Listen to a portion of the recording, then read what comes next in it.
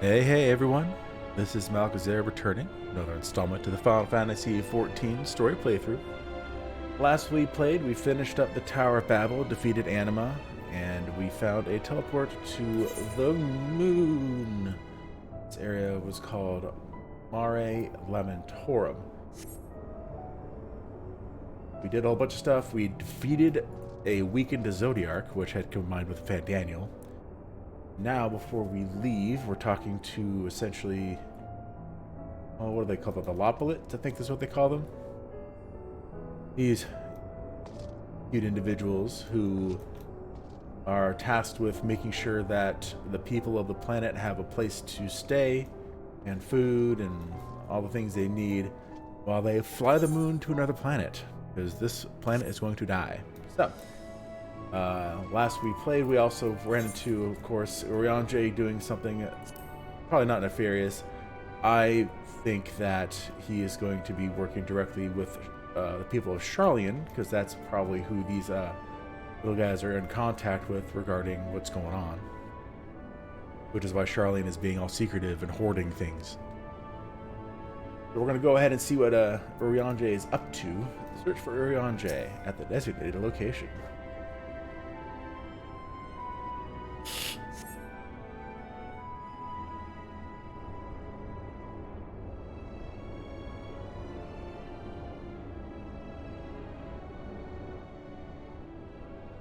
He's way over there.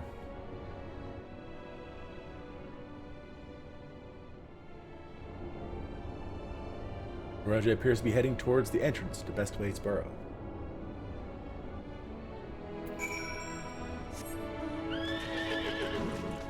Guess we gotta catch up to him. Can't wait until I get flying here.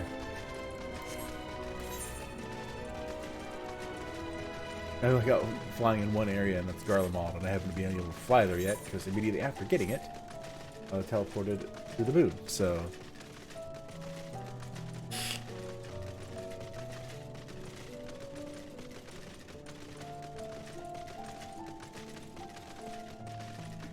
excuse me. Still have a cough going. Hopefully it'll pass soon.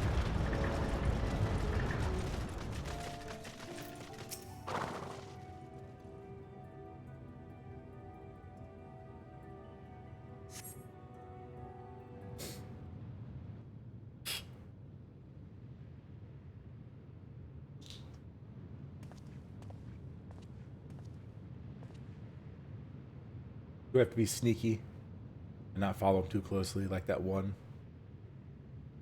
You must tread carefully, or else he might sense your presence. Yep. These stealth missions.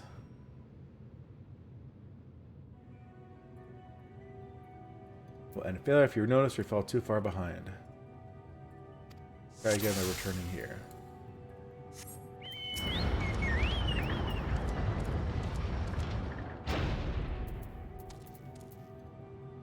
Where's my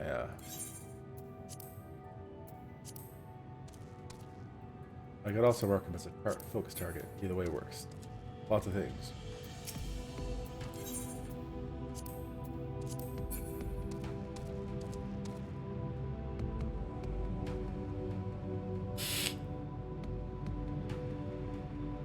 I wonder if he only does it if I get close to him. He does it anyway.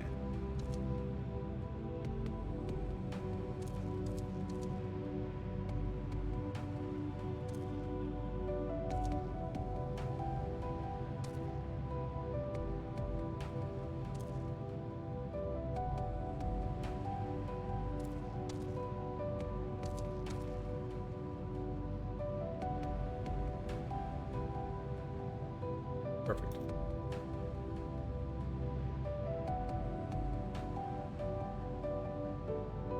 Oh, he's bolting.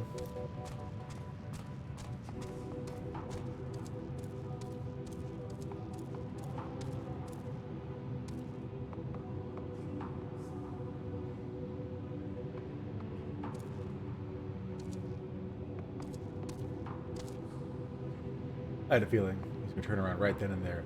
He can't see me over the rocks, though.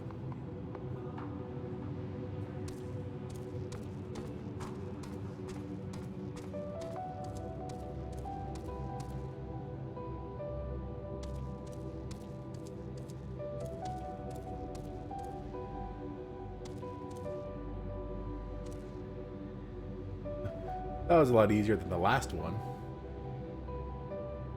All that to follow him outside? Okay.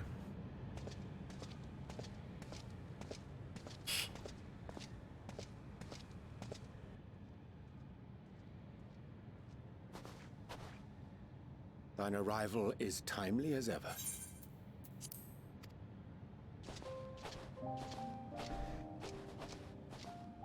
Thou didst chance to overhear my conversation with Living Way, I presume?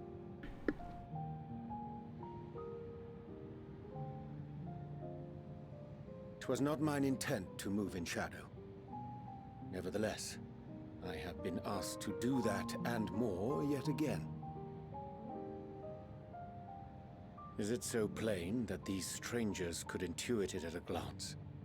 My capacity for silence and secrecy and duplicity? And Grahatir did contrive to deliver the first at the price of his own life. I was complicit in the scheme. A sacrifice averted for a mercy. Would that I could say the same for Minfilia. One life for one world. And by that bloody bargain, brokered by my hand, were the scions robbed of a dear comrade, and Flamine her beloved daughter.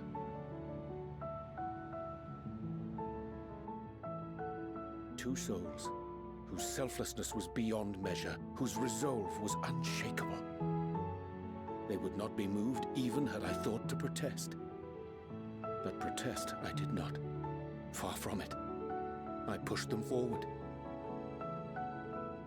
No effort did I make to seek out alternatives, ones that would not demand such terrible costs.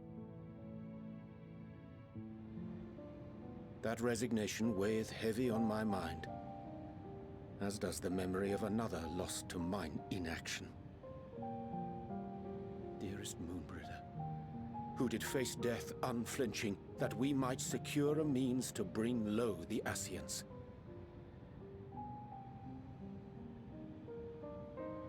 In her hour of need, I did naught. Dutiful disciple of Louisoix, ever looking to the greater good. Had I shut mine eyes and bid her live instead, mayhap she would be with us today.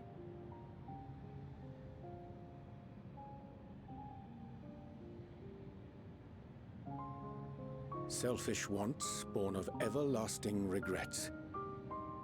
Most days I put them from my mind, but could think of naught else when asked to swallow the same bitter draught. Subterfuge and sacrifice. Mayhap the right moral choice, but one I regard with great trepidation.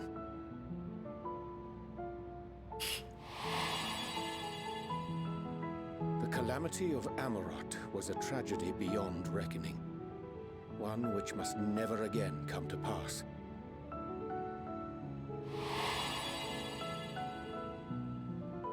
Thus must we struggle, haunted by ghosts of those we have lost, clinging to those we pray we can yet save.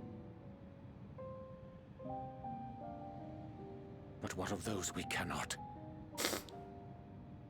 How do we make peace with the dreadful algebra of necessity? Are you saying we're not going to be able to save everyone?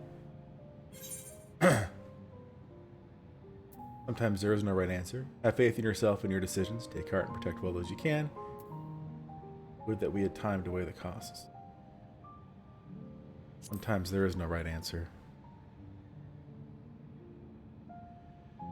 I am not alone in my discomfort, then? 'Tis surprising, though perhaps not. We scions are wont to debate strategy at length, but are resolute and unwavering in execution. Strange. Scarcely can I remember when last we spoke alone, and so candidly. It was at your house, wasn't it? I thank thee.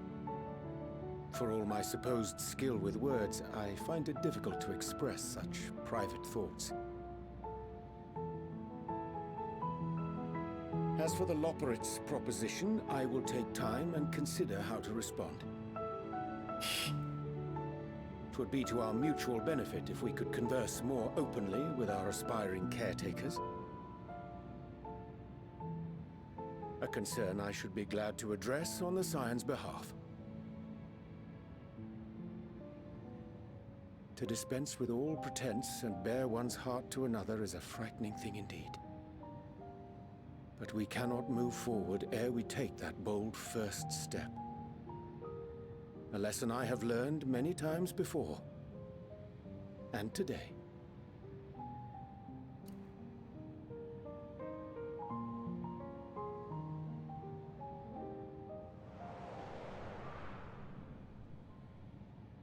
What are they saying? Curse these ears and that bugger-all! No matter. We've got our plans.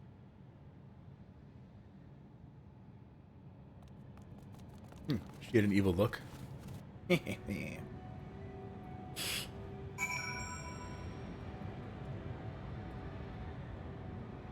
One moment. Turn it down a bit in here. Warm.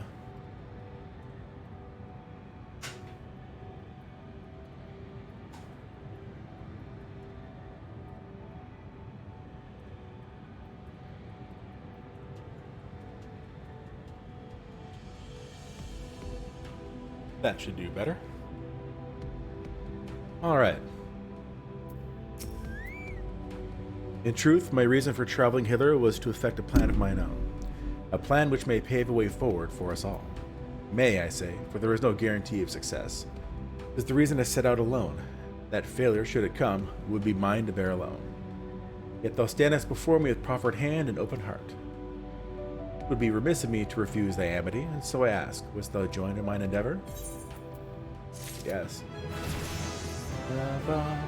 Level 87. Sweet. I thank thee for accompanying me. It is a simple plan in truth. We shall not be long away from Bestway's burrow. Difficult decisions must needs be made in the coming days, but I nevertheless believe we are all of one mind in our desire to save the people of FFXIV. To make clear our resolve to the Loporits, I would offer them a gift, but its making doth require a most singular ingredient.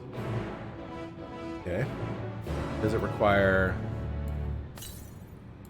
Yeah. Require ether currents? Because that's what I'm going to do. Probably right in there. Yeah.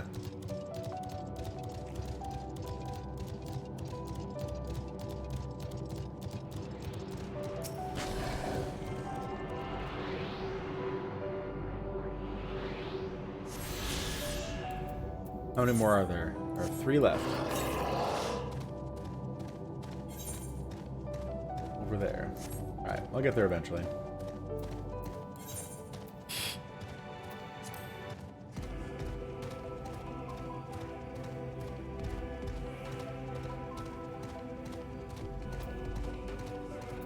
Loving ways, darlings. Ew. Ah, an abundance of spongoi. Excellent. I chanced to spy this aggregation when crossing Zodiark's erstwhile prison. Using a spell taught to me by the Pneumo, I believe these out shall suffice for the gift I would fashion. The magic requireth considerable concentration, however. Might I prevail upon thee to stand watch whilst I perform the incantation?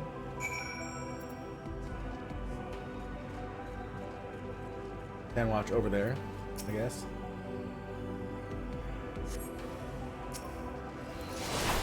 I need to get my chocobo out.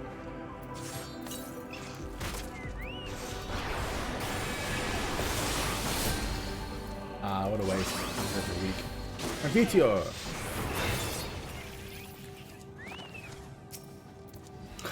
There's more dudes. Okay, fine.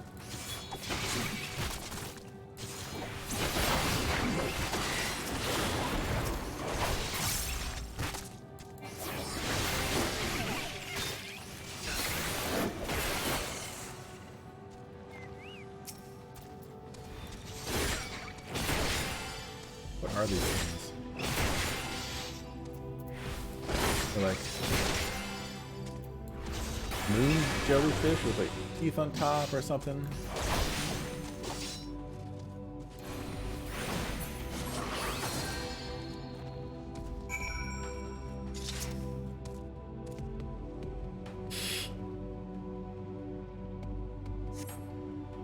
Surveying the nearby area, you see no sign of potential threats. This would be a good opportunity to see how Oriange is faring. Dot dot dot. He remains fixated on his work.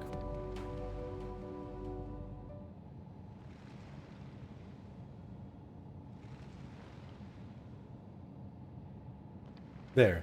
'Tis done. A magic ink. Every ounce is efficacious as that crafted by the pneumo. Rare is the occasion I would conjure mine own, but it is nevertheless a most useful skill. The resulting product is, admittedly, possessed of no preternatural properties, but its hue is one of mine own choosing, which I pray the Loperates will appreciate. Alexander Uriange. Oh, thank goodness. I thought you had been eaten, or had perhaps fallen into a crater.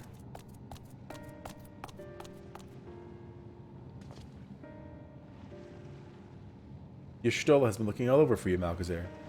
He says she needs to speak with you about something most urgent, dire even. It was also quite clear that she wished to speak with Malgazar alone, which means, I'm afraid, you must stay behind, Uriange. Worry not, it just so happens we need your help with an errand, delivering a package from the Watcher's palace to Bestway's Burrow. It's quite large and heavy, perhaps even too heavy for we poor Loperates, and we'd be ever so grateful if you could lend us a hand. How about an extra pair of hands before I go meet Yashtola? It's convenient, suspiciously convenient.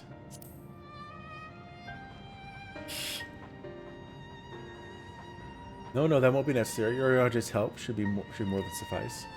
And I'm sure you don't want to risk getting in Yashtola's bad side by keeping her waiting. She seems prickly. Now, off with you. Worry not, Malgazar. I shan't be long. Oh, it's breathing. Yes. Ugh.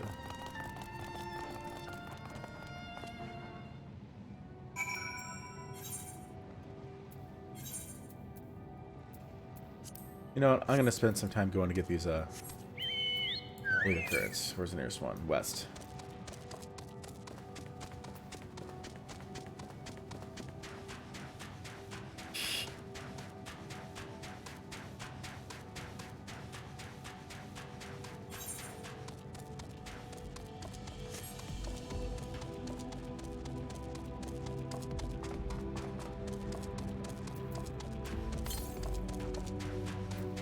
Be in this crater.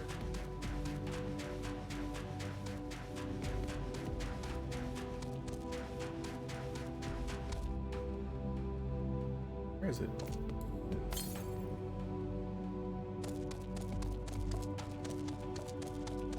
Is it inside the hole? Technically, it is inside the crater then. Yep.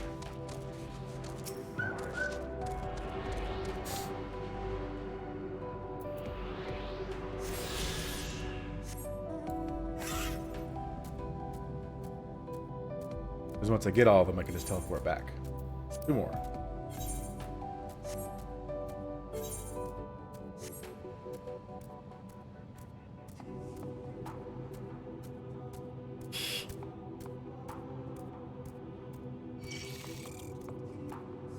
Later.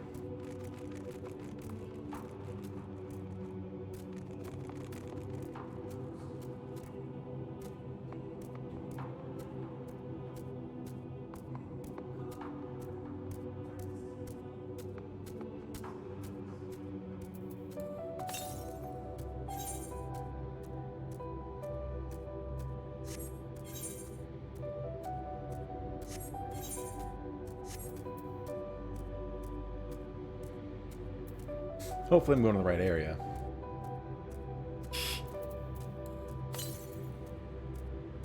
East? Way over there. Okay. Was there nothing else closer?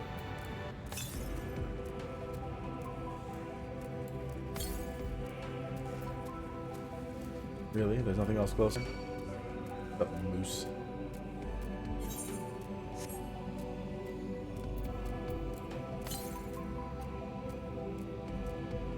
Of course I went the wrong way.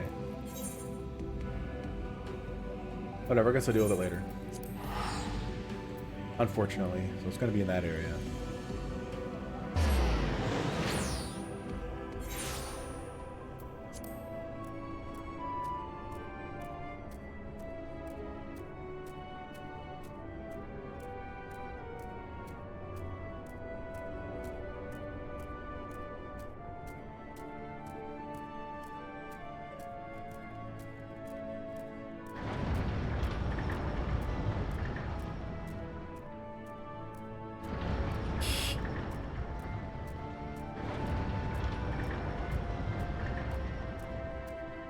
But she'll be like, I didn't summon for you. Ooh, hoping way.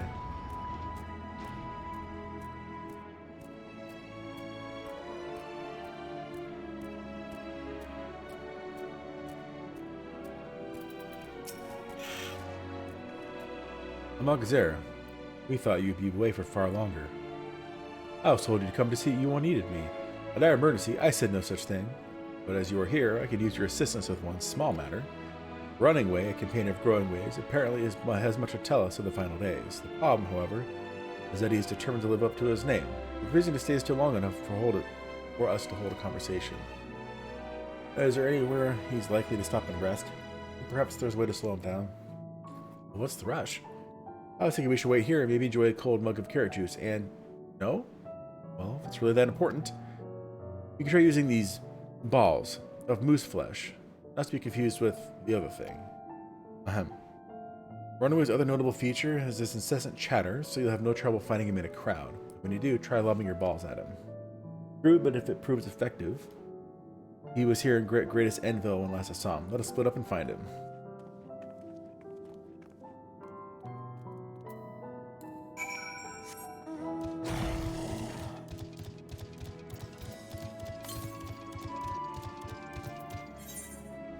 Yeah, it's an area. Okay.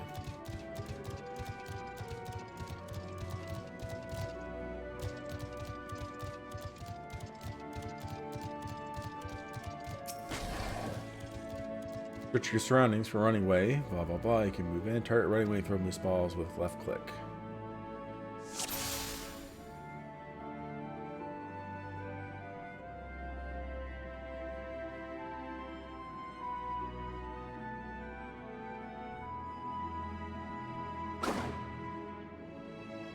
I saw him.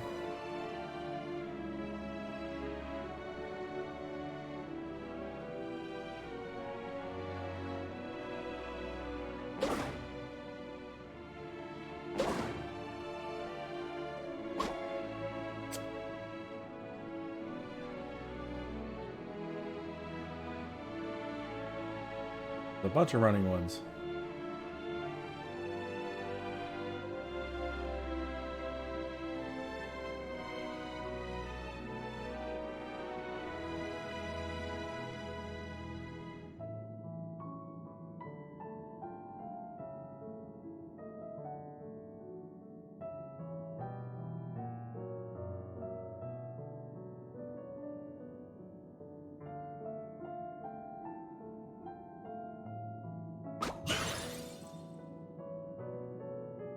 Ow, that's smart. So if this is meant to be a joke, it isn't funny.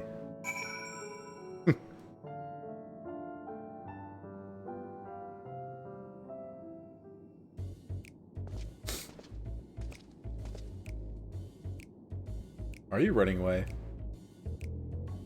Yes, I'm running away. Do you mind explaining why you hit me in the face with your balls of moose flesh?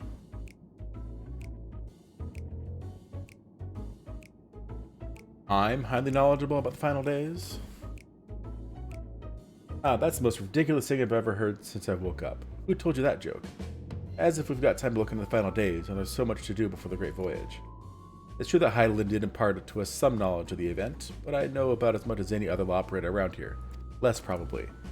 I don't know why anyone would think it's funny to go around telling people I'm an expert, but they'd better hope I don't get my paws on them.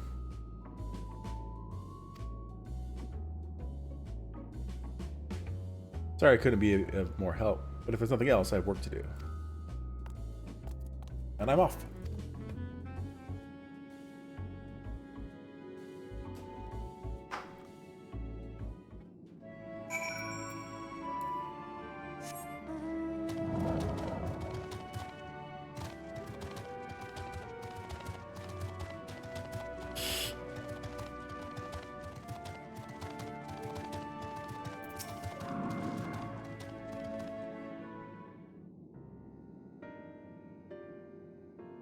I could find neither hide nor hair of him.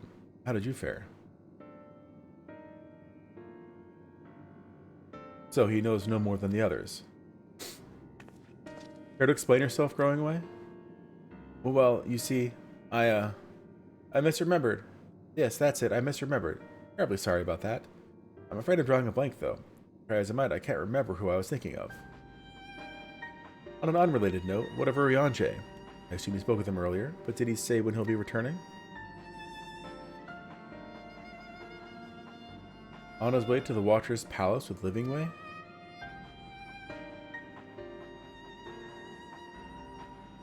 Between Growingway's sudden lapse of memory and our lack of other leads, maybe our time we've better spent lending Urianger a hand.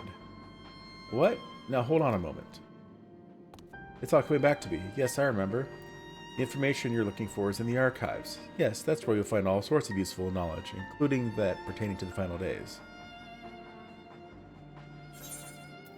Trying to stop us from going to talk to Urianger.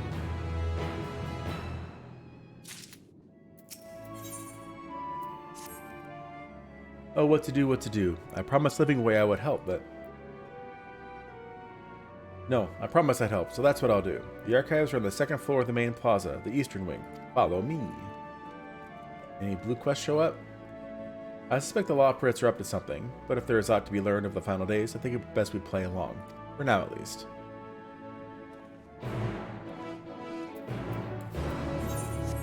Yes, blue quests.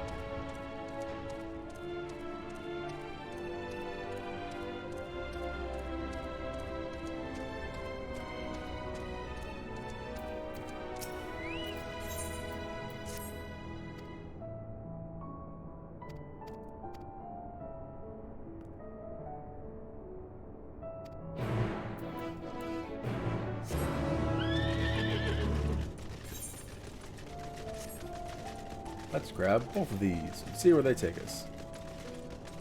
Brusque operate.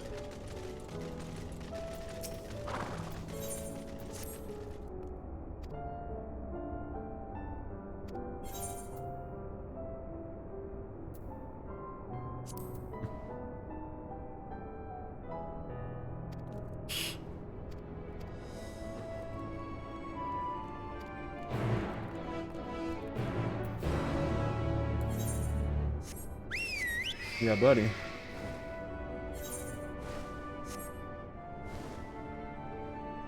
Alluring Allag. That one takes me all the way down there, which means I'll be able to get the Aether Current while I'm there.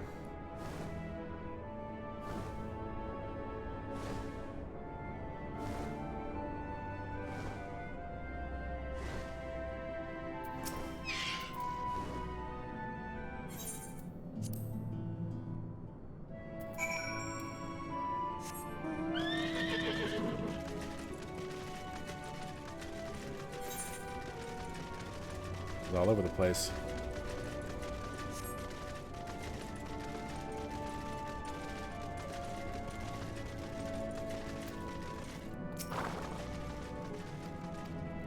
Skip, skip.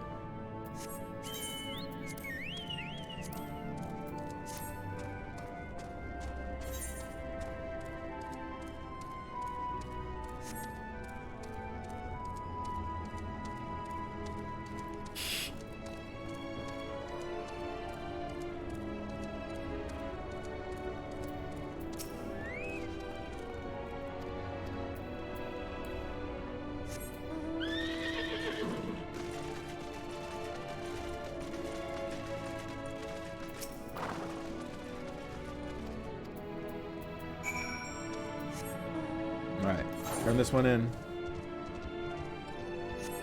Actually, you know what? We'll just do this. We'll turn it in when we get back. I wish they opened the teleporter to get out of here.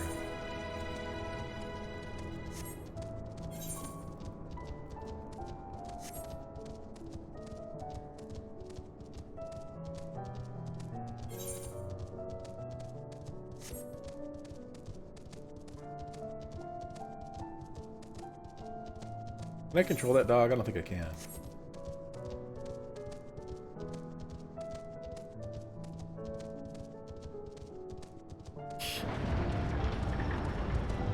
Guess we'll find out.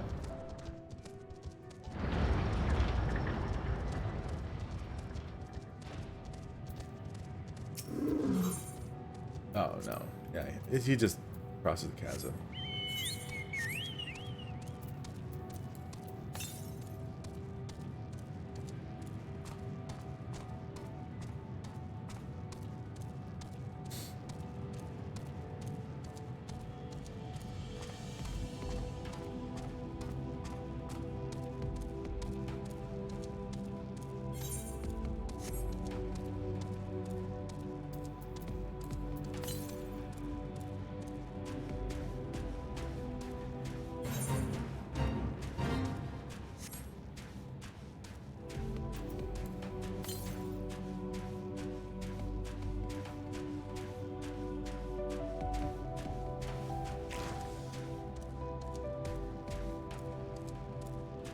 Eat it.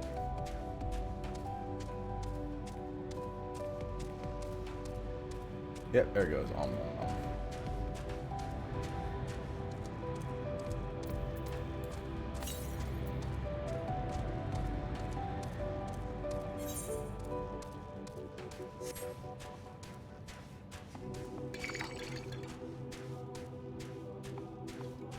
Later, robots.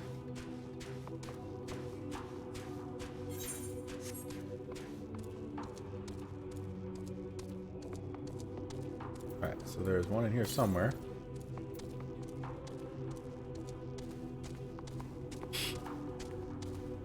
There it is.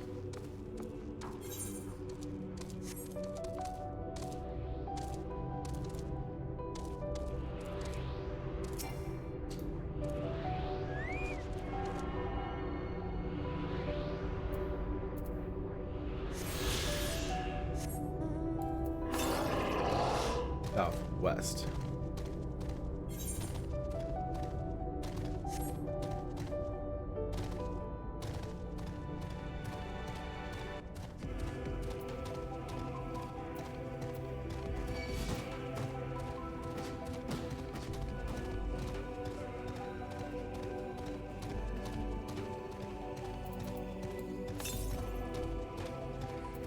Right in here. There it is. This should be the last of the regular ones.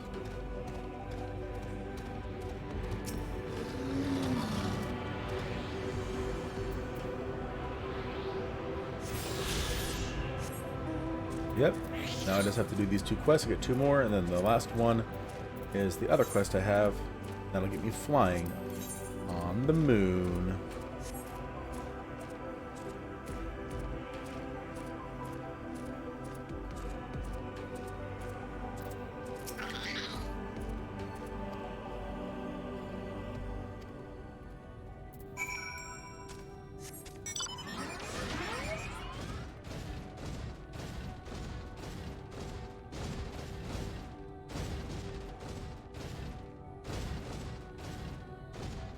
So this is the Allegan ship.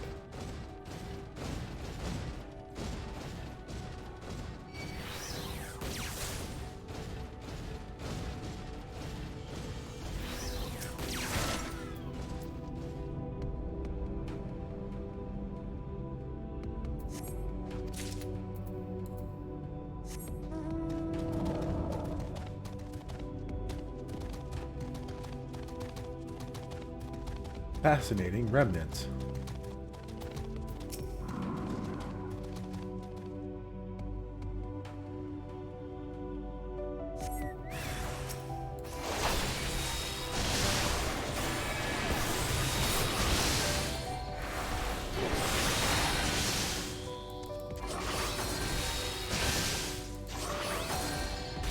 Conspitio!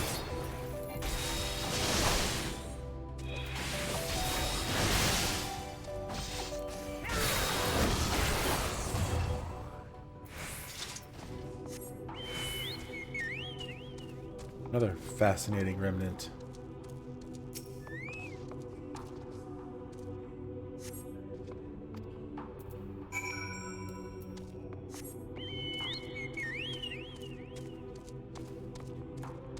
I feel like I'm going faster.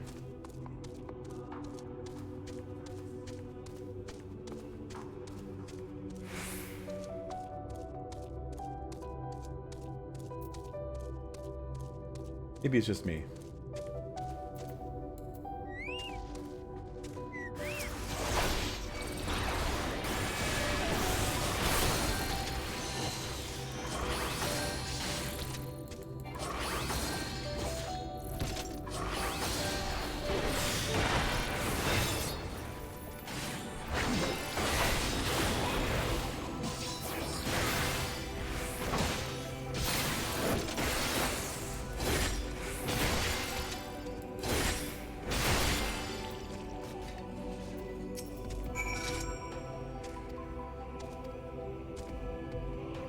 Blah, blah. Done.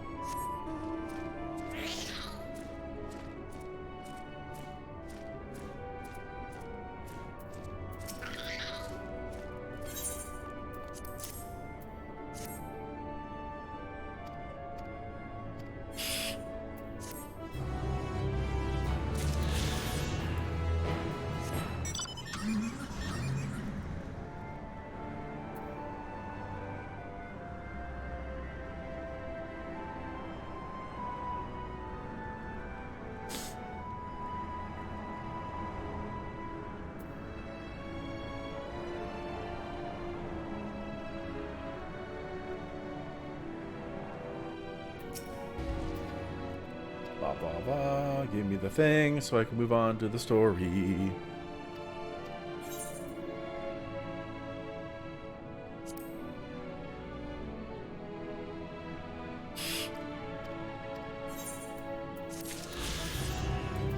Alright. Yep. One left, and it's this one right here.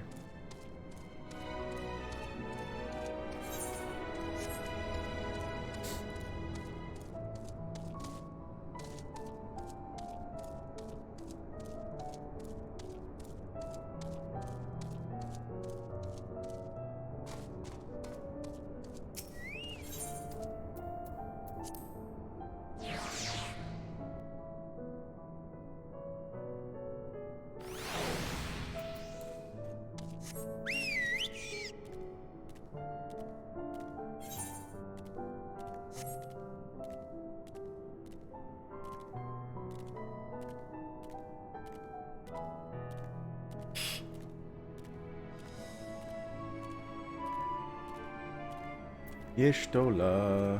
Growing way. Hey, growing way. Show me these archives you speak of. Excuse me. The archives are right through this door, but it seems to be locked. I guess we'll just have to go and find whoever has the key. Growing way. Enough. If you have naught else to tell us of the final days, you need only say so.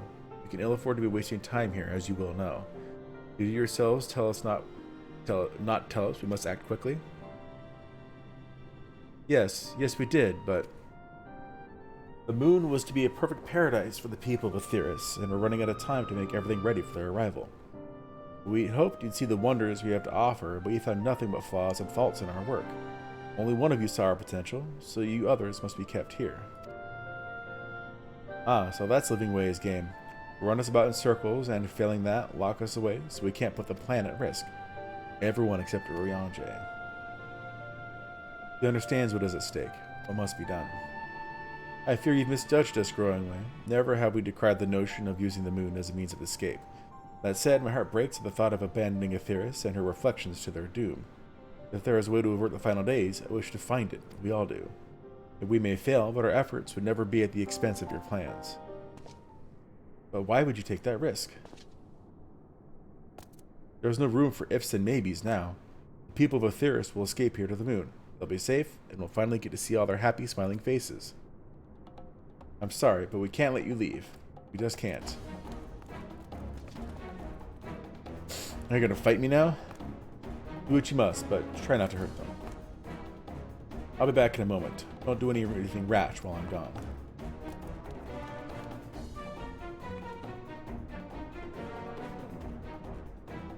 If we dally, they'll overwhelm us with sheer numbers. I say we knock these ones out, split up, and make our way to the exit. Agreed. Let us reconvene where Argos awaits outside.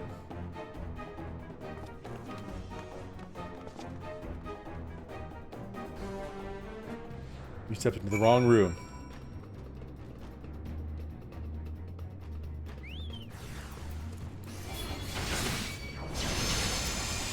Carrot and ruin.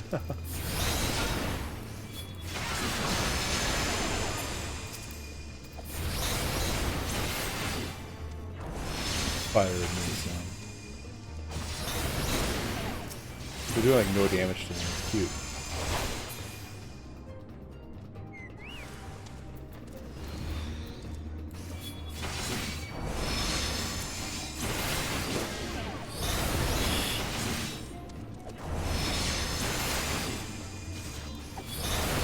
I think it's supposed to be ridiculously easy to defeat these guys.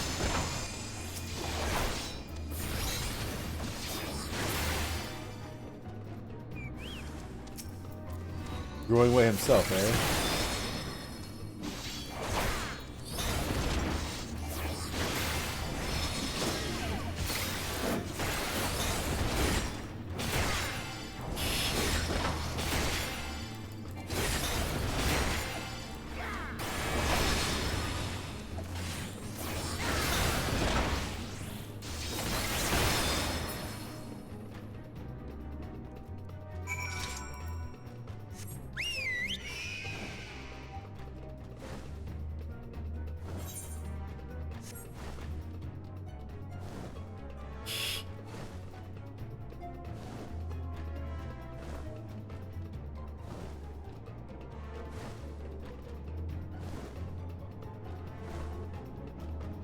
You're gonna get more guys to fight me?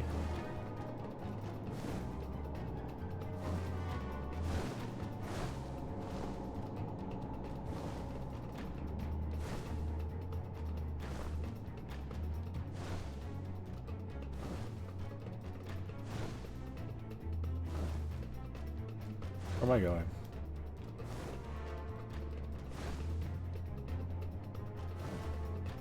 I need to go up. Oh.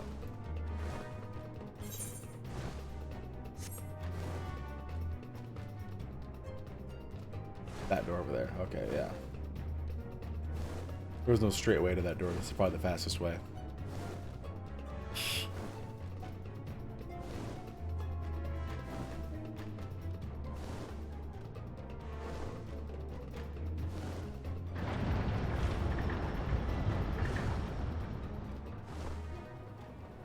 It almost felt like a waste of time.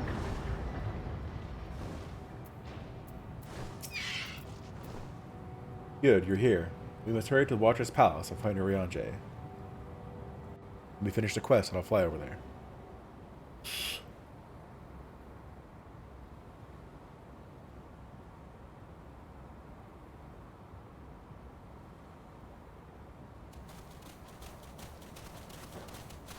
And what, pray tell, do we seek at the Watcher's Palace? Oh, come off it, friend. You know full well why we're here. The time has come for you to return to Atheris and help your brethren prepare for their journey here and beyond. Forgive me, Living Way, but I cannot in good conscience proceed with this plan. Huh? But what about the final days? The death and the doom? Oh, we have to hurry before it's too late.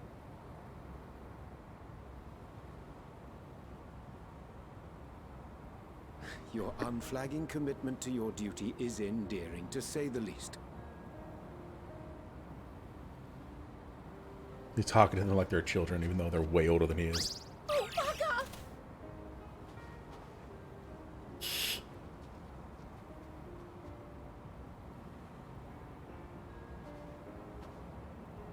Be at ease. They bear you no grudge, nor do I. How could we, having come to understand your purpose? For millennia, you and yours worked tirelessly towards the singular purpose of this heavenly vessel's construction. An arduous feat by any measure. 'Tis clear you have spared no effort. Why, your very names are a testament to your dedication.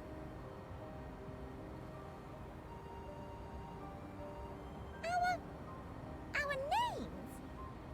I'm not sure I understand what you're getting at. He knows your real names. Names are an expression of the self, a declaration of one's hopes and aspirations.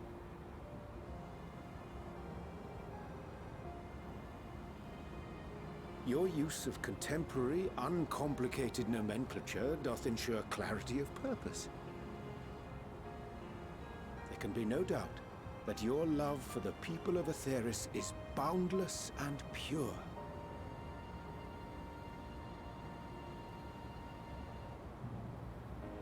Yes! Yes! A most mellifluous phrasing! We Loperids were born of Heideland's love for Aetheris. That shining, shimmering blue jewel, brightest star in the sky, brimming with life and possibilities. For as long as I can remember, I've toiled in anticipation of the day when this vessel might be needed. All I've ever wanted was to meet those she cherished so dearly, to serve and serve well. That goes for all of us, don't you see? So help us help them. Lead them here where we can keep them safe. If there's anything wrong with what we've built, we'll fix it. We'll make it right.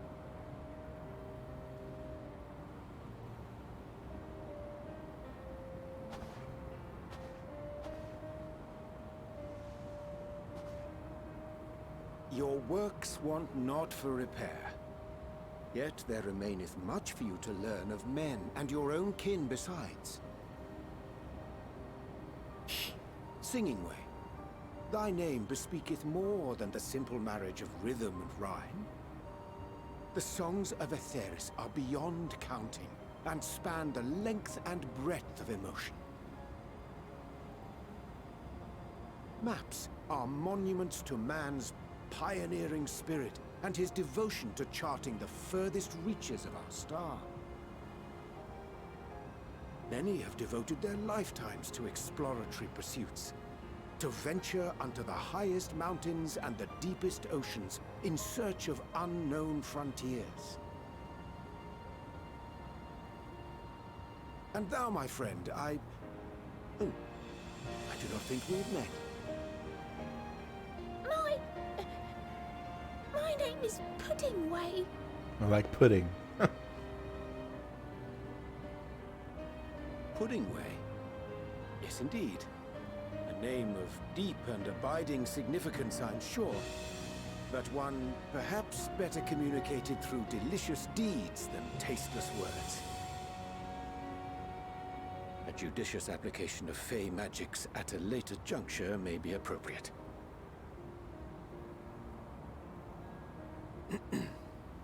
And Living Way. 'Tis no easy feat to convey the significance of thy moniker. When I was a bookish boy, a dear friend of mine was fond of peppering me with questions as I read, to my occasional annoyance. One day, I posed to her a question of mine own. What doth it mean to live? After much contemplation, she proffered this answer. The anticipation of a half-read story's conclusion. The hope today's mistake may serve as tomorrow's lesson. The wish that a new acquaintance may one day call thee friend. She believed it to be all these moments and more.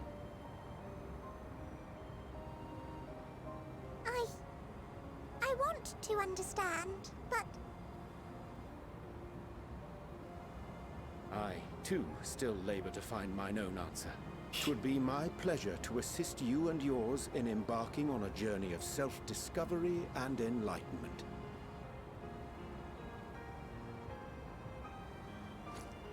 for thee. Well, here's the ink I made. Ink as blue as the waters of Aetheris. Made in haste, though I assure thee, the quality has not suffered for it. The people need not be persuaded by honeyed words. Nay, I have faith they shall do what is right in due course. Until they do, I beg your patience, friends. And with that ink, let us fill the empty pages of Living Ways Compendium. An open exchange of ideas will surely afford you all a better understanding of modern man, and with it, ideas for improvements and renovations. But more importantly, it shall empower us to together find a way forward.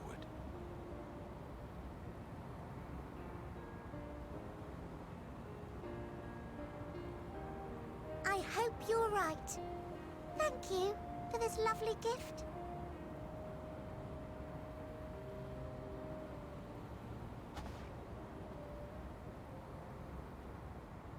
There you have it. I shall remain with the Loporrits to ensure that all is in order. Though we must needs prepare for every eventuality, you would all agree that the evacuation of our star is a last resort. To accept failure is to accept the demise not only of our star, but that of Reen's, of all reflections, and the souls that call them home. Which is why I have every faith that you shall fight to the last, that such drastic measures may prove unnecessary. Should the worst come to the worst, and I pray deeply that it won't, I'll take comfort in knowing preparations were made under your watchful eye. Aye, thou mayest be assured that if calamity cometh, not a soul will be left behind, if being the operative term.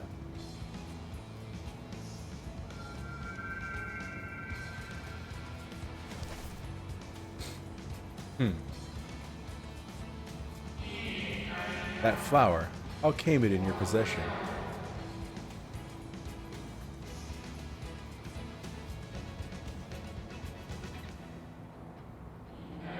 How very like her.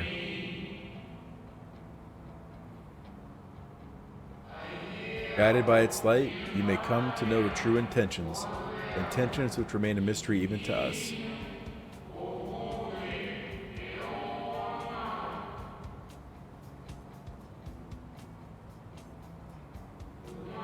In our time, we called it Elpis. You would do well to remember the name.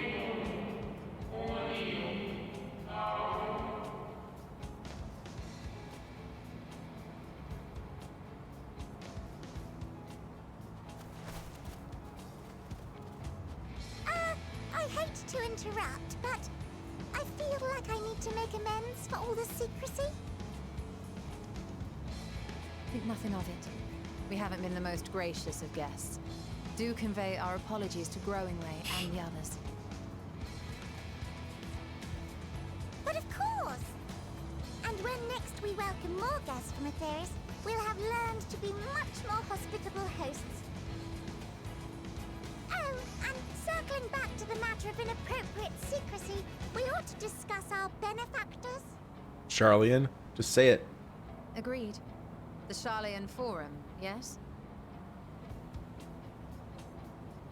What?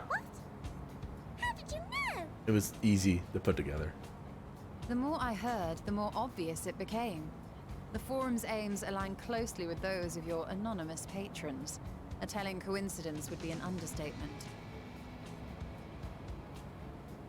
Though had we not taken it upon ourselves to peruse certain restricted tones in Labyrinthos, we might still be unaware of their plans. But let us continue this discussion upon our return. I dare say we have kept Alphino and the others waiting long enough. I'm gonna get the map first, and then I'll leave. I don't want to be like Garlemald, where it's like, yep, teleport it out.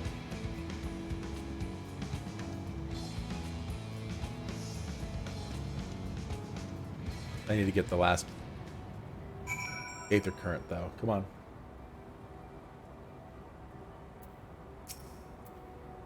It was a relief to see Living Way was pleased with my gift of ink. To serve and serve well. Though their knowledge may be lacking, their boundless love is a blessing without peer. It will be no easy task to prepare them for what must needs be done, but gladly do I embrace this duty, and if doth necessitate that we part ways for a time. Forgive me my absence, but I have the most utmost faith in you, in all our fellow scions. When next I return to Aetheris, I pray I find you all in good health and good spirits. Excuse me. Boom, boom, boom, map. I'll be back. Can I fly over this?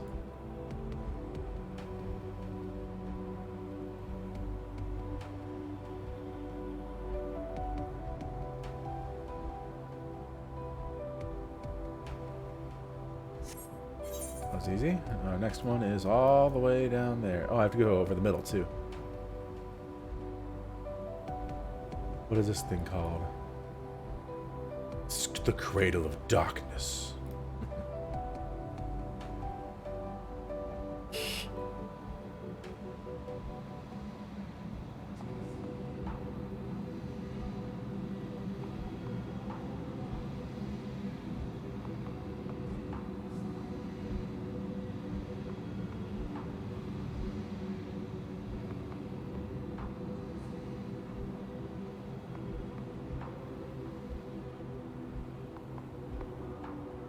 It'd be cool if they're like, hey, you know what, we can save the planet, but in order to do that, here's this big dude, and we can smash the moon into him instead of saving, you know, using it as a ship. And done. Alright. I'm just going to teleport back. I know it's just over there, but teleport would be much faster.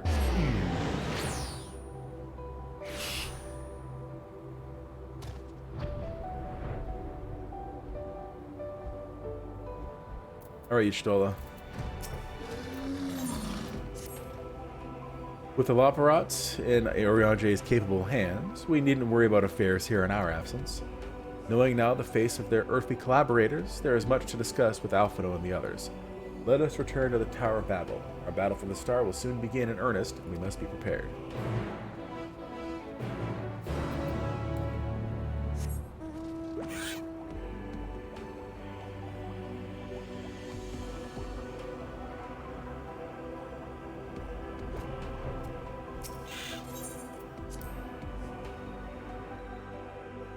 Excuse me.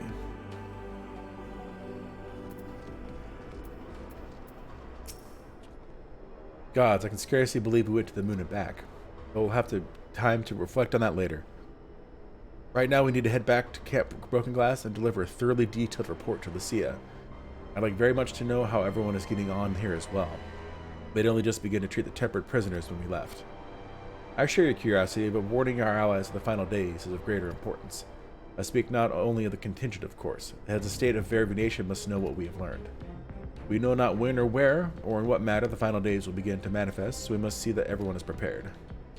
Agreed. Though we may wish to stress the importance of discretion, lest the public be set into panic. Not that anyone in a position of responsibility should need to be told as much, but it repairs repeating. Anyway, first things first, to Camp Broken Glass.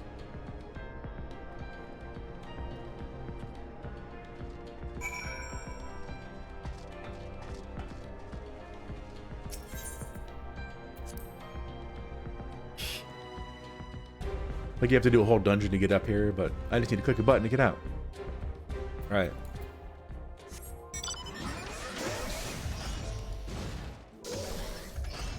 Alright, where's the next spot map-wise here? Directly this way.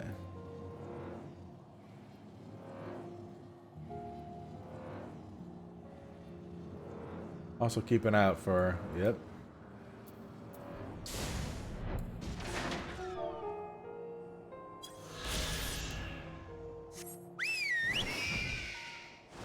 Probably one way up there too.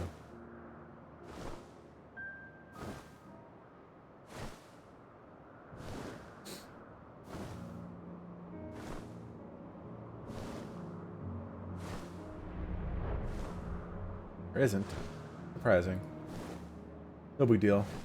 I don't really care to get all of them like immediately anyway. Maybe down the road.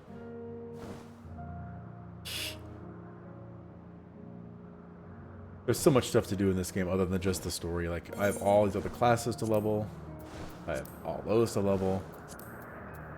I have raids. I have alliance raids. Just a lot of stuff to do. Done. Alright, now we can teleport back.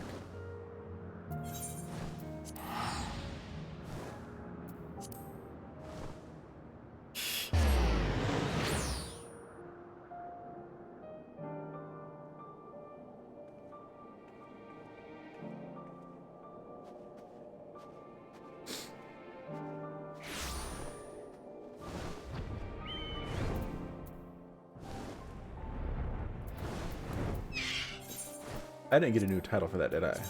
Nope. Fine.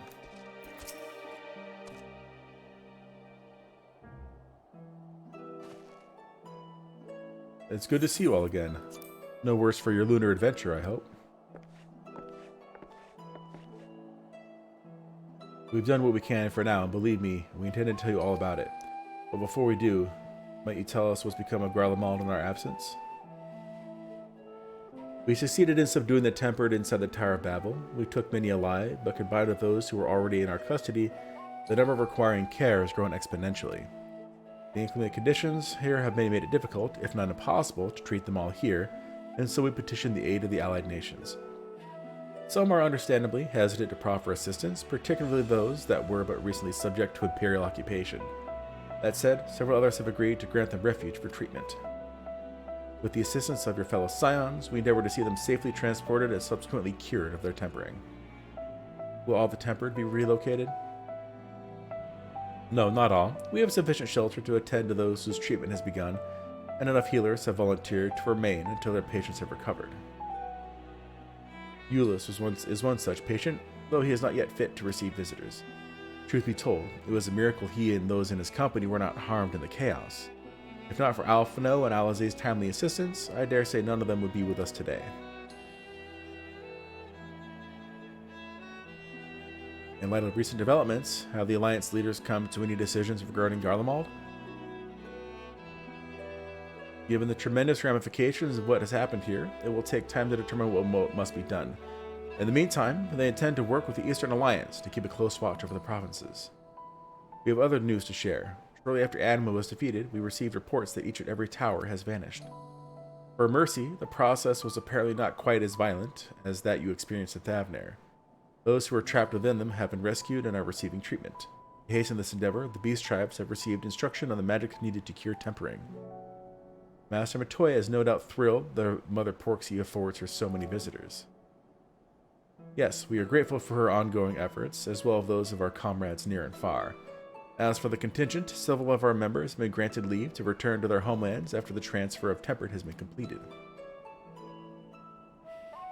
Lucia and I will remain, along with a small force, to continue offering aid to those here in Garlemald. The Empire may be no more, but there are yet those who call these lands home. I believe the accounts here for recent events here. I believe that accounts for recent events here. So, what of the moon and the Telophoroi? Explain. Cute rabbit things, and Zodiark is dead, and Xenos took his power. And the world is gonna die.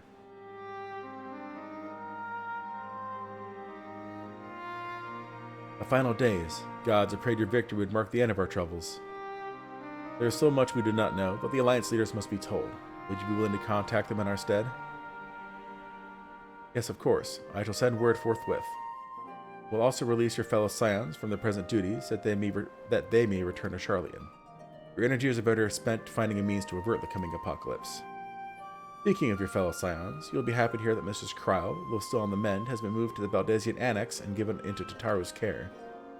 Thank you. I look forward to seeing them both upon our return. Let us be on our way then. One last thing, if I may. After your confrontation with the Zodiark, you said Xenos took his leave, and in all likelihood he has returned here to Garlemald. I have a mind to dispatch scouts to try and ascertain his whereabouts, but first wish to ask you if you believe there is merit in doing so. If they found him, they would likely not live to tell the tale. If you're expecting a trail of destruction to follow, you won't find one. An admirable but futile endeavor. Yeah.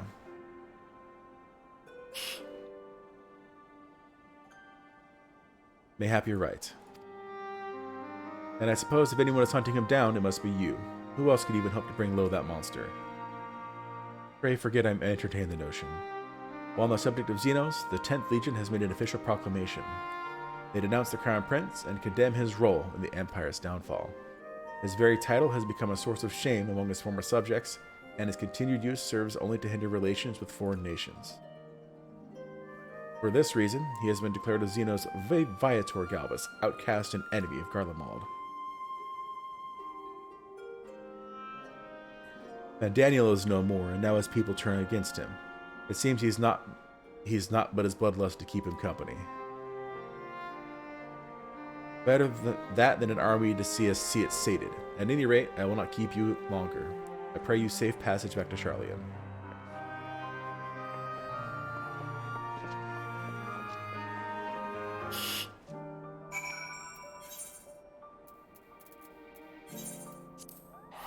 Actually, I'm curious. How much does it cost to teleport to the moon?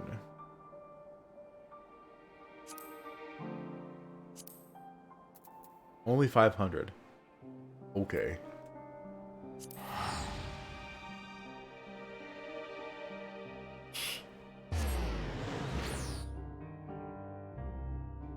$0.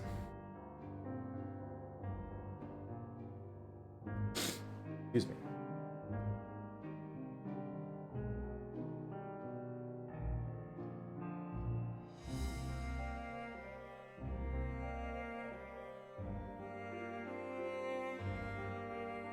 Come on.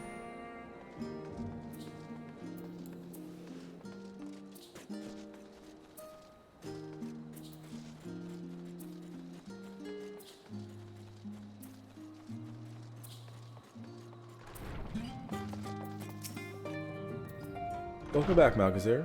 We were so terribly worried about you. Though it is plain I have caused my own fair share of worry, and for that I apologize. Hydaelyn called to me that day when you entered the Tower of Babel. Her pleas were faint but desperate, and I knew at once she required a vessel to carry out her will. What came after feels like a dream barely remembered, my body flowing through the life stream towards Garlemald. When I regained consciousness, I was all aches and frostbite, exhausted of ether. So exhausted, in fact, I can only laugh, for it was in that moment that I understood Raha's wariness from the Tower of Zot. Would that I could laugh at a time like this. Though we prevented Zodiark from being unleashed upon the world, I'm curious to know what else took place there on the moon. Aha, perhaps we should wait for the others to join us before you give your account. Let us reconvene in the main hall once they've arrived. And they're going to arrive in about 2 seconds.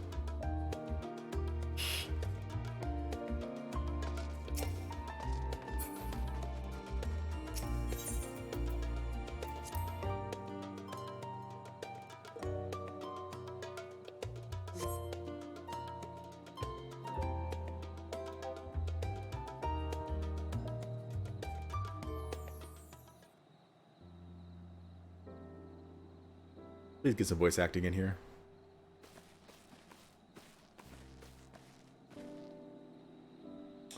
Sorry to have kept you all waiting. Not at all. We understand you've been quite busy. Will Urianger be joining us? Duty keeps him away, I'm afraid. The Malgazir can explain why better than I. Explain.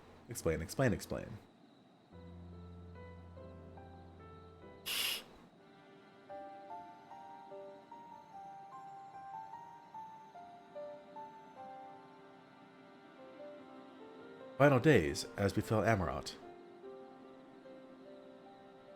We were to escape via the moon. What of the source and its reflections? I have no intention of standing by while the world falls to ruin. So, how do we stop this? Unfortunately, we have no answers at present. If the celestial currents have grown stagnant, as was the case in the time of Amarot, the solution will be to alter the flow of ether throughout the entirety of the star. The ancients accomplished this by summoning Zodiark, sacrificing half the star's population in the doing. But it should go without saying that such a sacrifice cannot be repeated. Which leaves us with the daunting task of identifying the underlying catalyst for the final days, a feat which even the Amarotines cannot accomplish. Unfortunately, we have found no clues in Mare Elementorum. There's still much we do not know about the catastrophe itself, let alone what may have caused it. The final days were marked by the corruption of the Amartine's creation magics, but we commands no such power, which invites the question, what havoc is in store for us? If we knew that much, perhaps we could draw some parallel with the events of the past, and thereby form some semblance of a plan. Perhaps we should start with the Forum then. Having worked with the Luprits in secret all this time, there's surely more they can tell us. Forgive the interruption, but I have urgent news. The Forum is holding a public assembly in the plaza outside, some sort of announcement. What is Father up to now? There's only one way to find out.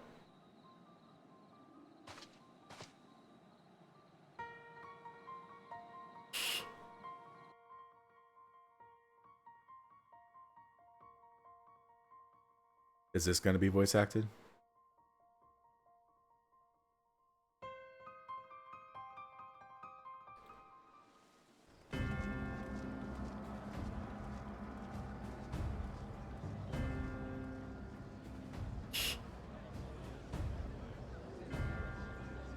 Oh, there they all are.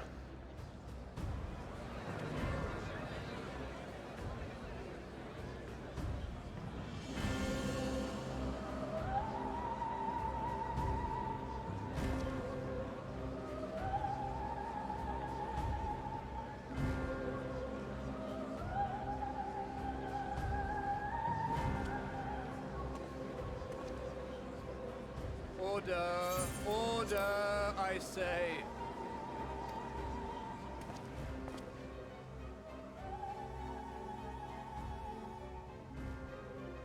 I thank you all for gathering here on such short notice. This day we must speak of grave affairs and their implications for the future of Sharlayan, nay, of this very star. Said affairs concern all citizens, and so we have called for a public assembly.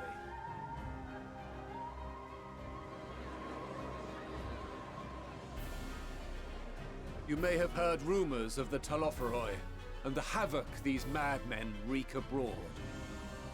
Under normal circumstances, we would pay little heed to petty disturbances outside our borders. The final days, however, are another matter altogether. For we dare not ignore these prophetic words of Eld. The Endbearers will come, ushering chaos and calamity. The final days descend and devour the very star.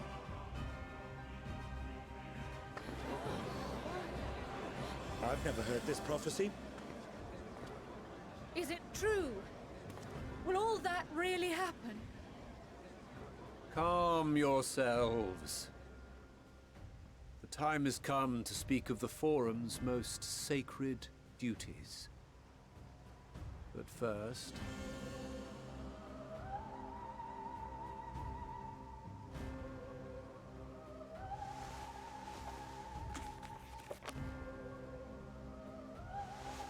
Give voice to the voiceless.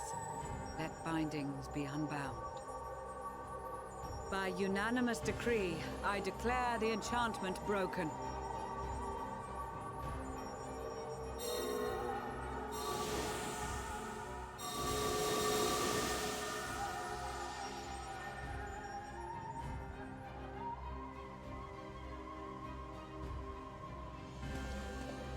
Master Leveilleur, if you would. Very well.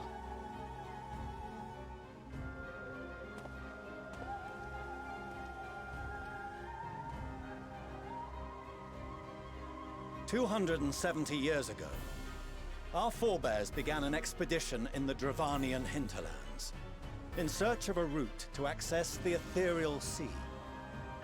This much is public knowledge. Their findings, however, would become the Forum's most closely guarded secret.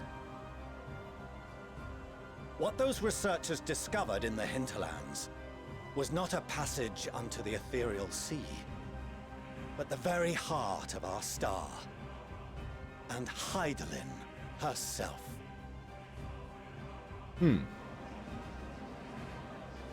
She spoke to them of a calamity that would extinguish all life, and of a means by which we might be spared. The moon. 'Tis in truth a gargantuan vessel built to serve as sanctuary for her children and deliver them from this doom. Much like Njunkref's hope in ages past, it will bear the people of a world in the throes of death to a new home. Needless to say, this will be no small undertaking. To facilitate the great work, the Forum has maintained close contact with the servants of Hydaelyn, who presently reside on the moon. Convinced that the foretold end was all but inevitable, we began amassing a wealth of knowledge, not merely for the betterment of our nation, but in preparation for the journey to come. You reveal this to us now? By the gods, how long do we have?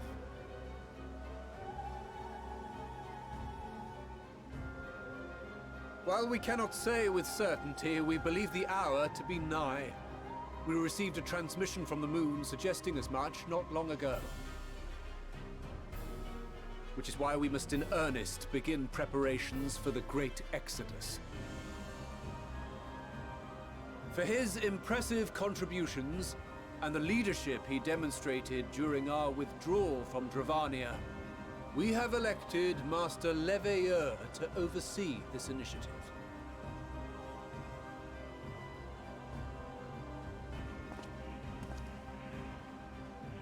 Fellow scribes and scholars, my countrymen, we face a threat of unprecedented scale. We must challenge the trials before us with composure and conviction if we are to find salvation. The wisdom of Sharlayan has ever been a shining beacon in the darkness, and so it shall continue to be. It is our solemn charge to see our heritage preserved for future generations. For those who will come after, we will brave a new frontier.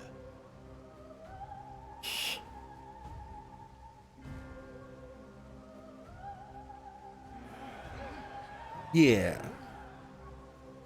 Administrative edicts will be relayed to all major institutions ere long. In the meantime, carry on with your duties. With that, I hereby call this assembly to a close.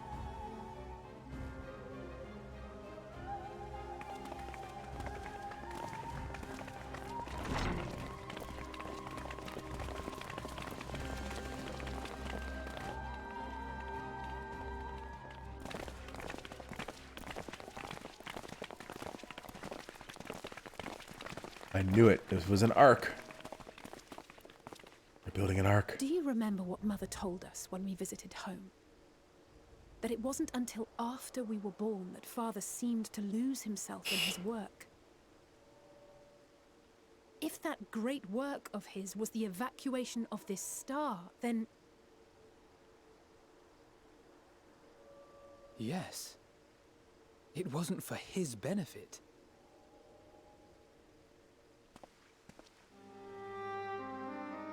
Would you mind waiting here a moment? I wish to speak with Father before we leave. This still doesn't explain why he kind of kicked you out of the house. Take your time.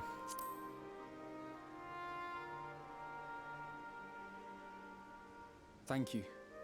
I shan't be long. If it's all the same to you, I have a few choice words to share with Father as well.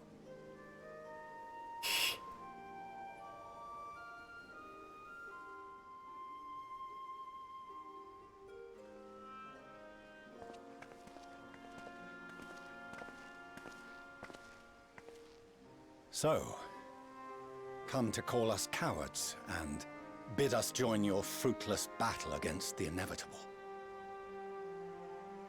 Nay, we do not object to the Forum's proposal. On the contrary, those who wish to flee have every right to do so. Urianger is cooperating with your associates on the moon to ensure that all is ready should evacuation be our only recourse. Then whatever your business, I suggest you be brief. Though we cannot boast the boundless wisdom of Charlian, we have first-hand knowledge of foreign cultures, and have conversed with no small number of peoples. These experiences have taught us fundamental truths that cannot be recorded in any tome, nor charted on any map. The beating heart of this planet is its people, many of whom would give anything, even their lives, to protect the lands they love.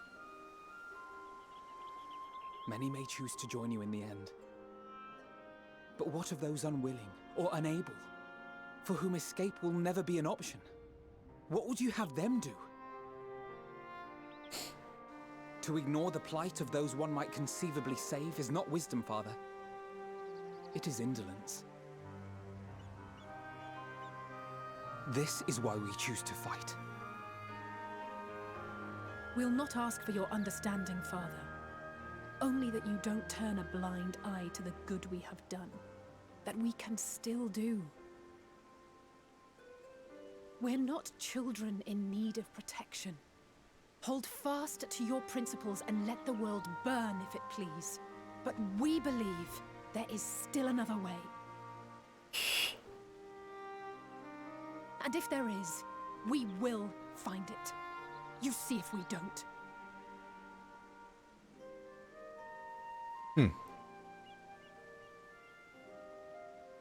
Do as you will. Just stay out of our way.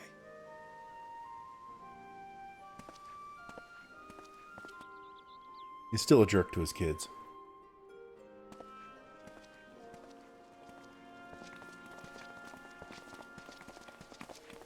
Were he not so consumed with self-righteousness, he might tell you how proud he is of you both. Bold words call for bold action. And there'll be no turning to your father should plans go awry. As if I ever would. So long as there are those who wish to stay and fight for this star, we have to do what we can to help them.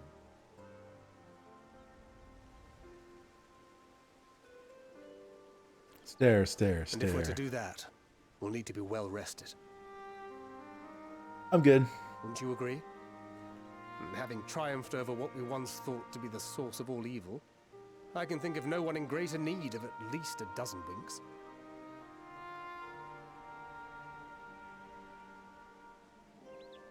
Shall we then? To the Annex, to prepare for tomorrow. That sounds perfect.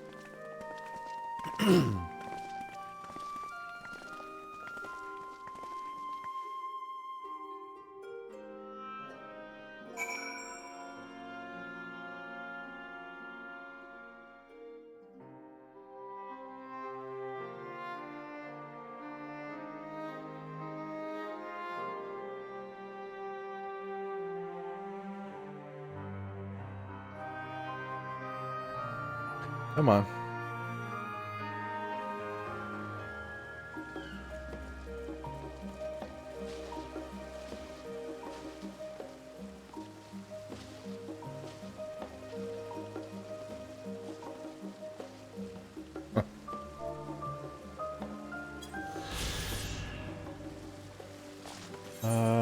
Where am I? Okay, not too far. Let's sprint for it.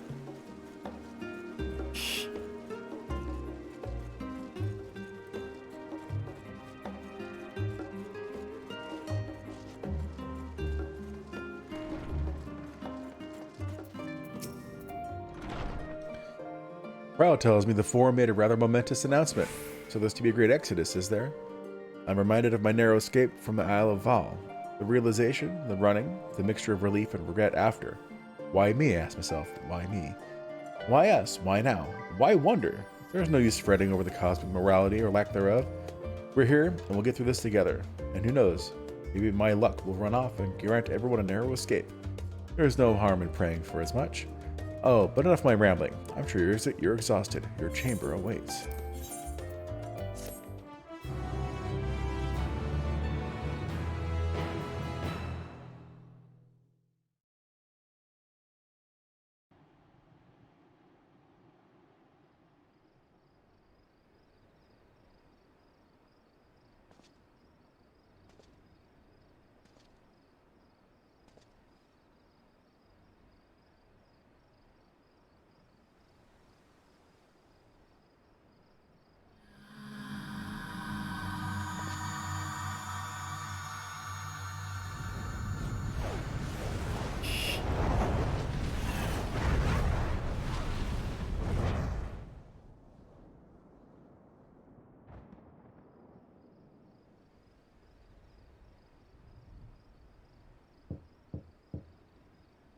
Knock, knock. A visitor is coming knocking at your door. Whoever could it be?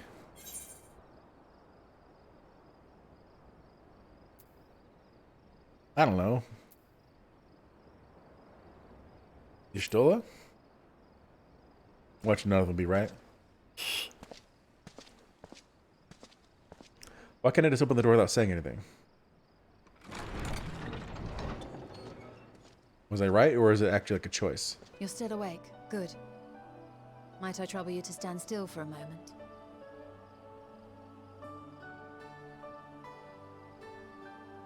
Okay. Nothing appears out of the ordinary. Now, Kith. A precautionary measure. You will recall that serving as a vessel for abundant light in the First very nearly ended poorly. In your recent battle on the moon, you were almost certainly exposed to similar, if not greater, forces. Fortunately, from what I can see, you and your ether are none the worse for wear. Would that Reen were here to confirm my assessment. To think you actually found yourself in a direct confrontation with Zodiark. As if Xenos gallivanting about in your body was not misfortune enough. Did you so grossly offend every single deity in a past life that they saw fit to place a curse upon your soul?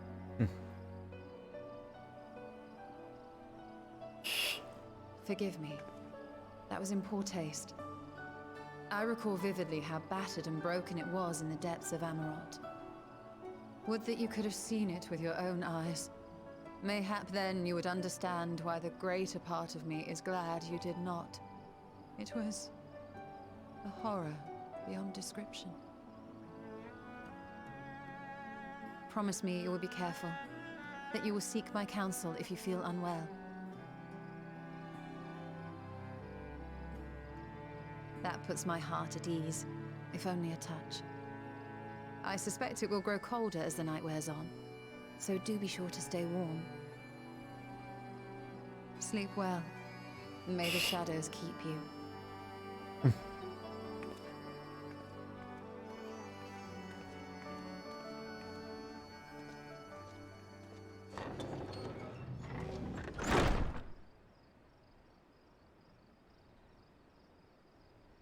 I sleep standing up.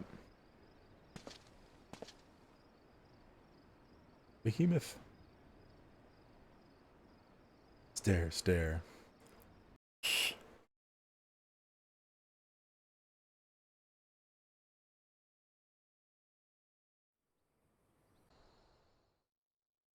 A short while earlier, in the Alamegan Quarter.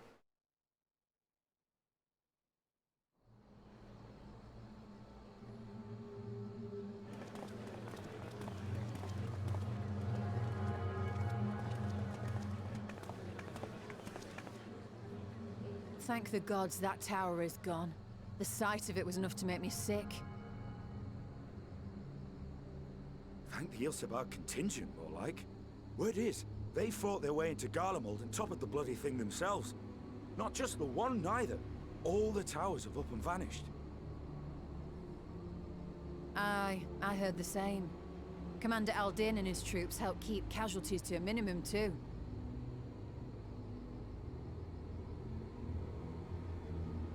But is it true they brought back tempered Garlean soldiers? As Commander Aldin tells it, they've a treatment for that now. But don't you worry. Cured or not, they've no plans to bring them into the city proper.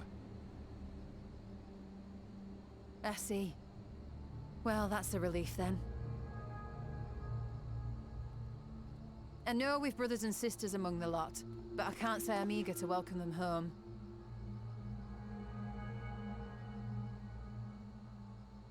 Wanted to think about it for a while yet. But to be looked after in Alagana for the time being.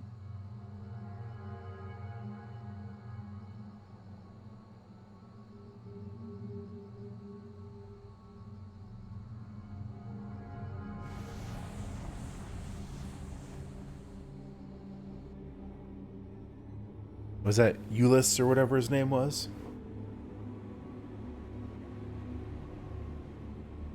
Meanwhile, in Ishgard, oh, there's stuff happening everywhere.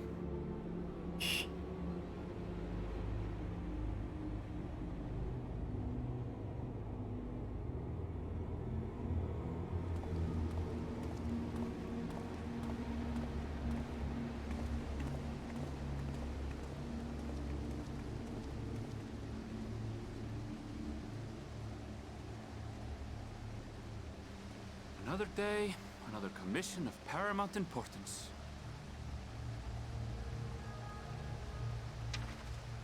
Well, what have we here?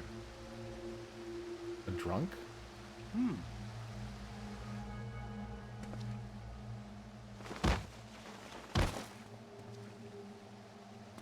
Hey, are you all right?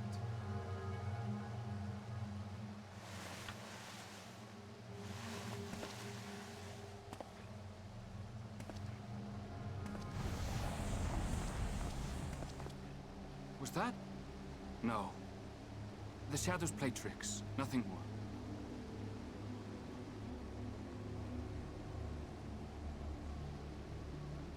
The towers are gone, and the Garlean threat is abated. Yet, Yeah, why and yet. does it feel as though it's about to get much, much worse?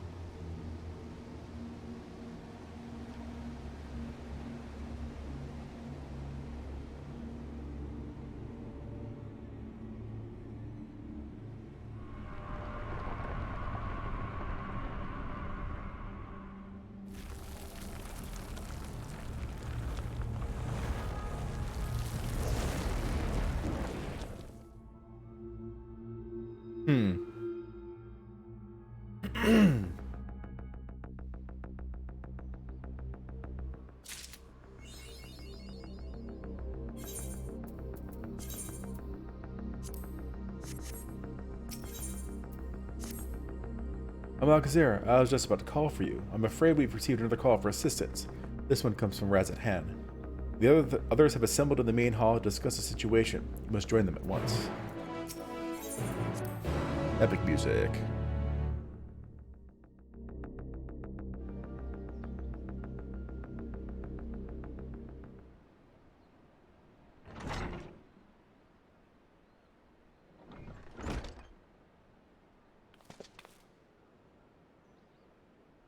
Ah, there you are.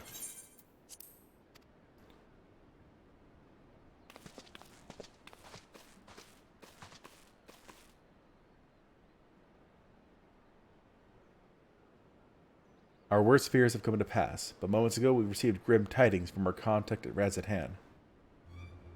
Wild beasts have appeared as if out of nowhere, claiming one victim after the next. What's more, they say the very sky burns above them.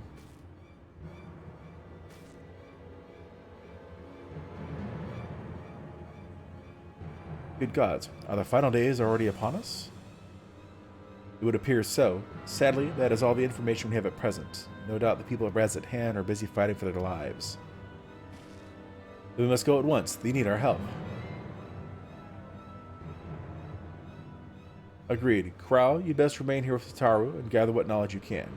You are in no condition for a long journey, I imagine. Very well. Similar phenomena may have been observed elsewhere, and if so, we must know about it at once.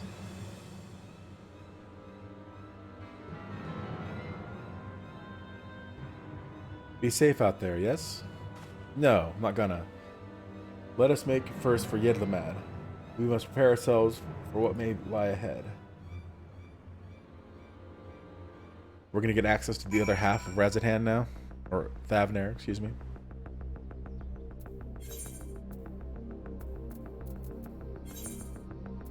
Is there a cheaper way to get there other than 1600 gil?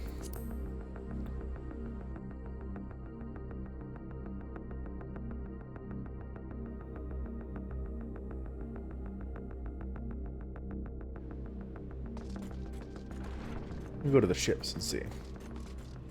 Sure, it's a lot slower, but dang.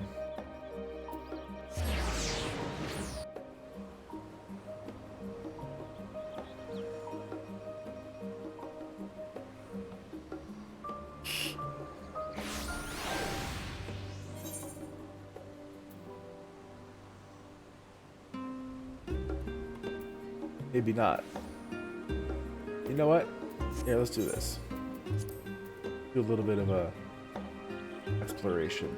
Bard. Abner.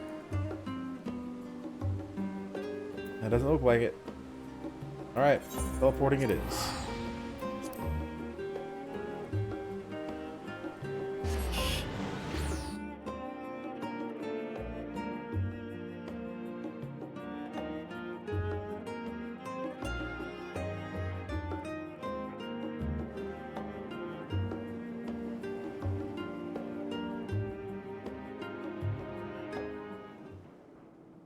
And lo, vile beasts did rise.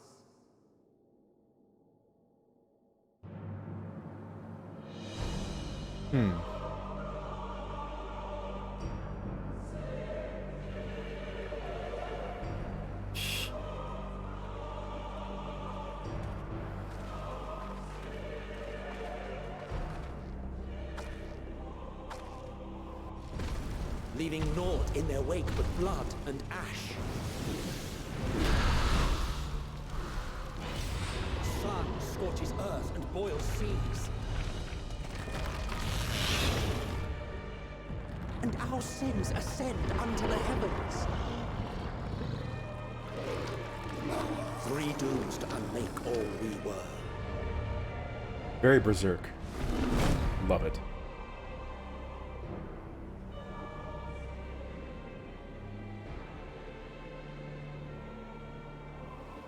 The sky burns. The final days are truly upon us. My friends, I trust you have heard the news. We have. What can you tell us of the situation, Your Excellency?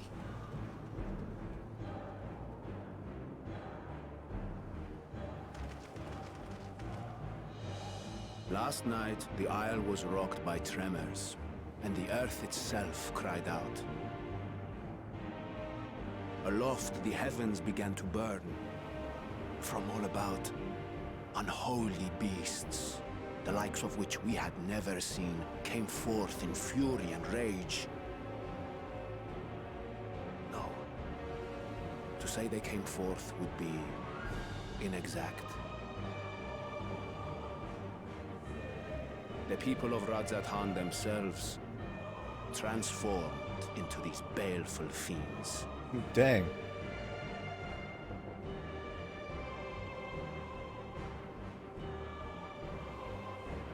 Though the phenomenon was observed throughout our lands, the first creature, the largest and most dreadful of the lot, wrought havoc upon us here in our fair city. Was it the dragon? Though they bear superficial resemblance to divinities of legend, they are ungodly abominations. The people decry them as blasphemies. The large one's rampage has since taken it to the northern reaches of the island. I mean to dispatch our radiant host in an attempt to quell the threat. And what of Vritra? Vritra too makes for the north of his own accord, and yet he knows the blasphemy and its minions were but yesterday his beloved people. I pray his boundless compassion and mercy does not deter him from taking unenviable but necessary action.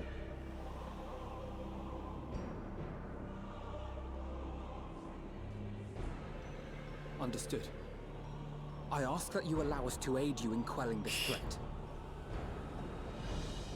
You would risk your lives to help us yet again? I have no words to express my gratitude. Our regiments approach the north from several directions, with a number of units set to depart from the docks of Yedlimat. They will make landfall in an area of dense jungle, where one can expect to encounter dangers even beyond the fell beasts we hunt. I leave you to your preparation. You will find me at the docks when you are ready to depart.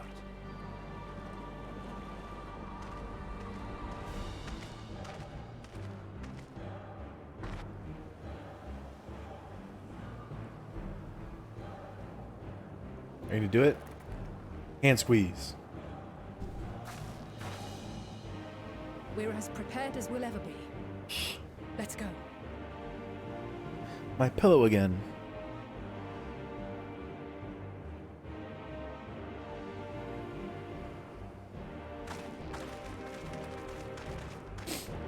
I'm just gonna stand here. You guys have fun.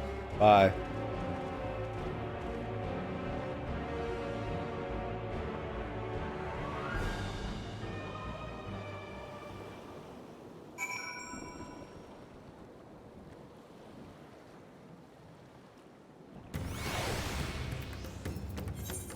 I didn't get any new gear, did I?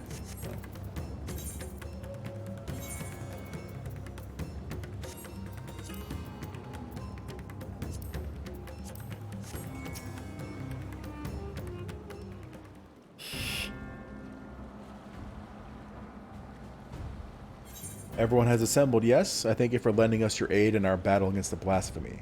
Let us review our plan of attack. I would have you board this boat and circle around the north side of the island. There you will find a dense jungle we call Vanaspati. It is a sacred wood, home to many temples and a number of villages. Ritra and the Radiant Host have gone there ahead of us. I ask that you join them and do all in your power to destroy this blasphemy.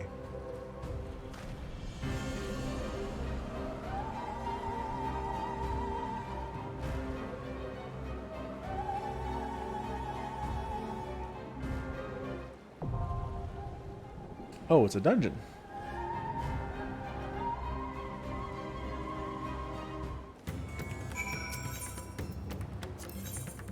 Okay.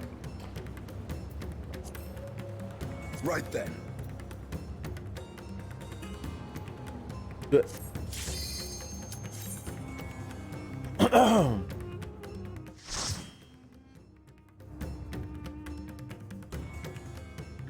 Excuse me.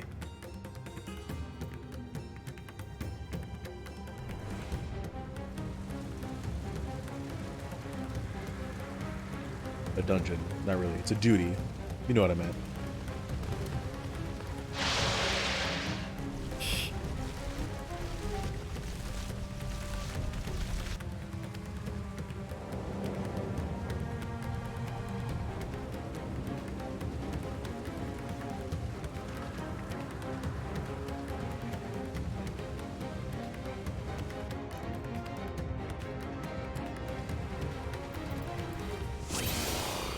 Anybody have anything to say before we start?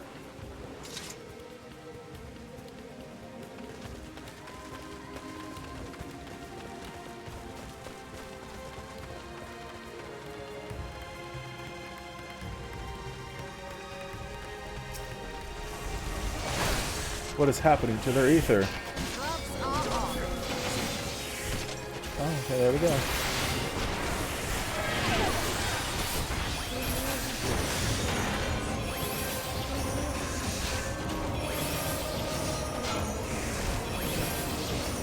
Confitio!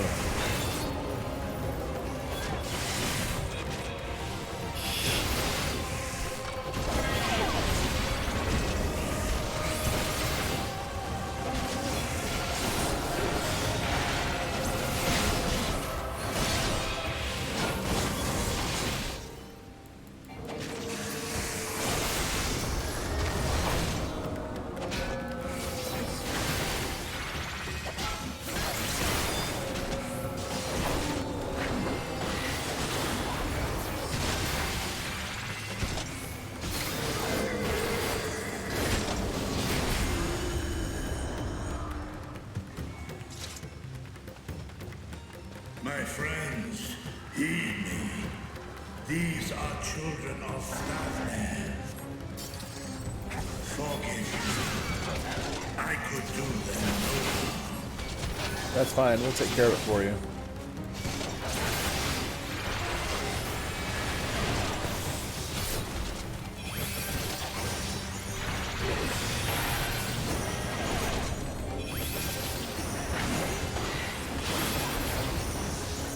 Confitio! I just love that ability. It's so cool.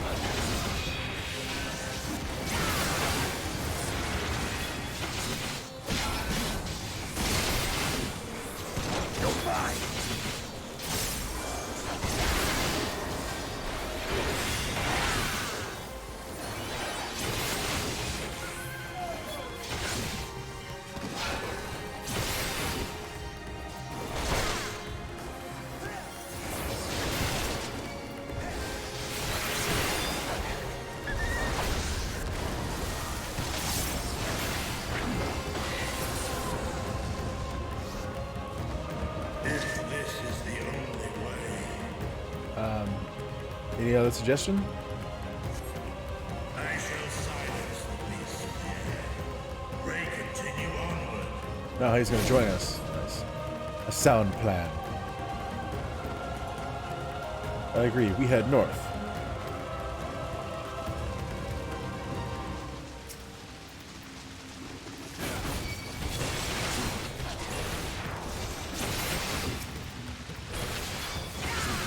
Get all of them over here.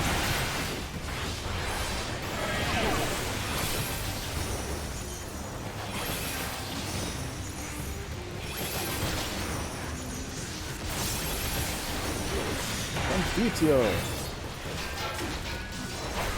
Oh, what am I doing? Wrong button.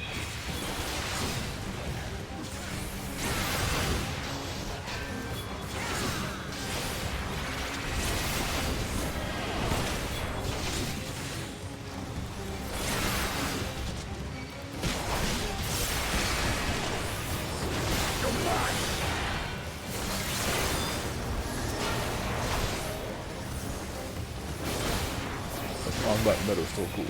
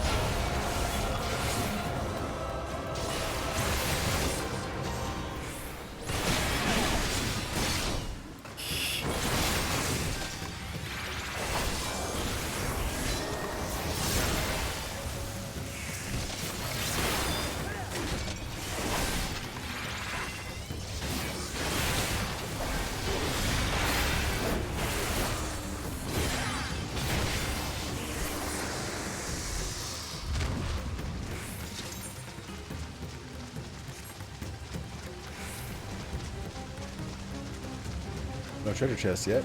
Interesting. First boss. There's a dude that's gonna change. Too late. Too late for us all. There he goes. We will grant you peace.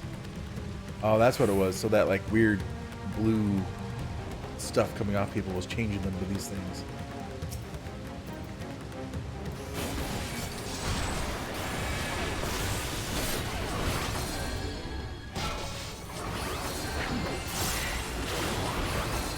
Note of despair. What is that? That hits everybody. Okay. Confitio. Mouth off.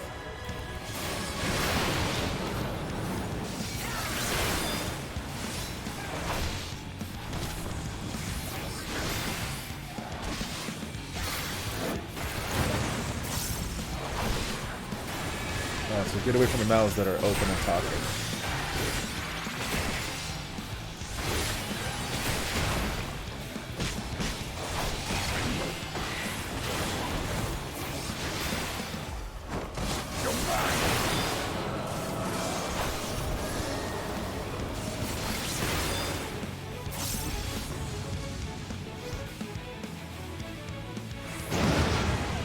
Dang it. I had to worry about two things.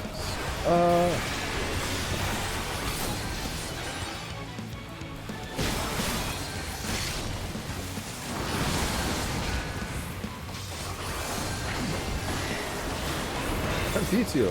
That's a lost hope, dude.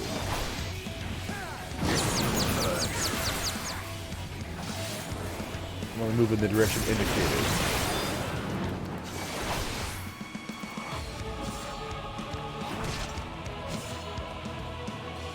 Okay, that's kind of weird. If whatever you hit the button, it'll...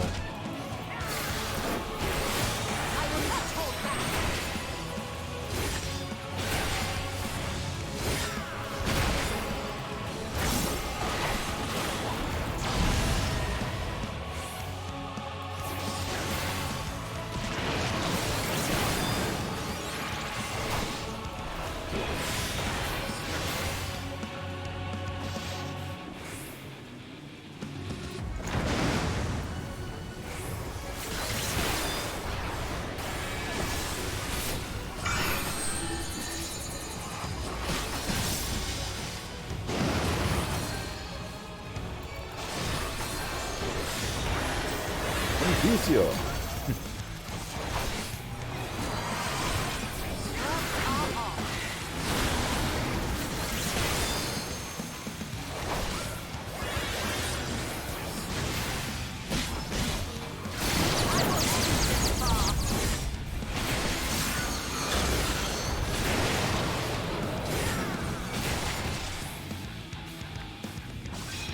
There we go.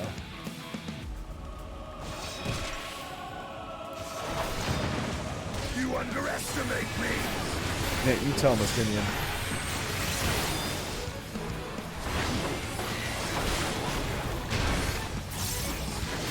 You're mine. And done. One down. You shall suffer no more.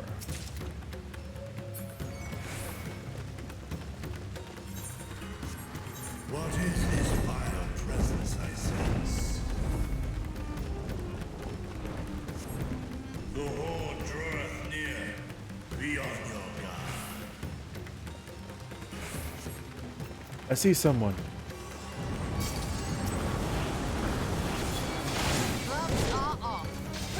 Beasts in pursuit.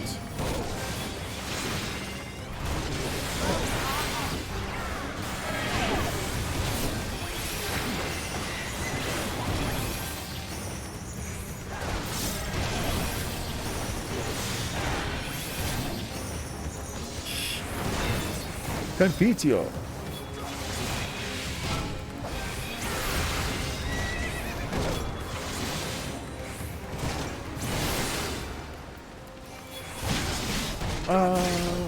Get out of the way of that.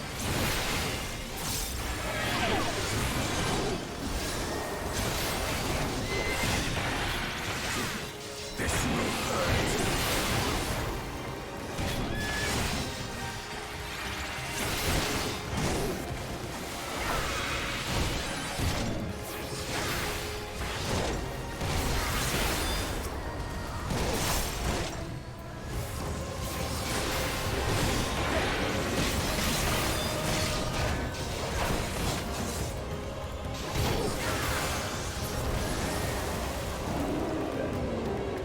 I'm actually gonna be right back and let my dog out.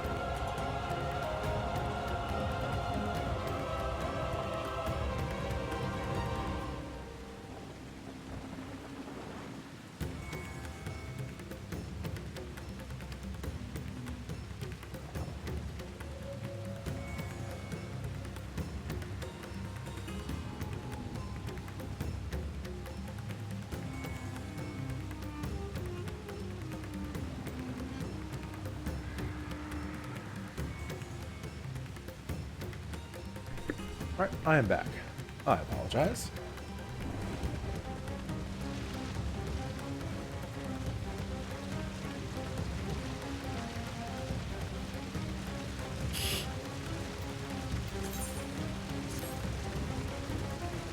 We're all gonna turn.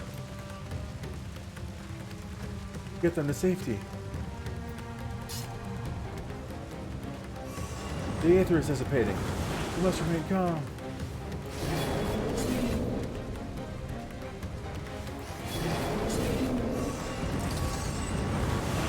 Well, they're all changing.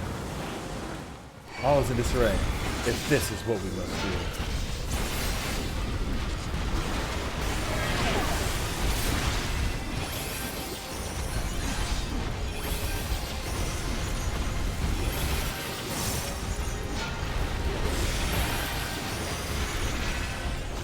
Meteor.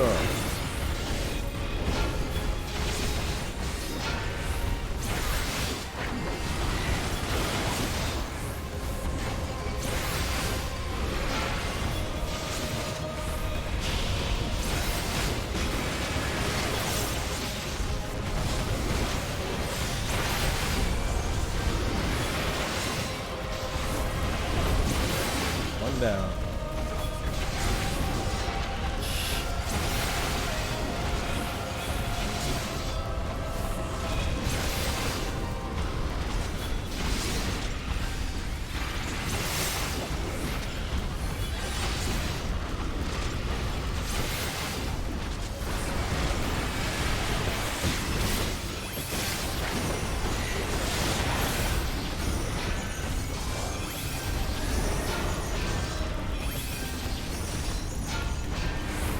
Meteor.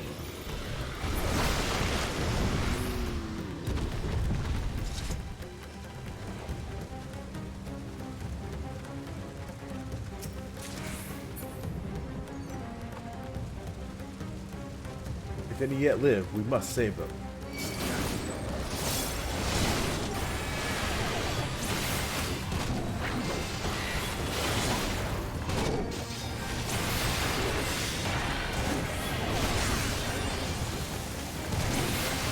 I don't think any of them yet live out.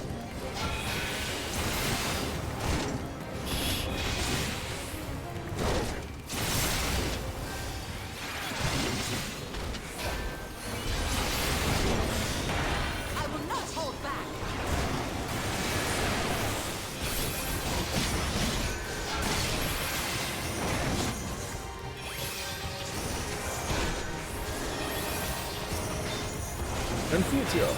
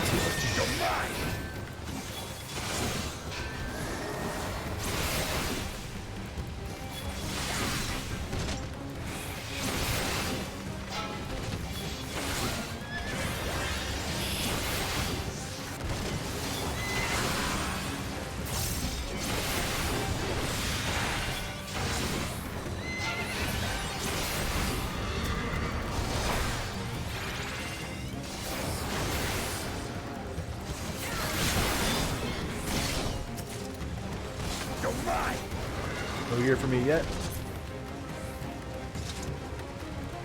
Second boss.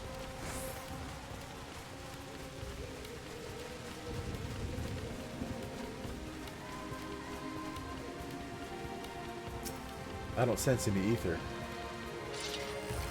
Interesting.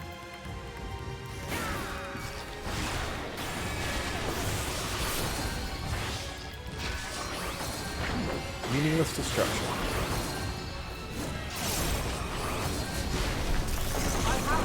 Confusio.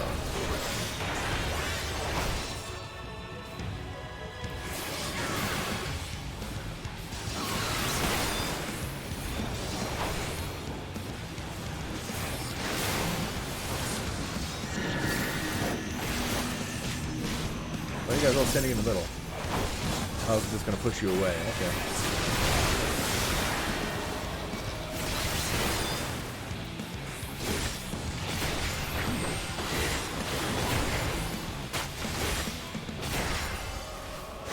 Tank Buster.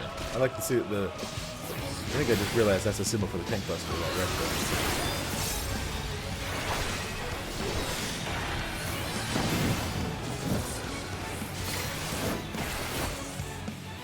Get in the water.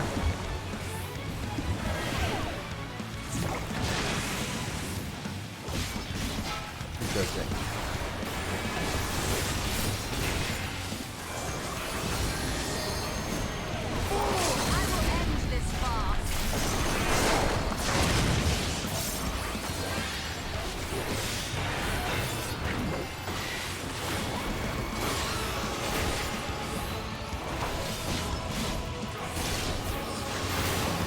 It's happening in the water, and you push it out. Except the fire means you just stand in the water.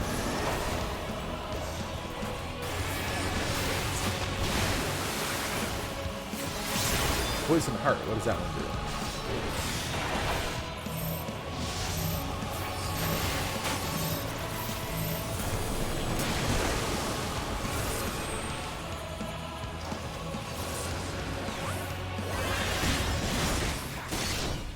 Alright, cool.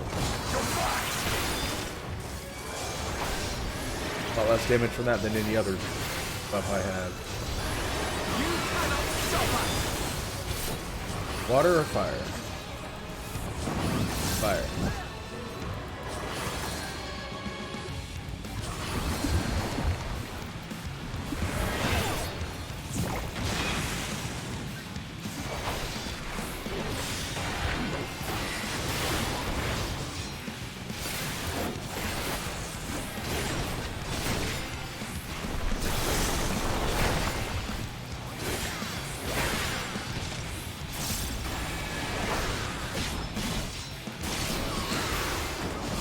This is a pretty interesting boss.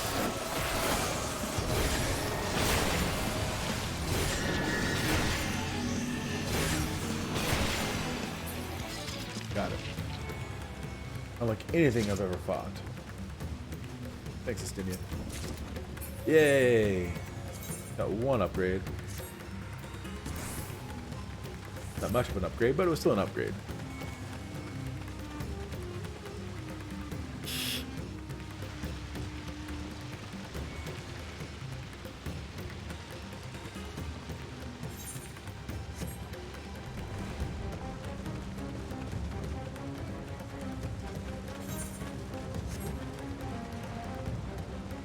The air above us thick with fiends. Oh, I see it now.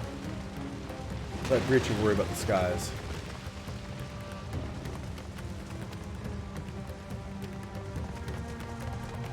Are we gonna fight that? Cool.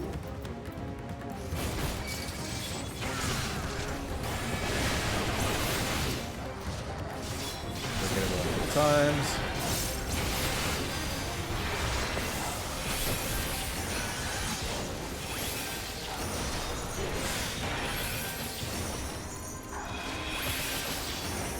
Confiteor.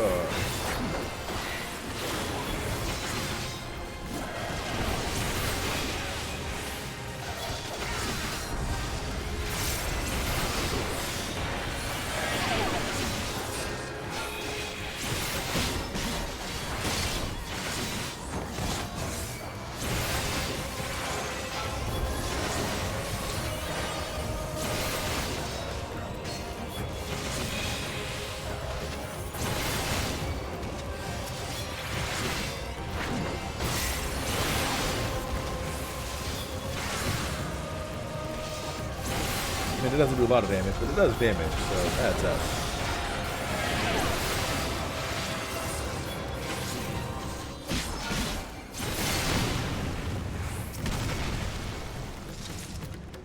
Hey, another fending thing. Just a little bit of an upgrade. Enough to make it work.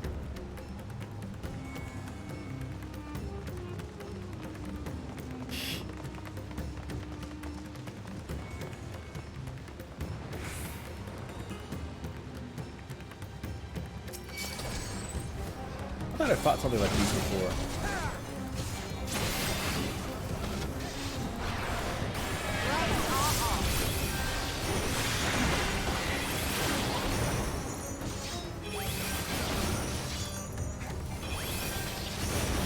Confitio.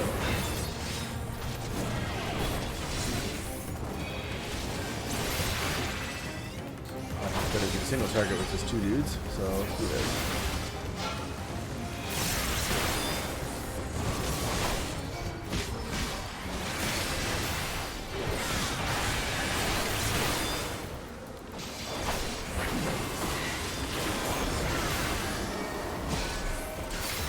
Hello. I thought things like these too.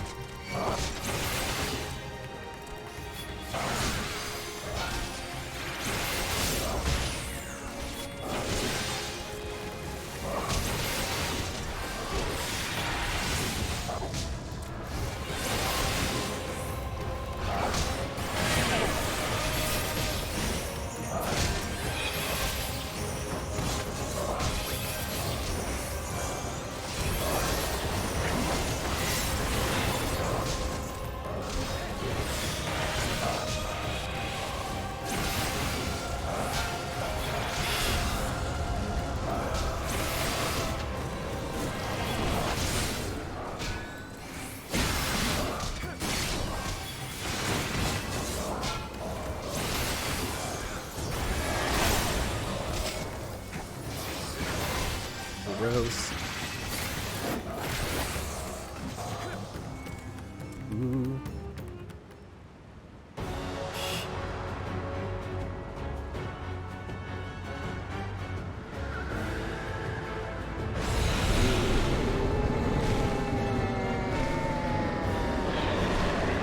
Dang.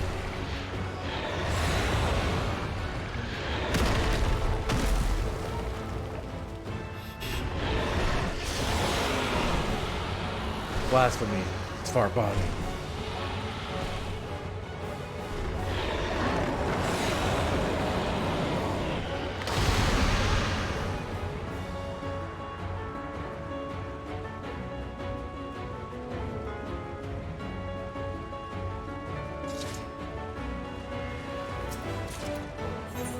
I'm getting good up. I feel a bunch of upgrades in here. Yeah, not huge upgrades, but upgrades nonetheless. The horror of Amarant.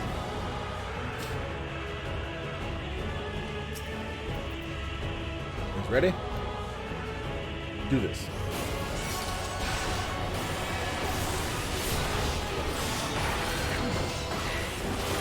Flames of Decay. What does that do? Hit everybody?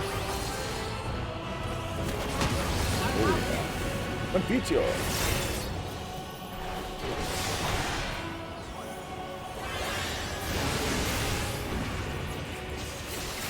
I'm gonna stand where you guys are. Further away, I guess, from each other.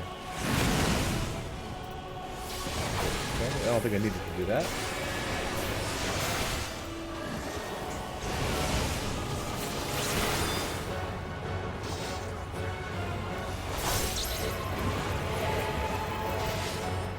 What is it? What do you want?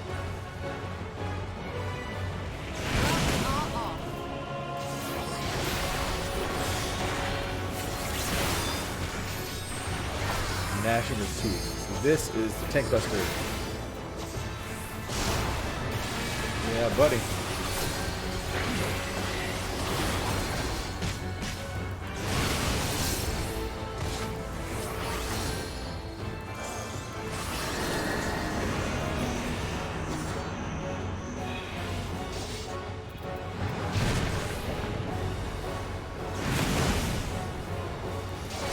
Must be some kind of indication as to which one of those are going to explode.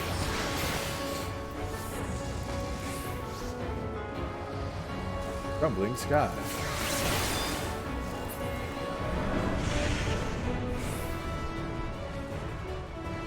We're doing all the way over there.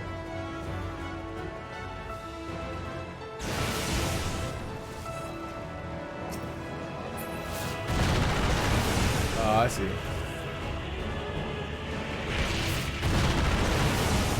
just stand where they're not going to be. Oh, okay. Of course, they're faster than me.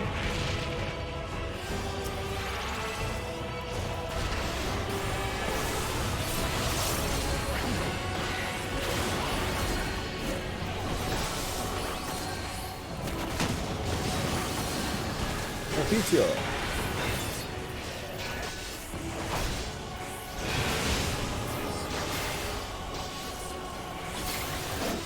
Okay, what's the symbol? There! I will not hold back!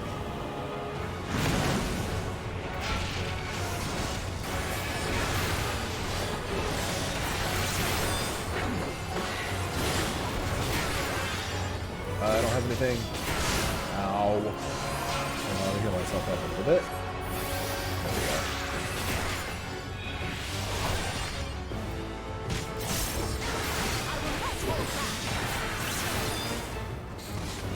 I have nothing to throw at to help you guys.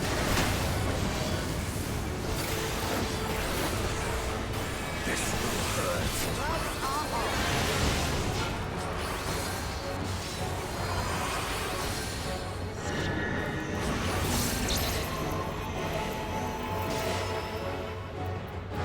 Pizza.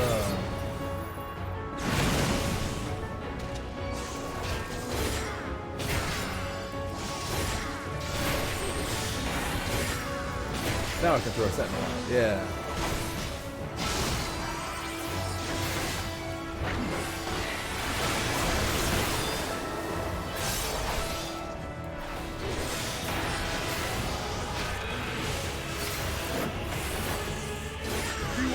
There, we'll price it.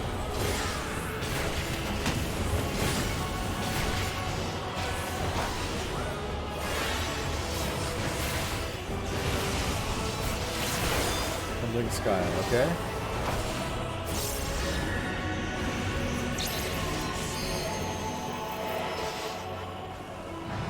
Well, you guys all standing over here. Still didn't see any indication. But boss is over with. Heck yeah.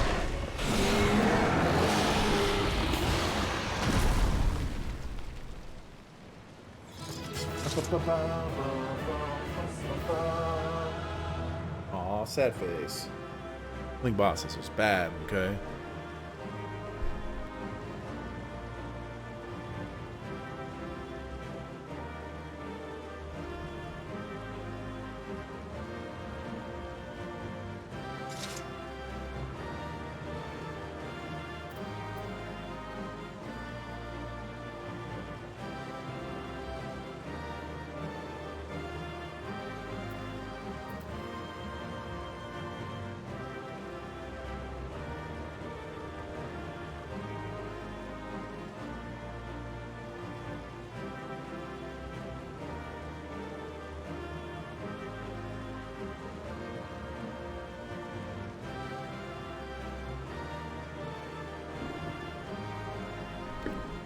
Okay, sorry about that.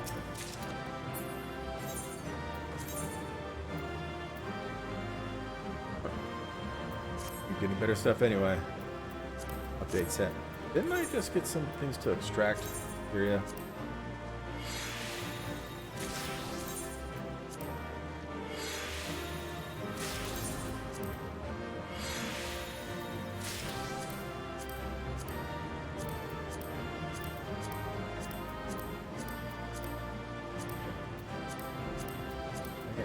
Right.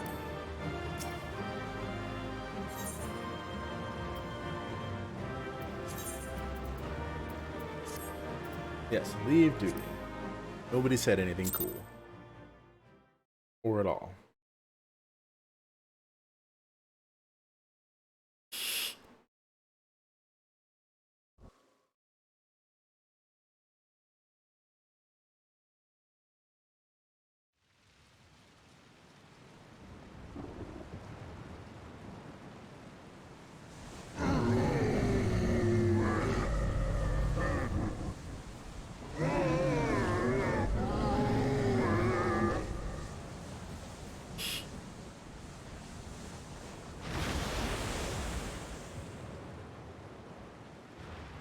As I feared.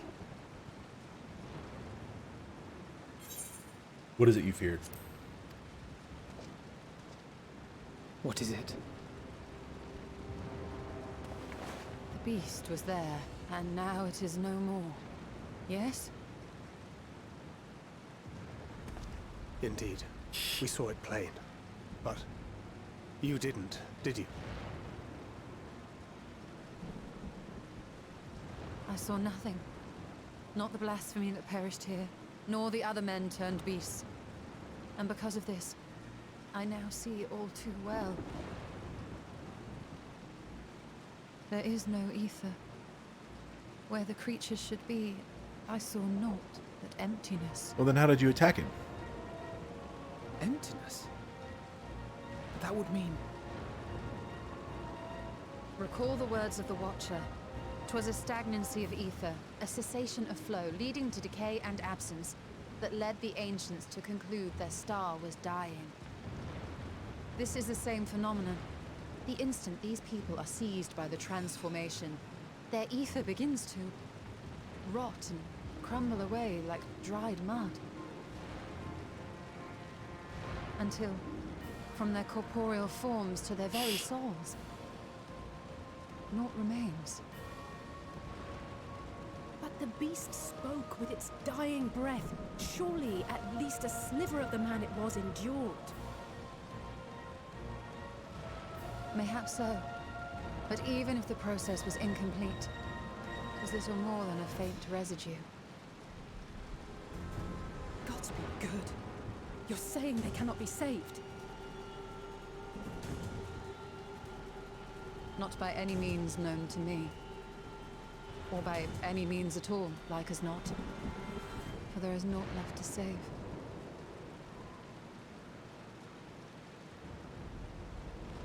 They return not even to the ethereal sea.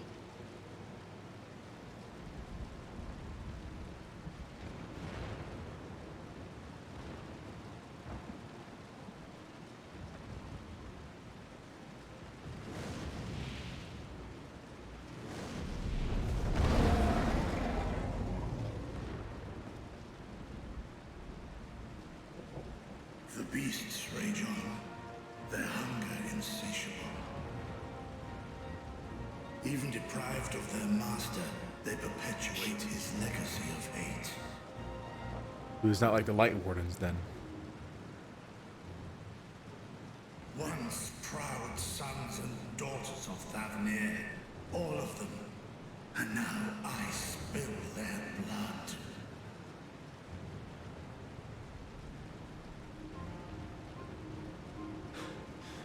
Vitra, my friends, I am heartened to see you safe.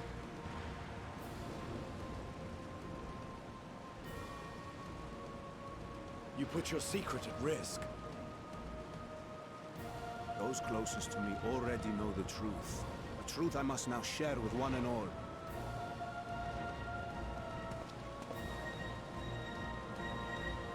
Vitra, calamity has come to Radzatan. Our fair nation is rent by screams of pain and despair.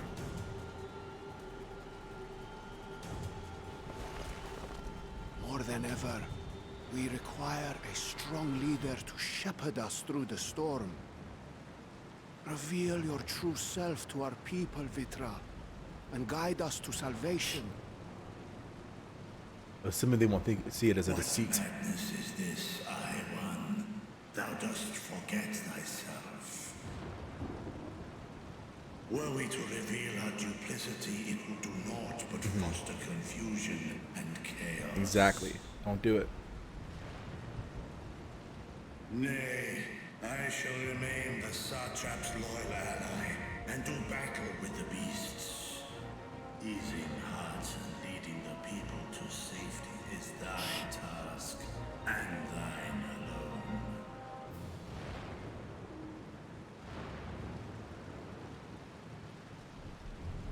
I ask that you remain at Ahewan's side, and render unto him what aid you may. I know not what lies ahead, but without you, Radzatan will not survive.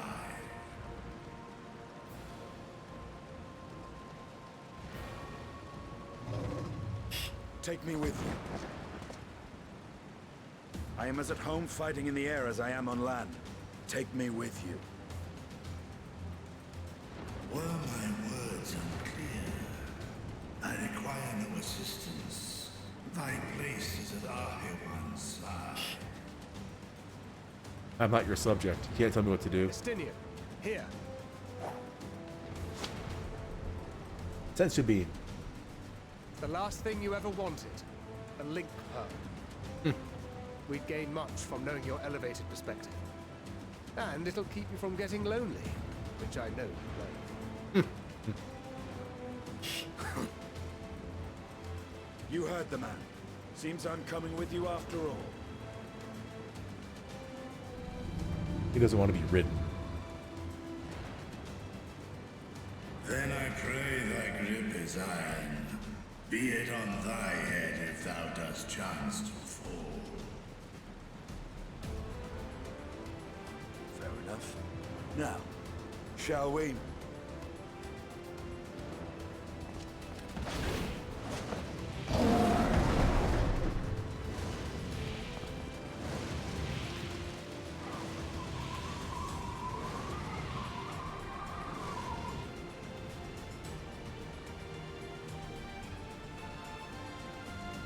I fear it is as Vitra says. We will not survive this on our own.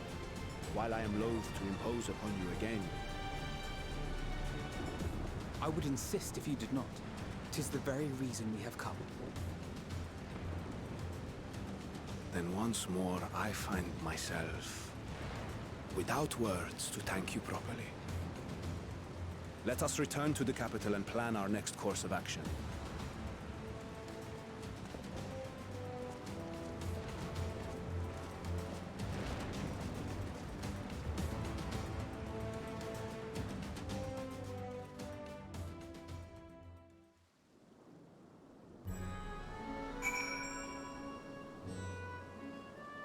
Let my dog in. I'll be right back.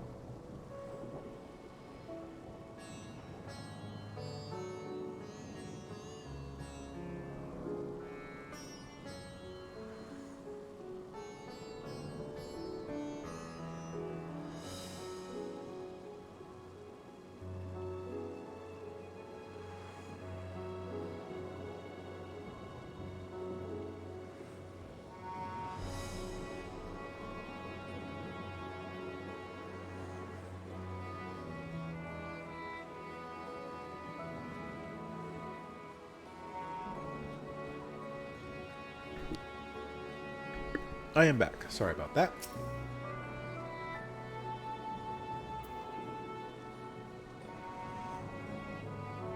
Our Radiant host has eliminated the immediate threat to the city, though it pains me to know those beasts were once my people. There is no telling when or where the next transformation might occur. We must remain vigilant and steel ourselves for whatever is yet to come.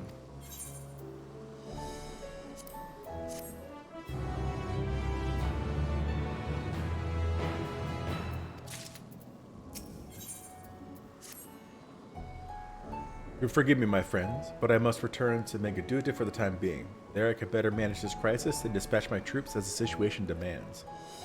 In that case, we shall carry out an investigation of our own here in the city.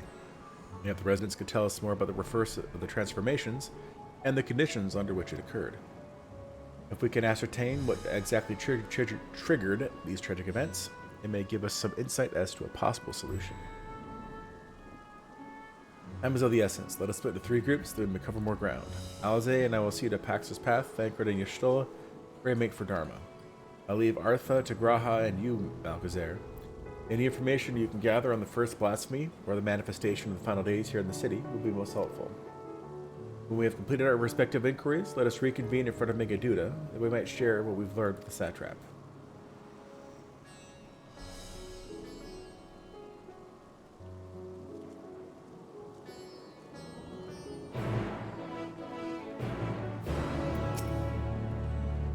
Shall we be off then? Artha is home to the High Crucible of Alchemia, whose alchemists forged many of our warding scales. That seems as good a place as any to begin our investigation, don't you think? I spoke briefly with Mahudin, the chief alchemist here, in our last visit. He should be happy to answer our queries.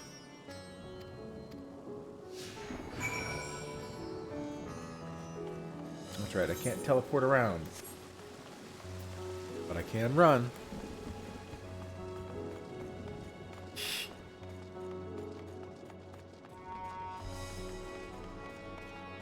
Can I get the ether right now?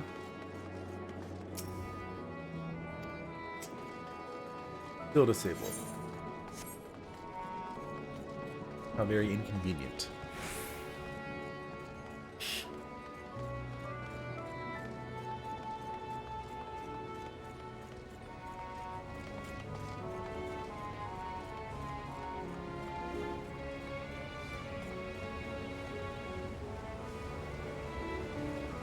Very colorful.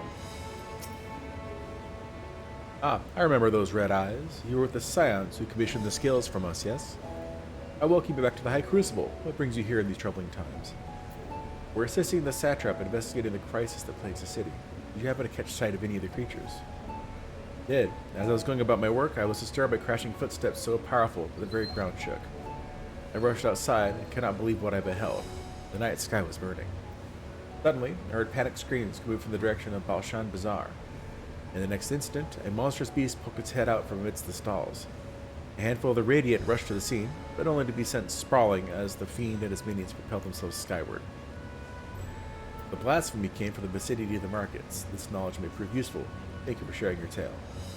Well, I do believe we now know where to inquire next. To the bazaar, then.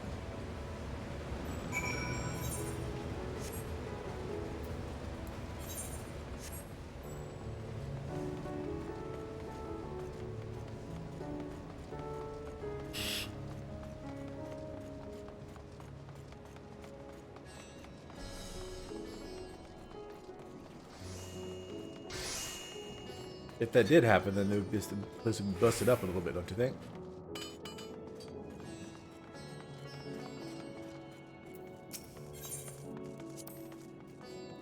So this is Thavnarian weave. I must say it bears a resemblance to the traditional fabrics of Corvos. Small wonder, really, given that it's just across the water. Not that I'm much of an expert in Corvosi culture, of course. I've not had the occasion to visit my ancestral home since coming to Charlian. And like as not, I'll never reside there again. That said, in recent days, I felt more acutely aware of my heritage, and grateful for it. It is thanks to my forebears that I inherited the royal eye, and with it, the wisdom of ancient Alec. And so, well, I simply hope that my countrymen are safe, and one day, when this calamity is but a memory, I'd like to see Corvos again, and once. 1 second.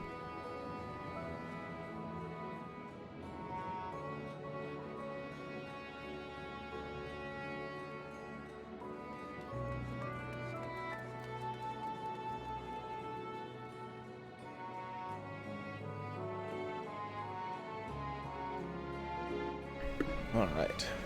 Now we need to see if there's any more blue ones. I don't think so. Talk to Marshall. Forgive me. My shop's closed until further notice. Needless to say, we have more pressing concerns these days. We have come not in search of wares, but information concerning the enormous fiend that tore through the bazaar. Did you perchance witness anything? Afraid not, my friend. I was here the whole time, so I only saw its little minions. Made a mess of the place, they did. While that is all going on, the great big one tore through the west side of the bazaar. You'd a better look asking there.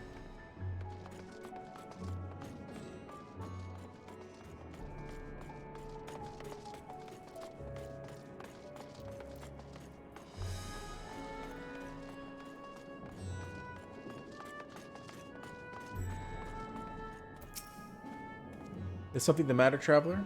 If you are lost, perhaps I could be of assistance. Your offer is most appreciated. We are not lost, but we are in need of information. Might you know anything about the gargantuan beast that rampaged through the bazaar? I saw it, though I wish I had not. I was going about my work when all of a sudden a piercing scream cut through the air. I turned around and there was the fiend, its massive body bursting through that entryway with the force of a tidal wave. And then it was gone as quickly as it came.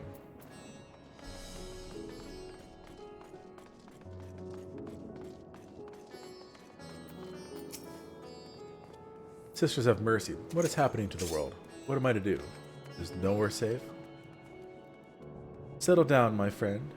The danger has passed, at least for now. If it's not too painful to remember, could you tell us what you saw?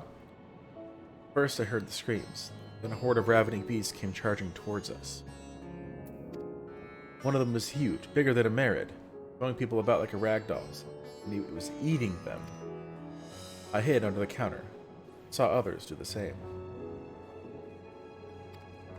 But the shrieking and wailing kept getting louder. More voices in the throng, beasts or victims I couldn't tell. I knew not what was happening. I still don't. That is enough, my good man. You were brave to share with us your tale. Many of your fellow merchants are safe. The High Crucible too has survived mostly unscathed. Pray stay close to your friends and loved ones, and the rest of your body and mind while you are able. I suspect that is the most we can expect the people here to tell us. I think it best we find a place outside the bazaar where we might rest and review our findings. What findings? There was a lot of noise.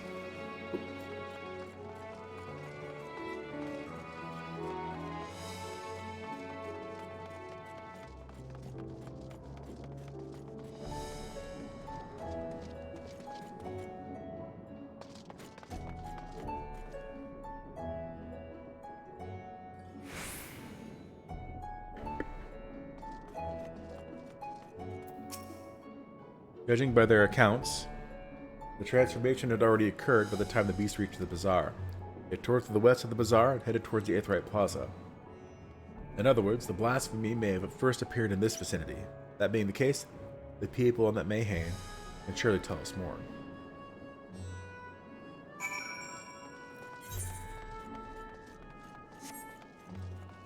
Whatever a Mayhain is.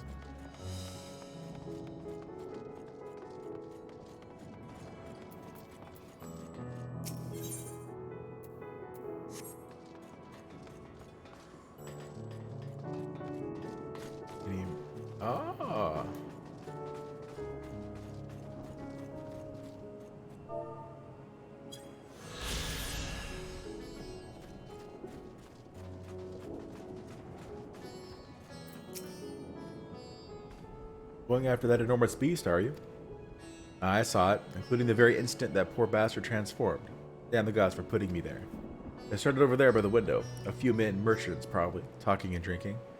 Conversation must have taken a turn for the worse. Next thing I know, the leader, I suppose he was, buries his head in his hands and black mist was swirling around him.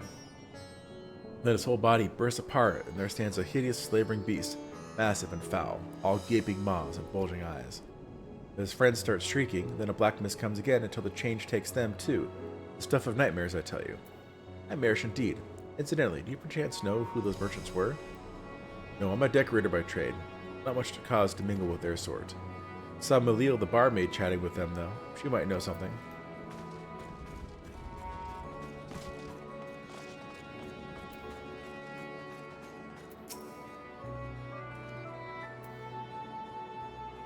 Even after repairing all that damage, it'll take a while for business to pick up again. You mean the blasphemy? That's what the Radiant have been calling it anyway. I saw it too. We all did. I was standing here at the corner as Mayreed poured the drink, and suddenly there came this dreadful sound like a pained, angry groan. It was unlike anything I've ever heard. I turned around in shock, and from an ominous black cloud of black mist rose the creature, enormous and ghastly to behold. As for what happened next, to recall it sends shivers up my spine. With some stroke of fortune, I was able to slip outside before the beast got its claws on me. But the sight that greeted me offered no solace. The blue sky above turned red as blood. Mayreed, myself, and the other survivors clung to each other for dear life until the Radiant host came to our aid. Wait, did I hear you correctly? The beast manifested before the sky began to burn? I'm certain of it. The windows here offer a clear view of the sky, and I saw nothing out of the ordinary until the beast appeared and began to rage.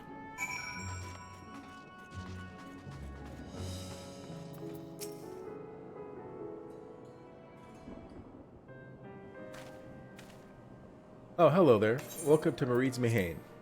Hopefully I'm pronouncing any of that right. What can we get you? We have not come for libations, but rather for information. You are Malil, yes? We are investigating the so-called blasphemy on the satrap's behalf. We hear it was one of your customers, a merchant, that first underwent the transformation. What can you tell us about him? He was something of a regular here, especially of late. Alzal was his name. He ran his own consortium, dealing primarily in the exports of Thavnarian spice specialties.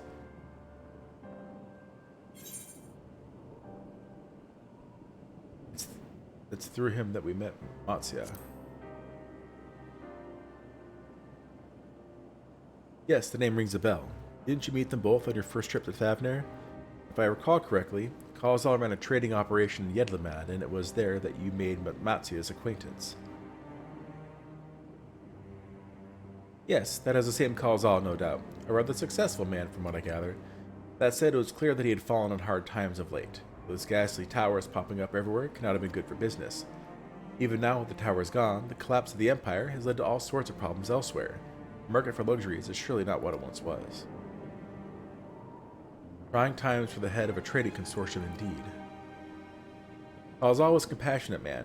Even as his own business suffered, he did what he could to provide for the artisans, fishermen, and many others who counted on him to sell their wares. Indeed, that was the very topic of yesterday's meeting, as far as I could hear. Yet as they discussed matters further, Kalzal's tone grew grave and grim. It was then that... Forgive me. I would not have you recall the memory if it brings you pain. If I could ask you just one more thing. It's going to be super painful, by the way. You notice anything unusual about Kalzal in particular? Please, anything at all. Sorry, nothing springs to mind. Perhaps someone else can help you. Kalzal lived for his work, and had no family that I know of. His employees and associates knew him best, but they too are lost to us. Still, perhaps his neighbors know something I do not. I could direct you to them if you believe it would help. What do you say?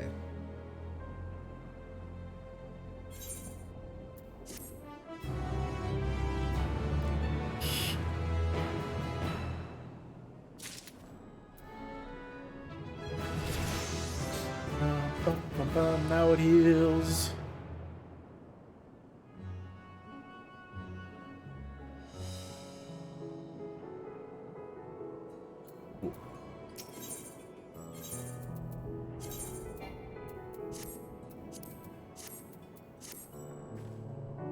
Kalzal made his home in Kama, a nearby residential area. From what I gather, Kalzal lived there since childhood, as was known throughout the neighborhood. Kama. The name is new to me. How do we get there? I'll write down some directions. I cannot promise that you'll find what you seek there, but if nothing else, it is a start. Come, let us see where this lead takes us. Still can't teleport.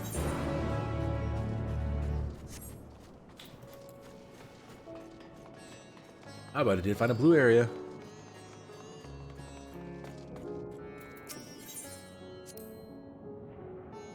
Let's see, after leaving the Mahane, we're to retrace our steps and head back toward the Aetheryte Plaza. Okay.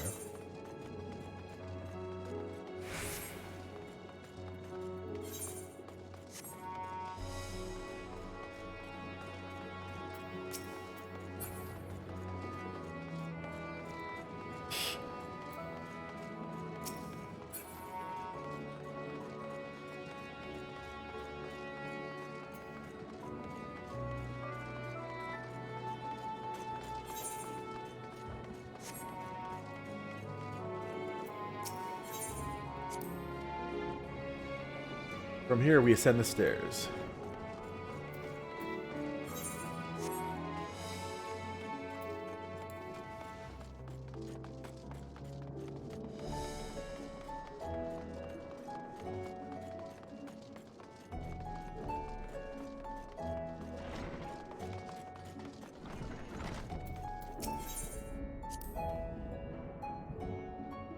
This must be huge, in which case we should take the path leading southeast.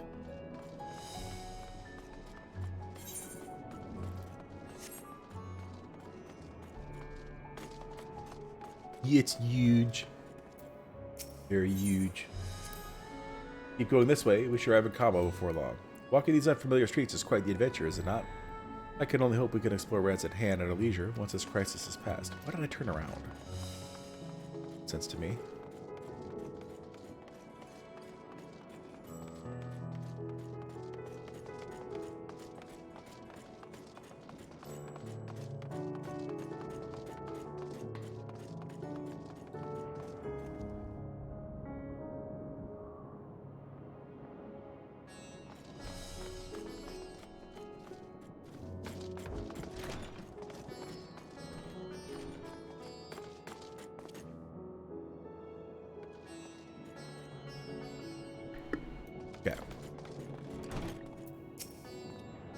This must be Kama. We've arrived at last. Let us begin questioning the residents without delay. No doubt someone here can tell us more about Kalzal. Given recent events, I imagine many are taking shelter indoors.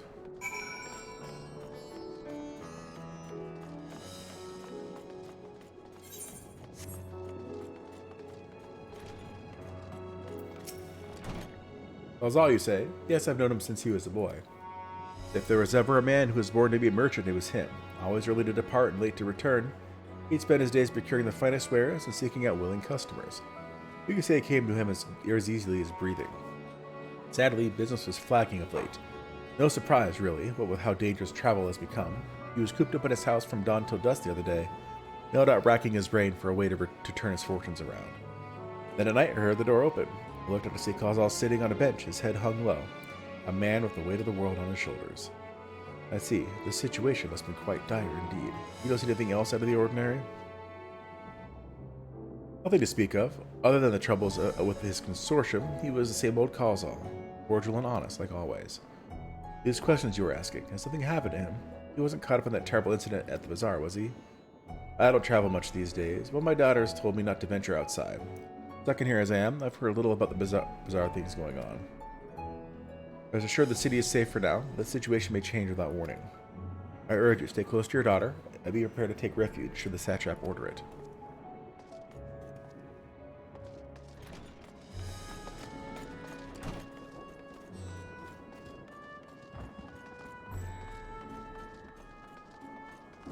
There's only one other door to go through over here.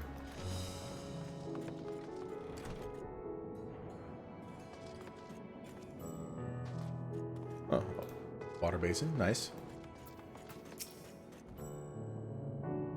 Could you come back another time? I just woke up, and I'm not exactly in the mood for idle chit-chat. Well, that's one way to avoid the panic, I suppose. Pardon our intrusion. You may not have noticed, but a great danger has come to Thavnair. I encourage you to stay alert and prepare to flee the city should the situation turn dire. Before we leave you in peace, pray allow us to ask you a question or two. Do you know a local merchant named Kalzal? If so, you noticed anything unusual about him recently? Kalzal? I know him. In fact, we spoke just the other day. Like many others, his business was doing poorly. Still, it seemed as though he'd managed to turn things around thanks to a generous order from Ruveda Fibers. Why, he was practically dancing in the streets. I haven't spoken with him since, but I assume it all went well. Jinabaha might be able to tell you more, though. As I recall, he was one who brokered the arrangement. Jinabaha at Ruveda Fibers. This sounds promising.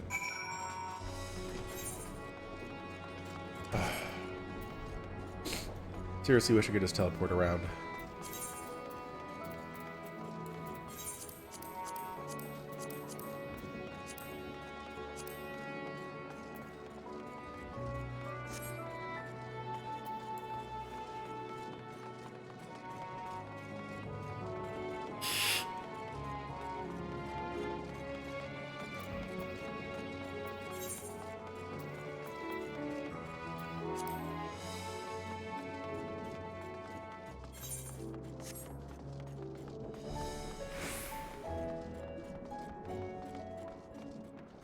I mean, if I had to teleport it around, I wouldn't be able to do these little things. If I'm not mistaken, these stairs lead to Dharma. It is quite the sight, the red sky above. During the final days of yore, the heavens burned and the stars fell. Creation and magics ran amok. This was my assumption when I saw Emerald. Perhaps the ancients believed the same, that the terror of a single powerful individual was the cause of their calamity. And yet, those selfsame horrors now manifest themselves before our eyes. What could it be that sets the heavens aflame and turns ordinary men into beasts? Not being able to teleport. That's what'll do it.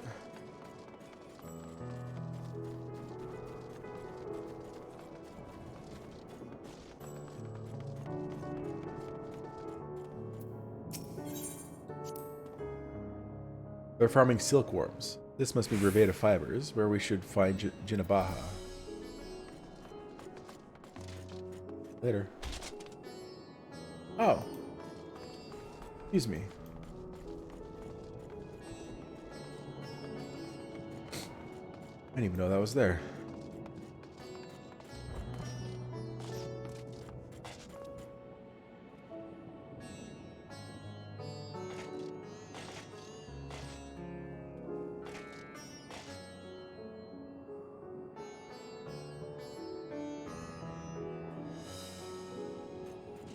There we go. Got it.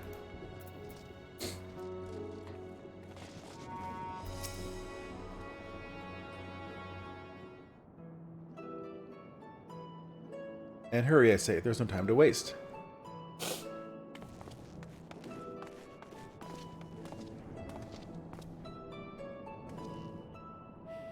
Pardon me, but you are in charge of buying and selling here, yes? We have a few questions we'd like to... I'm sorry, but I simply don't have time to chat. If you hadn't noticed, we have our hands full at the moment. We must carry all our wares and equipment to safety before those accursed beasts return. In that case, may we be of assistance? Perhaps we can speak when the job is done. Very well. You can start by helping us move our equipment. Ask the others what to put where.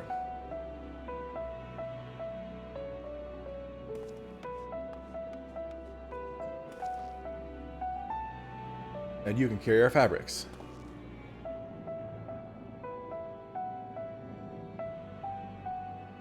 Go through that door and speak with Kamala. She'll tell you the rest. Remember, these textiles are our livelihood. Handle them with care. I have all this spiky gear on. Is that okay?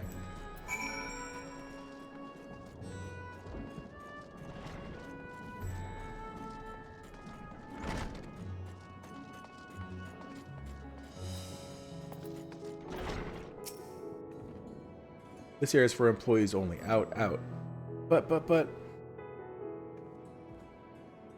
What's that? You come to help? Oh, praise be to Mundaruva. Oh, Mindaruva, that's right, Mindy. Kind stranger, I welcome your assistance. On your way here, you pass 3 storehouses, yes? I'd like you to carry that small crate to Dabrafal by the storehouse near the hatchery. The crate of clothing is for Manuha, and that massive crate here goes to Zaymara by the middle storehouse. Watch your back with that one. These are all the crates we have ready. Once they've been delivered, consider your work here complete.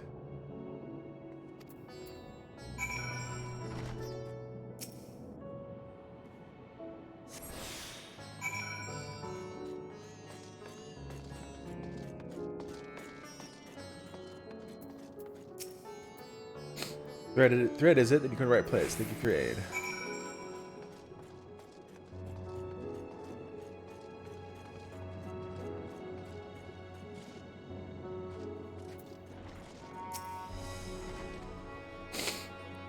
Excuse me.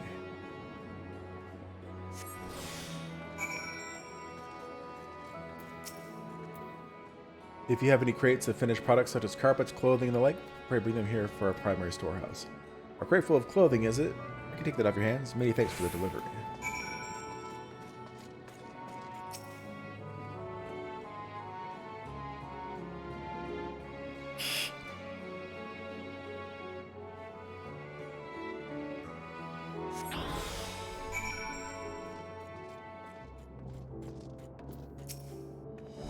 I say, you're quite the brawny one, aren't you? A good thing, that. Never know when you'll need to defend yourself in these unpredictable times.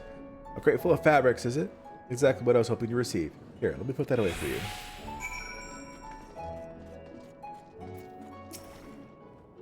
You've carried all the crates to the storehouses, you say? And so quickly, too. Why, I've never seen anyone so strong. I and my associates will see to the rest, so please return to Jinabaha and ensure our work is proceeding apace. To tell the truth, we're grateful for this distraction. Too many terrible happenings of late. The generous souls like yourself give me hope that we may emerge from this trial even stronger.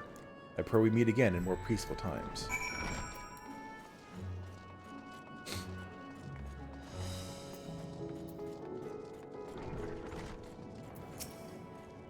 Done as I asked, have you? If Kamala is satisfied with your work, then so am I. You've done us a great favor, traveler.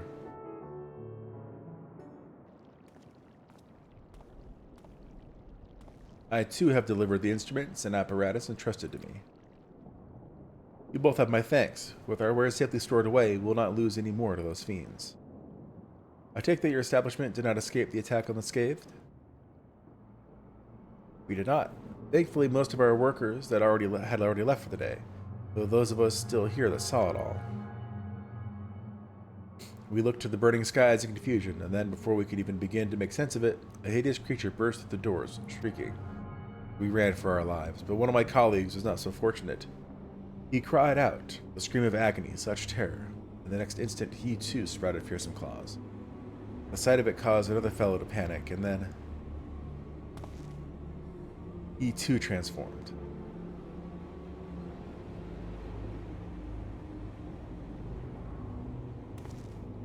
I'm sorry. There was something you wanted to ask? Indeed. You knew the merchant Calzal, did you not? I believed he had some dealings with your establishment. Calzal, I know him well. We'd arranged for his consortium to deliver a large shipment of fabrics, but in the end we received a better offer and had to turn him down. I understand his business is struggling, but so is ours. Another of our most reliable trading partners agreed to transport the goods for a much smaller commission, and we'd have been fools to refuse. I feel terrible for withdrawing the offer, but you must understand, we simply had no choice. He tried to put on a brave face when I delivered the news, but his dejection and despair were plain as day. He said he discussed it with his associates, but I could tell he'd all but given up hope. Dejection and despair. You remember what we saw in Vanaspati, yes? Soldiers and jungle dwellers pushed to the very brink, turning into beasts one after the next. It would seem the same phenomenon occurred here. 4 craftsmen attacked by the fiends, as well as those that witnessed it, all undergoing the change. I suspect that everything began with Calzal. By all accounts, it was he who suffered from the most profound and piercing despair. Wait, could that be it? That such intense emotions were what triggered his transformation? How dare you? Much remains unclear, but I believe we are drawing closer to an answer. At any rate, we must discuss our findings with the others.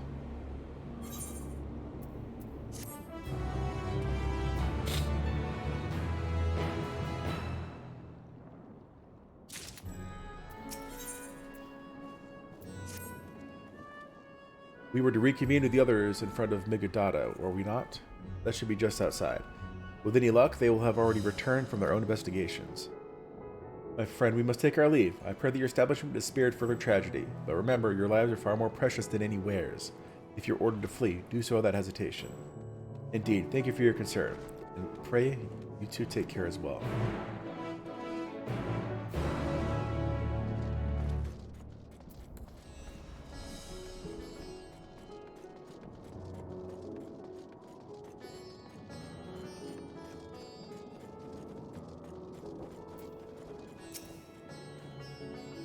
Get some voice acting here.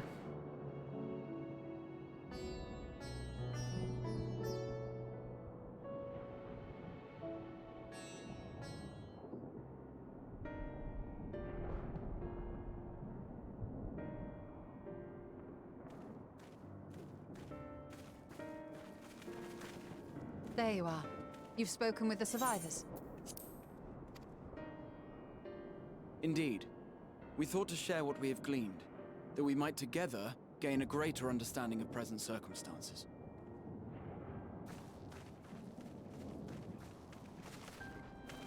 Fortuitous timing.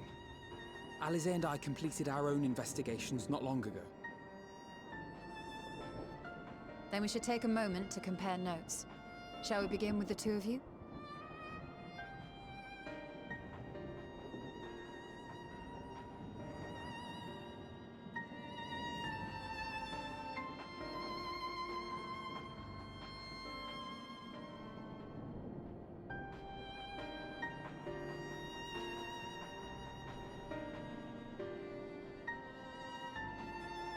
So the merchant Calzal was gravely concerned about his business in the days preceding his untimely end.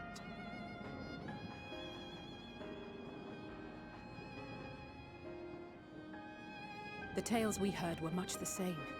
The first victims to be changed into blasphemies were all overcome with anguish of one manner or another.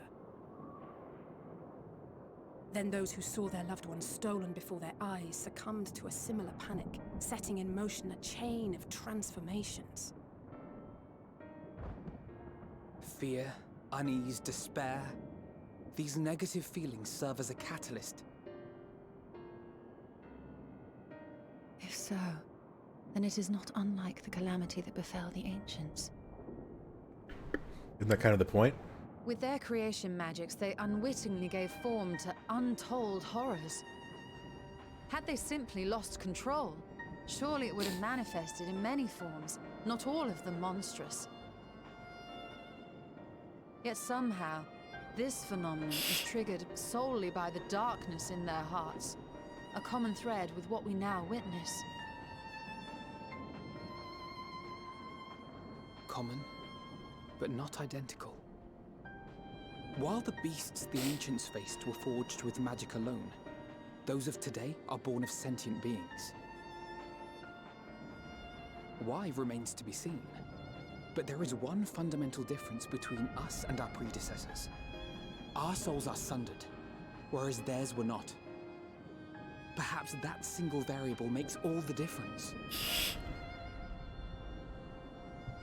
If I may, there was another detail that troubled me. We have it on good authority that Karl Zahl's transformation took place before the skies began to burn. What? If that's true, then the situation's more dire than we realized. It means even if there's no ominous sign presaging the final days, anyone, anywhere, has the potential to become a beast. Even in lands we thought safe, even as we speak.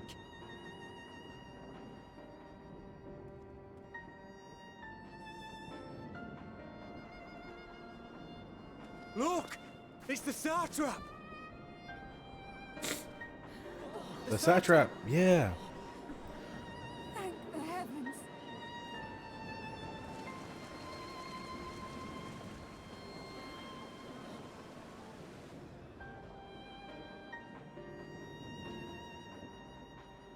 My countrymen, I am relieved and heartened to see you strong and safe.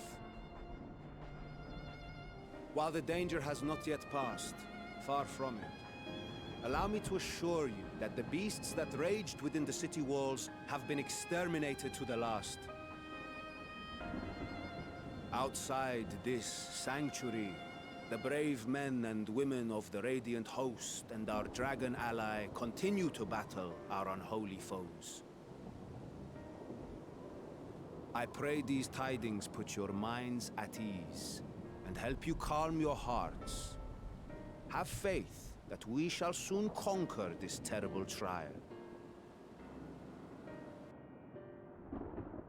Your Excellency, is there any word from Palaka's stand? My grandson was bound for there yesterday, and I worry for his life. We are still awaiting a report, but I promise you, as soon as I have aught to share.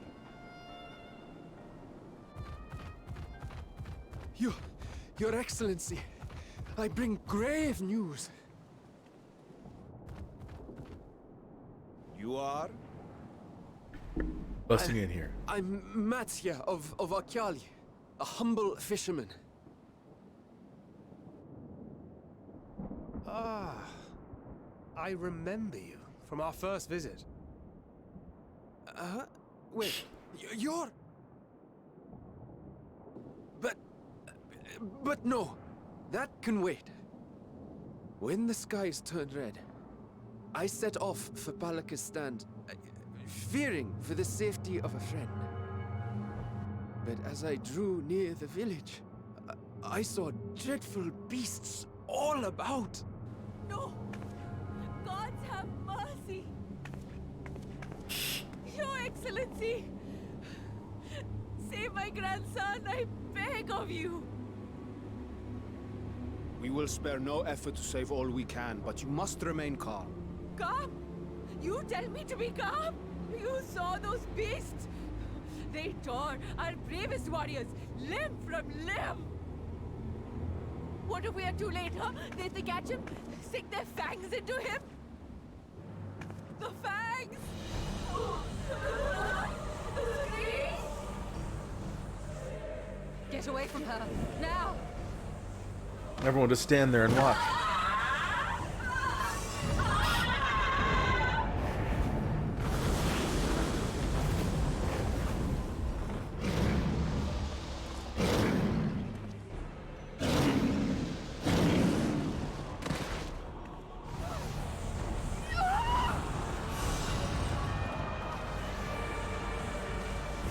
Dang.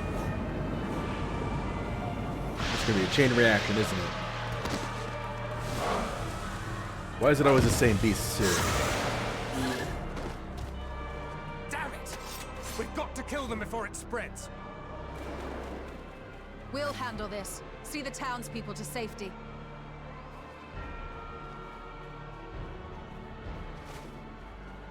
Run! As fast as you can!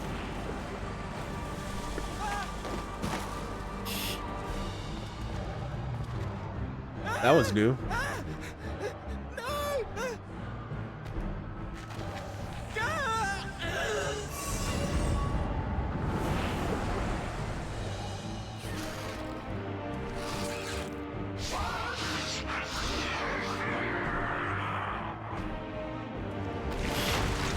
Oh, dang.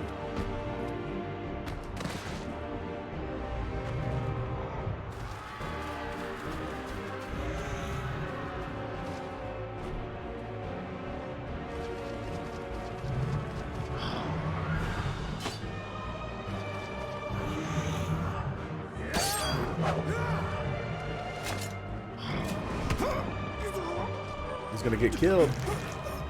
What?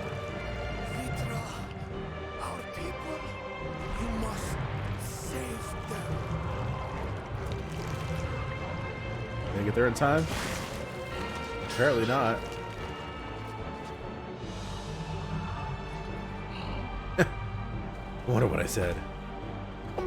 Oh, okay. I thought it was just taking off. Rise up.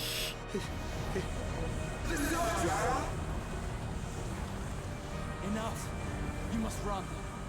For their sake and your own.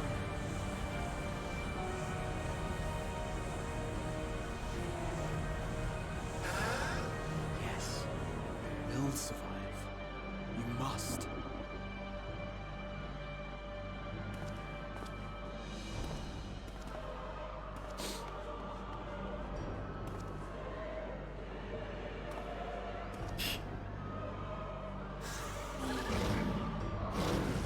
Why is everyone just standing around still?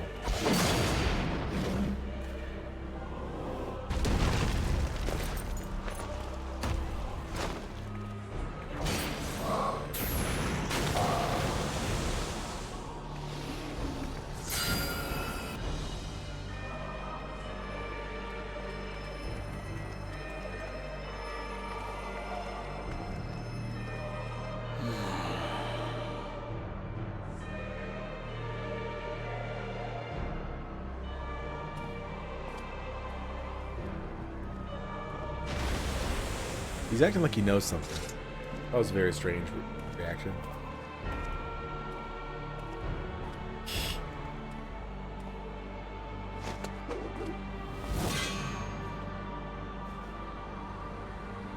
Be strong, my friends! Fear not, for we will defeat these abominations!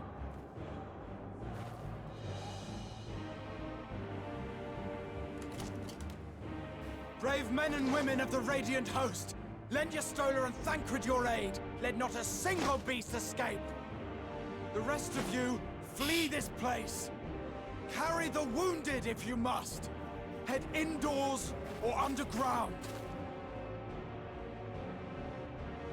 Above all, stay calm. No beast will follow you. We will see to that.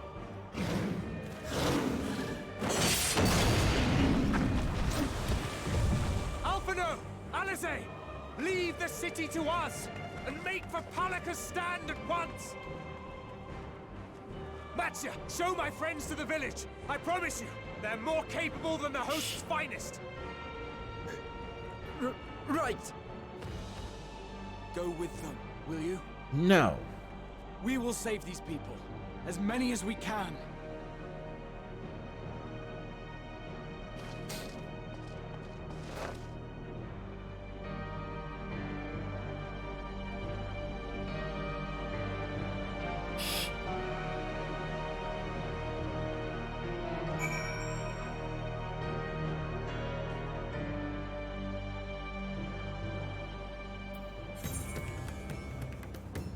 Oh.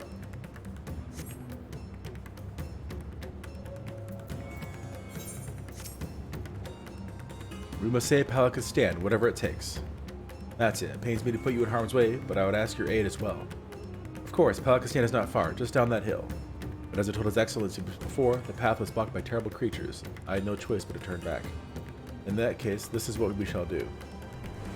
Malgazir asks you to take the lead and dispatch any beast you encounter. Alexander will keep Matsy hidden amongst the trees and follow when the path is clear.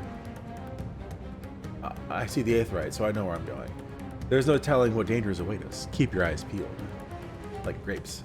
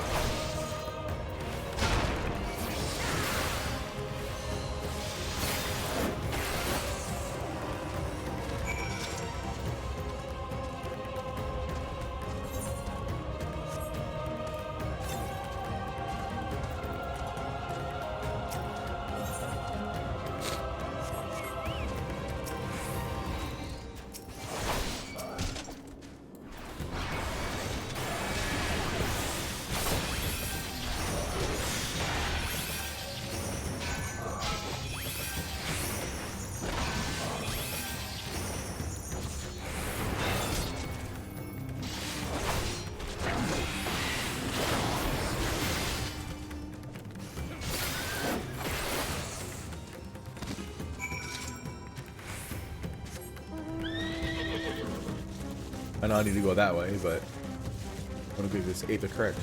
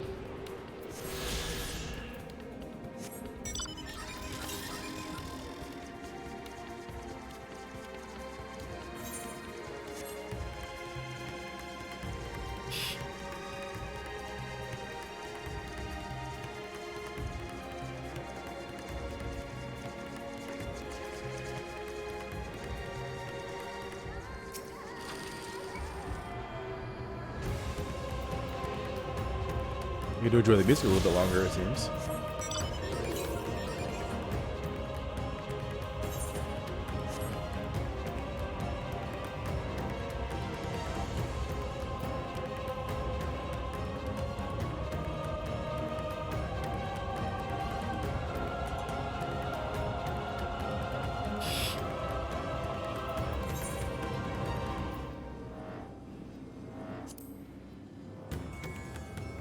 Apocalypse is the weather right now. Ooh.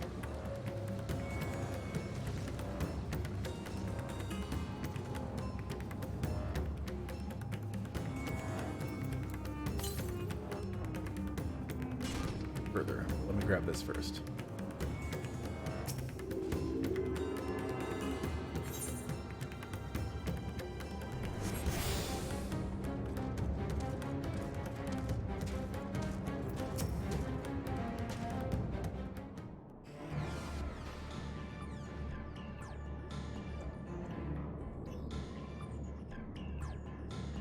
It cannot be.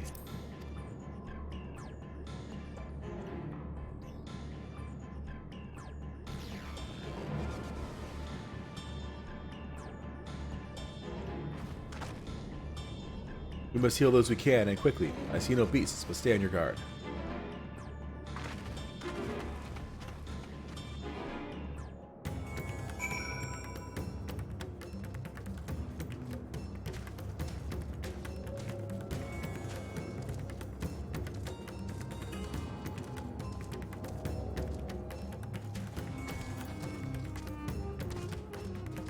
Nobody inside.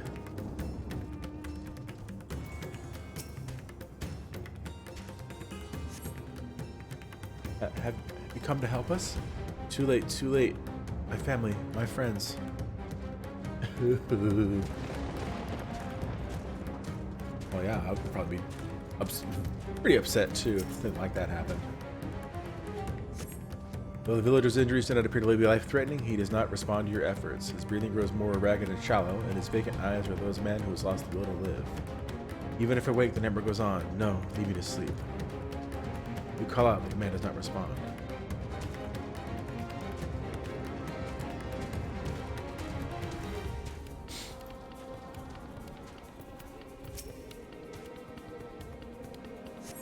The cooling body has already begun to stiffen. Massive wounds suggest the villager was gored by terrible beasts.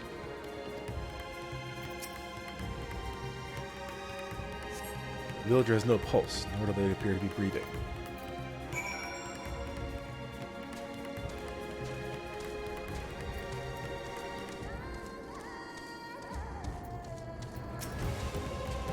Are these the only villagers who survived? I can only hope others managed to flee, but the rest have been turned to beasts upon the 12.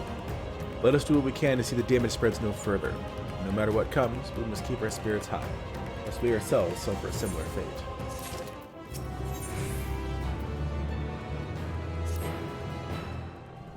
I can tend to the rest. Pray look after Matsya. No doubt what we have seen here weighs even heavier on his heart than ours.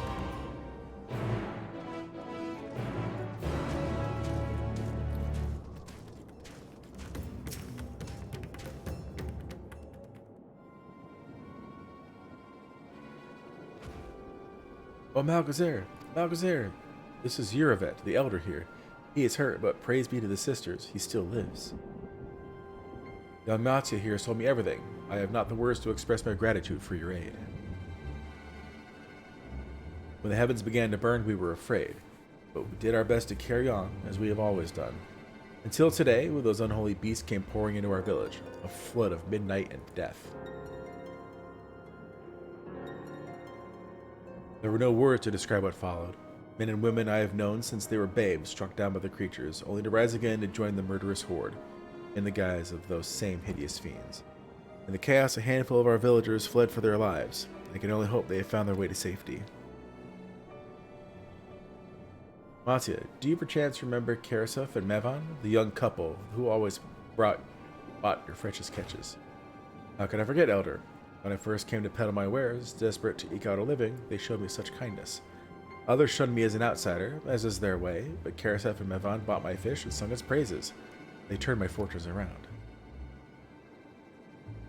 Alas, I fear they are in terrible danger. I saw them running towards Agama Temple, one of those beasts in close pursuit. They had their child, still but a tiny babe. To elude those fiends while caring for one so young is an impossible task, surely. I beg of you, go to their aid. It'd be done by now, wouldn't they? What are you thinking about? I want to help them, yet I am but a fisherman. I cannot face beasts of my own. Will you come with me? Do it. Oh, thank you. Agama Temple lies to the west of here. We must hurry.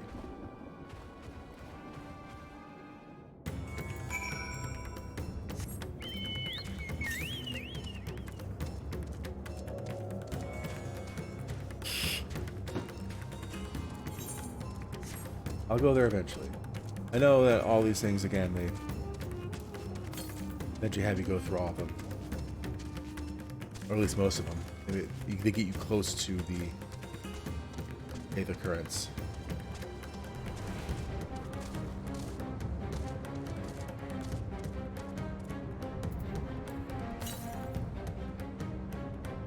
Oh, east.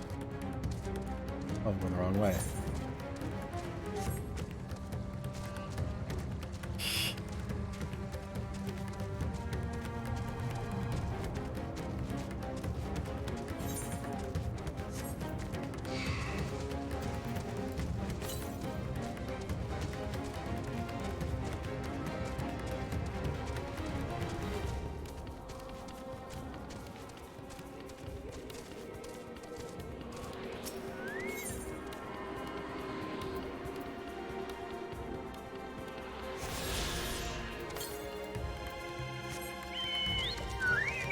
Alright, let's go do this quest. Southwest is probably going to be in that area.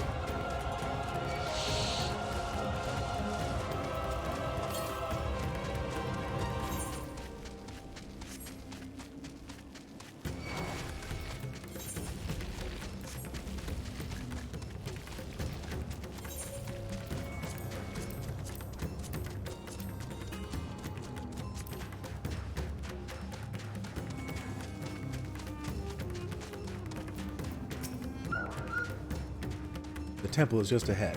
It was built by those who worship Saint Agama, but has sadly fallen into disrepair in recent years. If my friends made it this far, no doubt they are hiding somewhere amidst the ruins. But please stay back. Yeah. That was Karasef. Oh no, this is not good. I'll take a look. Please do. The cry came from the ruins. You must hurry. You slowed me down, so...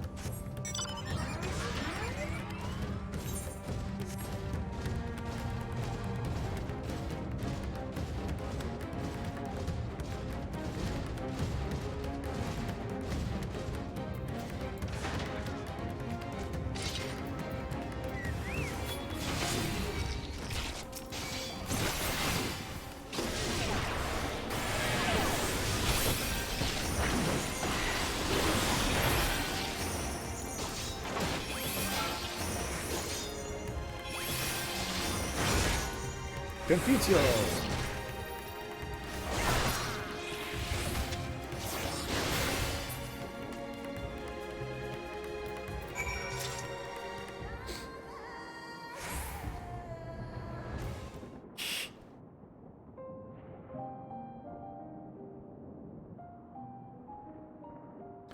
The man lies motionless on the ground, bearing a grievous wound.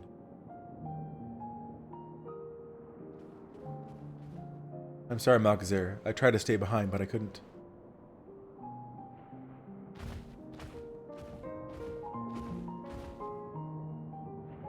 No, it cannot be.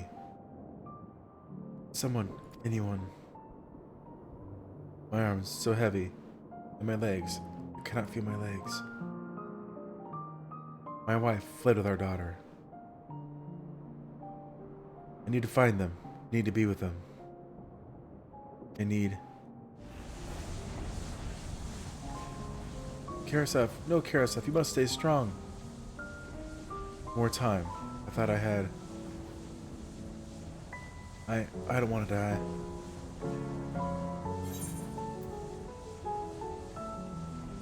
Speak to Karasef.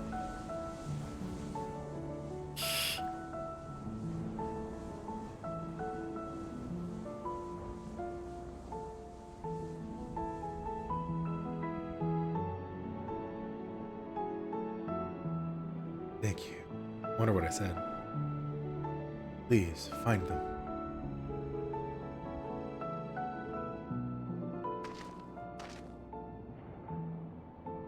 Yvonne still lives, and she has their child. We must search the jungle between here and Palaka's stand. There's nowhere else she could have gone, I think.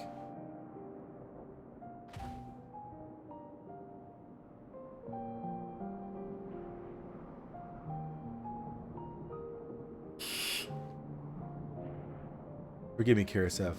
Once we have saved your wife and child, we will return and lay you to rest.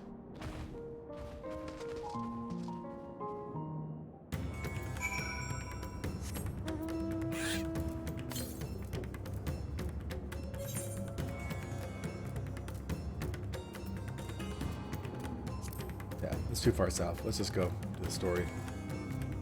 Let us continue the quest.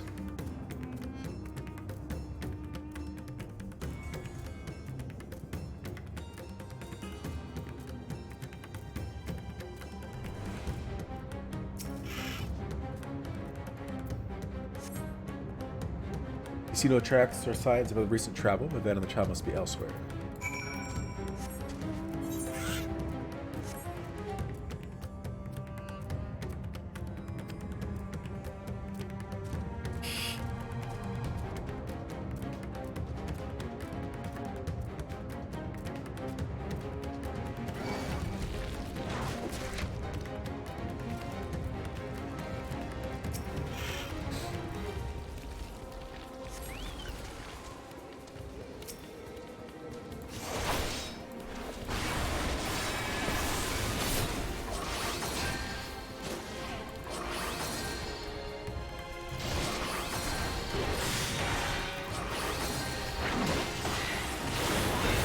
Confitio!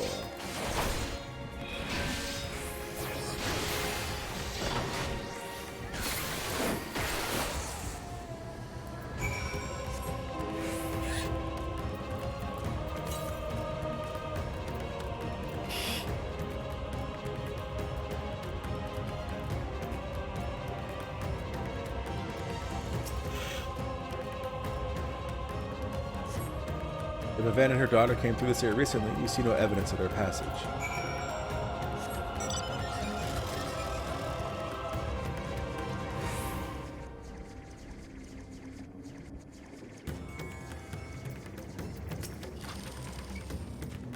Did you see any sign of them? I found nothing.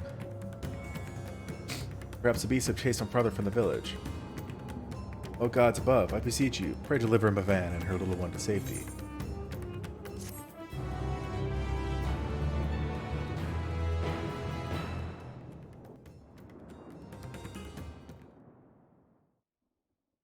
Meanwhile, in the skies above Thavnair.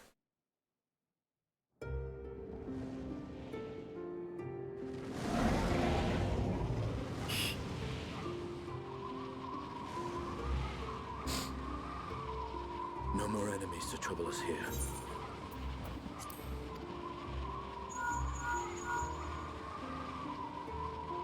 It's me. How fare you below?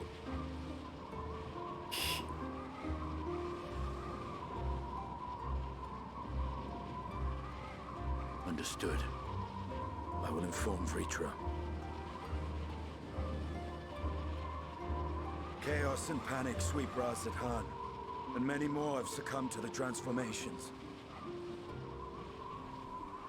Amidst the fray, Ahoan fell, protecting a grief-stricken father.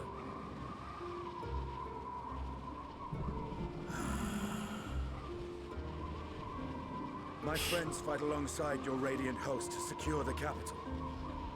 Beasts have been sighted in Palaka's stand as well. We have divided our forces in hopes of quelling the threat there. Of small solace is that we now know what triggers the transformation, as my companions tell it. Explain, explain. Explain, explain, explain. So it is the very fear and despair in their hearts which inflicts this abhorrent punishment upon them.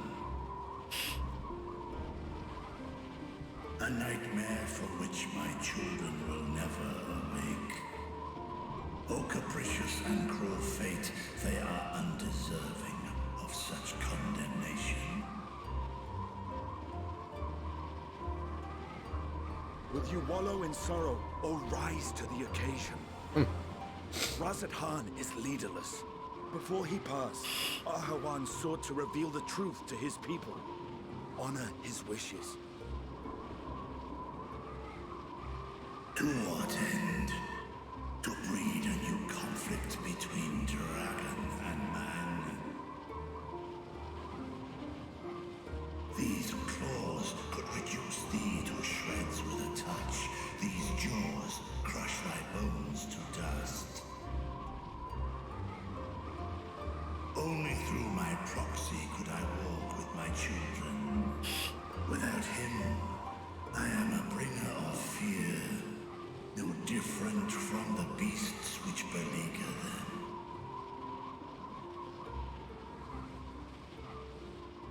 Perhaps so. Only in death were Hraesvelgr and Shiva united. Indeed, whenever man and dragon have come together, death has ever been the inevitable result. It was our fear of your kind that sparked a nigh-endless war. Fear and hate of which Nidhogg drank deep as he laid waste to my homeland. And in turn, I took my revenge on his brood. Blood for blood, pain for pain. I thought nothing of theirs, only of mine. And yet, were the chasm between us too vast and too deep, Hraesvelgr would not have borne Isael to battle and our rescue. He would never have entrusted a mortal champion with one of his eyes, and the Dragonsong War would still rage on. And I would still wage a never-ending war of violence and vengeance. The future of our star be damned. I cannot speak for Ahawan's greater goals, yet I know that he served you, served your people, long and true. In this time of unprecedented crisis, he turned to you. You could do worse than to place your trust in him. It will not be easy, but the future of Razat Khan hangs in the balance.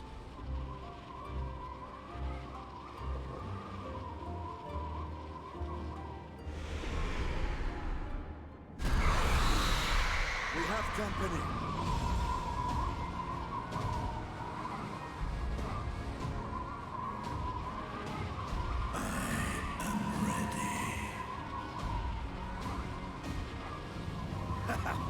The hour has come, Vritra!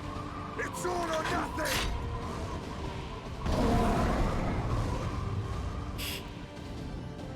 Oh, I wanted to see the fight. That would have been a cool action scene there.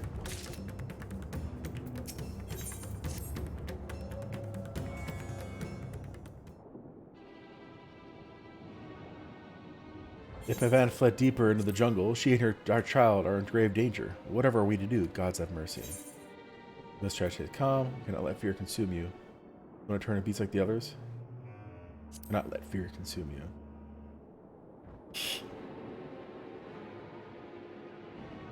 Fear consume me? What are you talking about?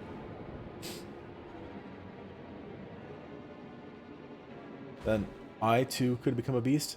I understand, I think. I've seen to the wounded. How did the two of you fare? Did you find your friends?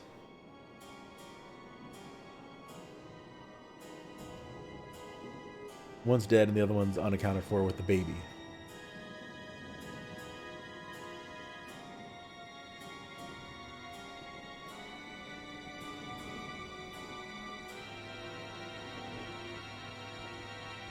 I see. In that case, let us help you find the mother and child. Before we leave, we must ensure the village will be safe in our absence. Alzay and I will patrol the area and search for more beasts. Would you and Matthias speak with Elder Uravet? Pray explain to him the situation and join us as soon as you are able. We will save Mavan and her child. We can do that much for Karasov.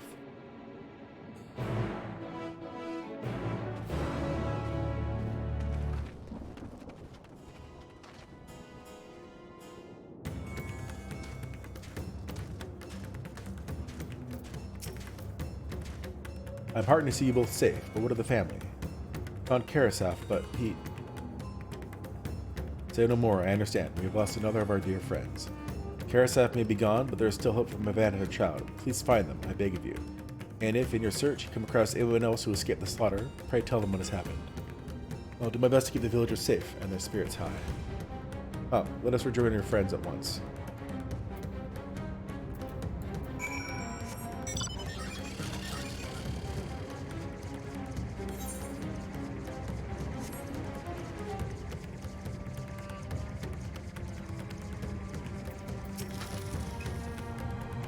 I'm pleased to report the vicinity appears to be beast-free, no doubt thanks to your earlier efforts. And with that, let us resume our search for your friend and her child. Where should we begin, Matsuya? If we follow Kisiroda south, we will arrive at Parusa, a temple. It is a sacred place where people go to commune with the divinities. That's what all temples are, aren't they? It is possible that Mavan sought shelter there, and perhaps other villagers as well. Then it's settled. Matsuya, stay close to me, alright? You two take the lead. Look out for beasts and anyone in need of help. Very well, we make for Parusa as quickly as we are able. With me. With myself.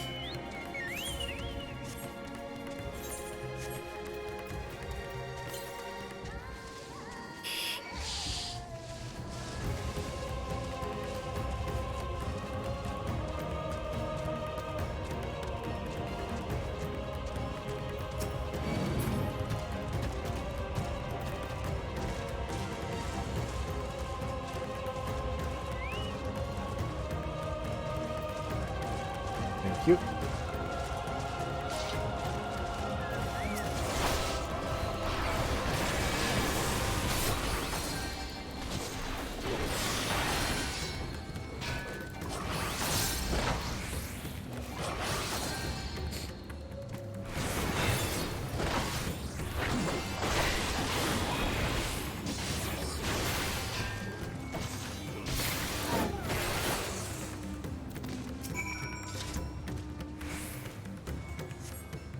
Thank you. I thought I was done for. Mavan? She's a friend of mine too, but I've not seen her. She must still be out there somewhere trying to avoid the beasts. And with her child, gods.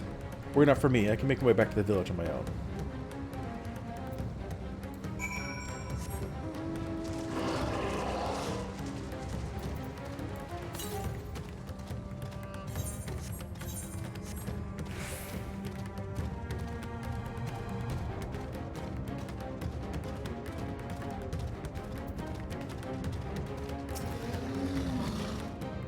Algazar, wait. Parusa lies just up ahead, but something terrible has happened. The beasts have come, and many have already been killed. Alphino and Alice have gone to do what they can, but there are so many. More than I can count. You must be ready.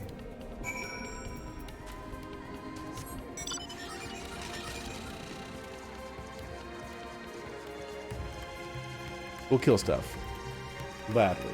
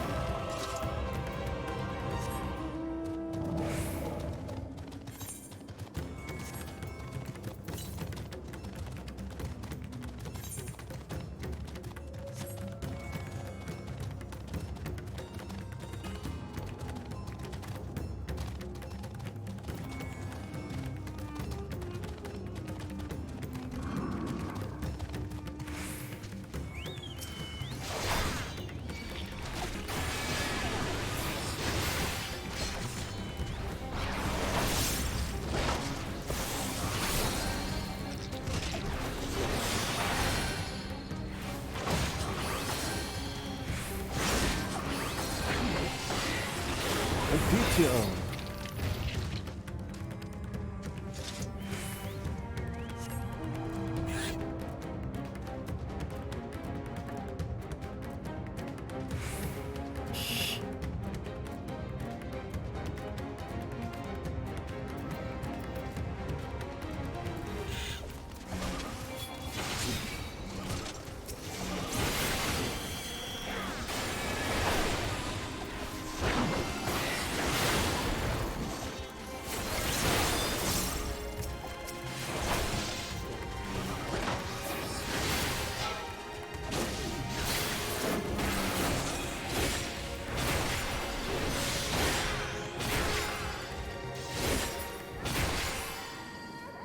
What level are you, dude? You're killing things real fast. Lower than me.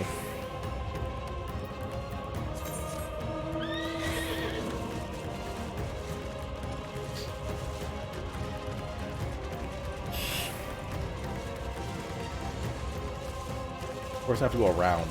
Ugh. Really, just the one left? Oh. I like how they shortened up big time for those. I don't agree with that, but whatever. I like it. That takes way too much extra time to have to go get all those. I've done it 3 or 4 times, so good to know. Oh man, there goes one of my lights. 1 second.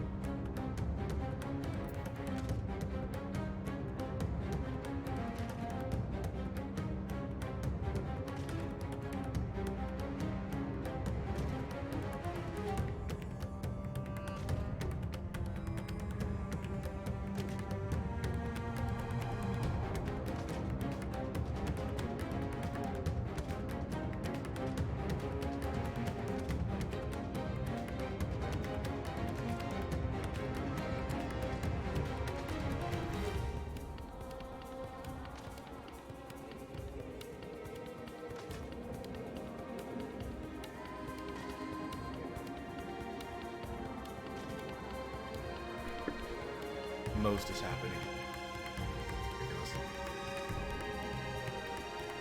All right.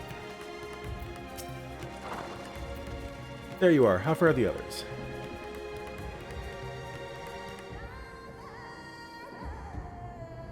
I see. You've seen to all the beasts in sight? In that case, let's have everyone gather in front of the temple.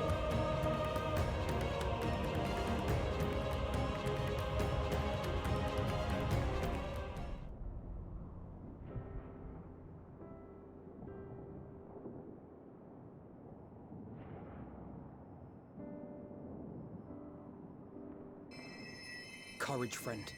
The pain will pass. Has anyone seen Mervyn?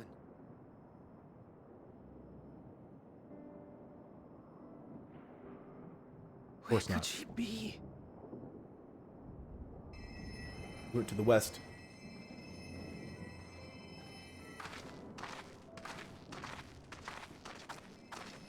We've dealt with all the blasphemies and made certain no villagers are still in hiding. Good work. We've otherwise tended to the wounded as best we can. What will become of us? Help is on the way, surely. We may have to abandon our homes now, but we will return someday. But where can we go? Is anywhere even safe? That I cannot say. Well, I can. Nowhere's safe. Run all you like, but there's no escaping these things. And even if I could, it's too late for my family.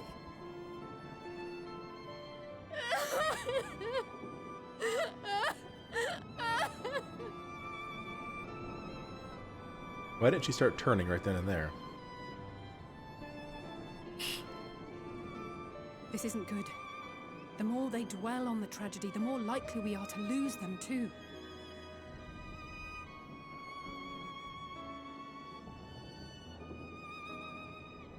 My friends, this is a place of worship. Should your heart quake with sadness, cast your mind to the heavens and remember. Remember the teachings of the old gods. Did they not implore us to stand fast when waves of sorrow break against our shores?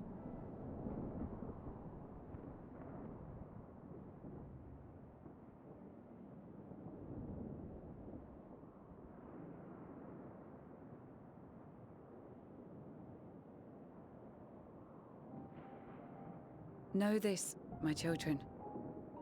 There is more ugliness than beauty in this world. To live is to suffer. To drink of calamity and drown in anguish. To toil and be tested, always and ever.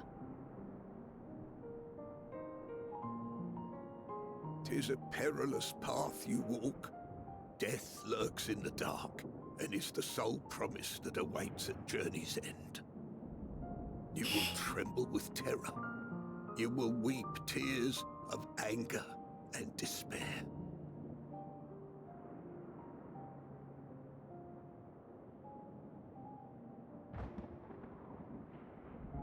But do not avert your eyes. See your life for what it is. Then will you see how the hardships make you strong.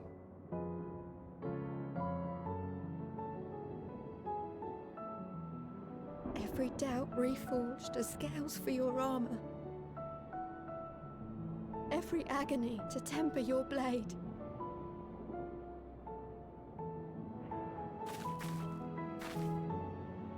Everyone gets to chime in.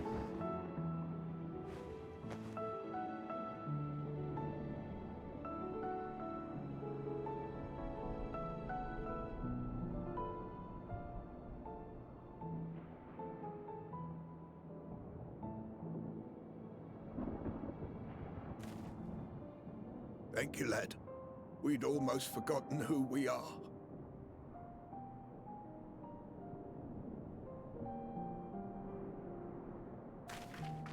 My undying gratitude to you as well, my friends.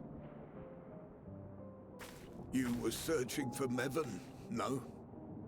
We must return home. I pray you help the boy find his friend. And the baby. Gladly. We dispatched what beasts we could, but the roads are still dangerous. Stay together and go in safety.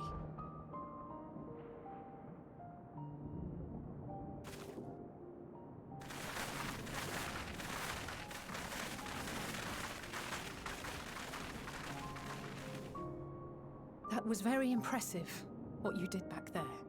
Those words seem to resonate with your people. They should. They were the first spoken unto our ancestors by the divinity of legend. I'm easily upset, and fish are wont to flee a temperamental hand, so I recite the teachings over and over to calm myself.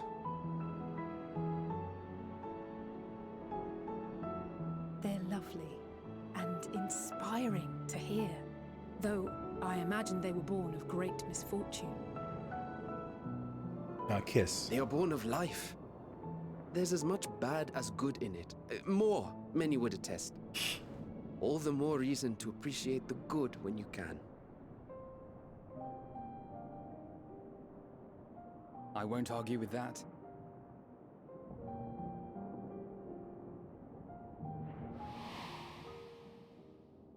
In darkness, seek joy. Surrender not to sadness, and see beyond despair. Walk free, and bear the light for others to follow.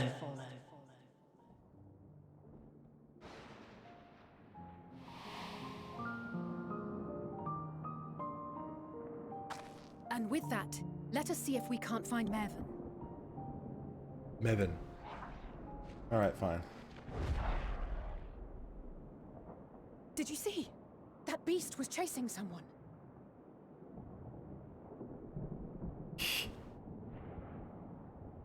Let's just stand here.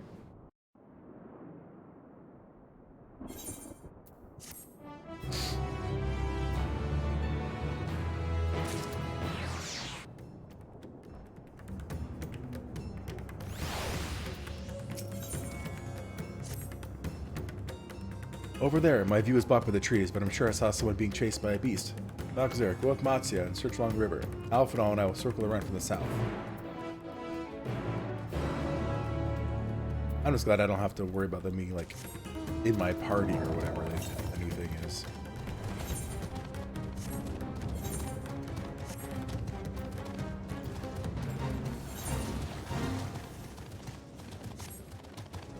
Getting these Aether Currents.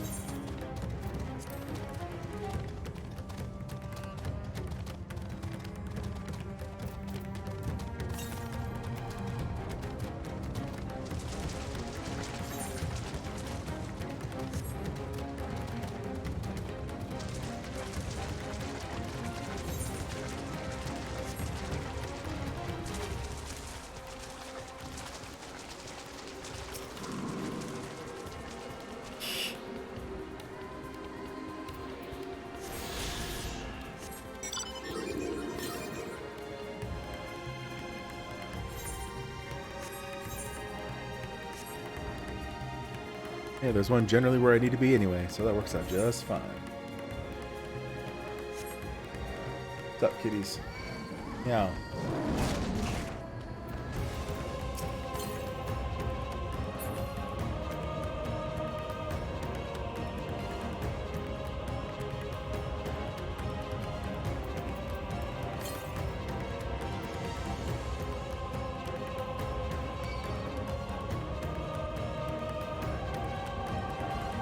Alright, this is the last one that is not quest related.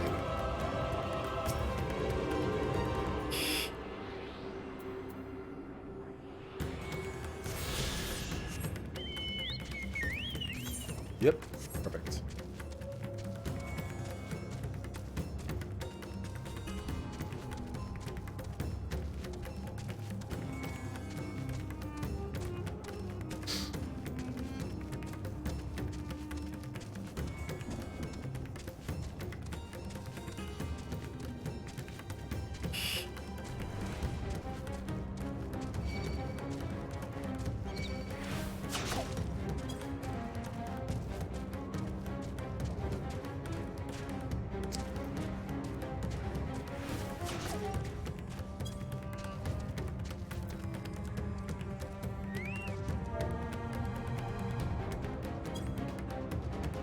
Oh, I wasn't even on it.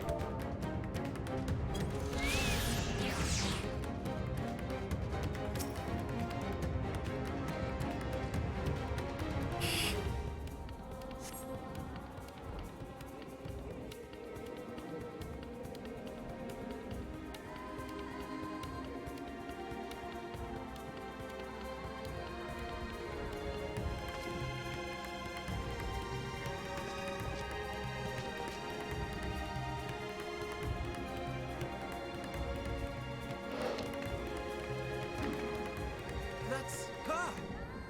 No, I'm sure of it! Niven! Don't, please!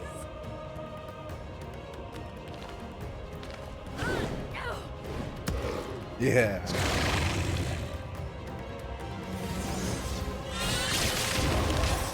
Pew pew pew.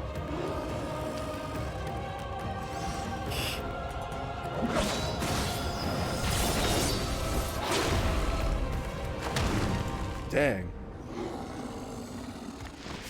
That one hits like a truck.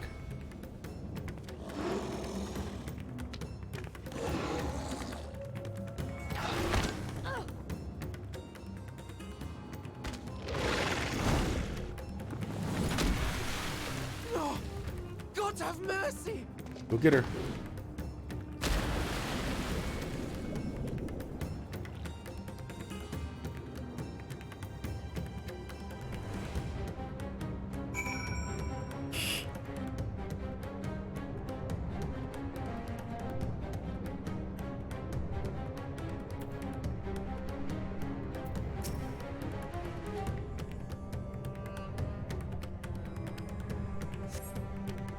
Yvonne's lifeless body floats before you, battered and broken. Her death no doubt came swiftly.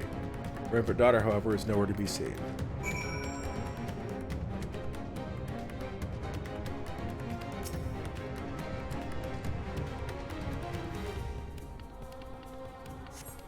Take the baby in your arms. If she yet lives, you cannot tell, but she will surely not survive unless carried to the surface.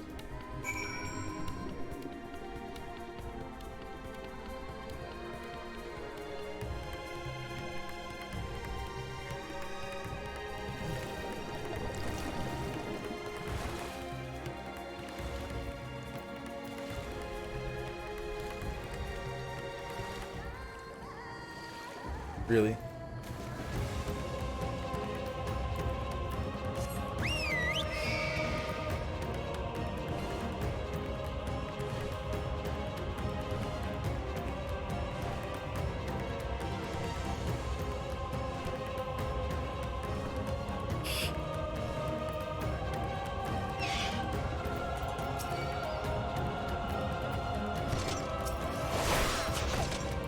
Off of me.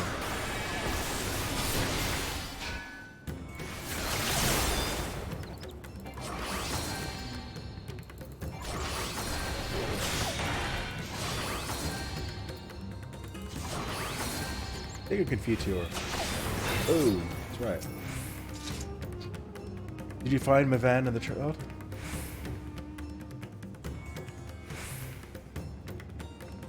Damn it all. Yeah, the child, let me see her.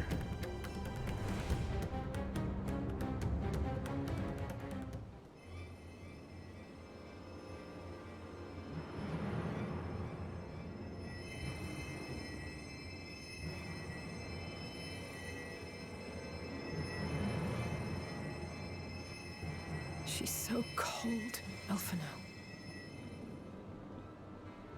The child is alert, and I see no wounds, and yet she grows weaker. My spells can do no more. What she needs is a change of clothes and a warm bed. We must hurry back.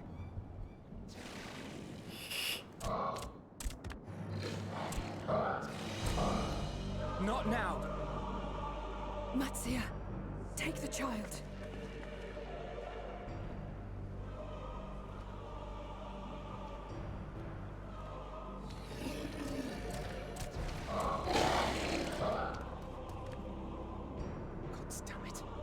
It appears we've made enough noise to be heard for miles around. More will be upon us ere long.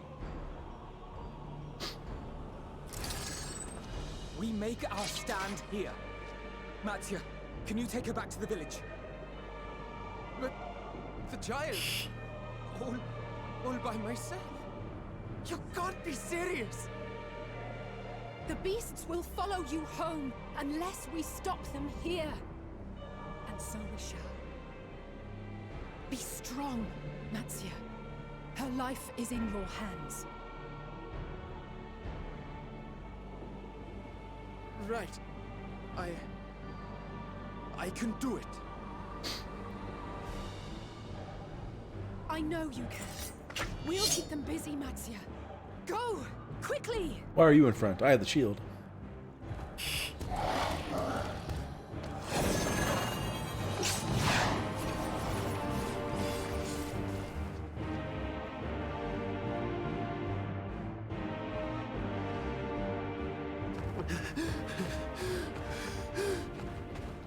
Steady. You know the way. This is the way. Uh-oh. No. No. Not you too.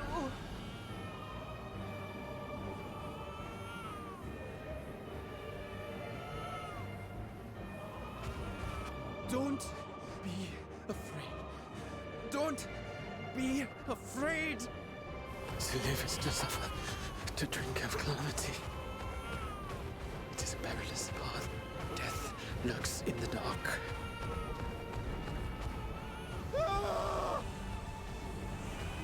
No! I'm not afraid! I'm not afraid! Ah! Do not avert your eyes. See your life for what it is. See how the hardships make you strong. Every doubt reforged.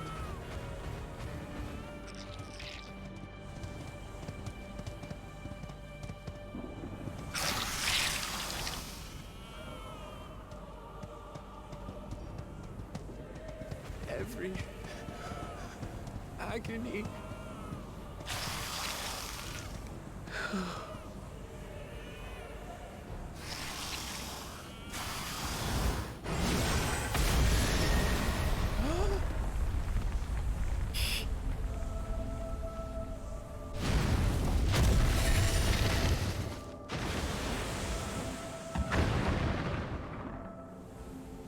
The divinity.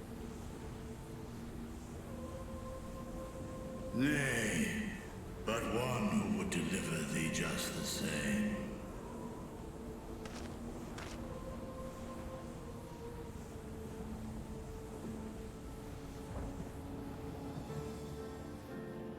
Please. You must save the child. She is all that remains of Mevan and Grasef. Please.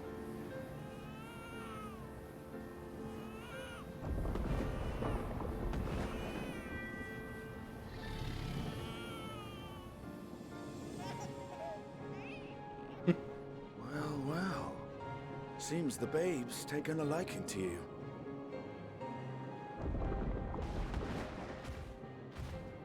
Thou art strong, little one. Let us convey thee to thy home.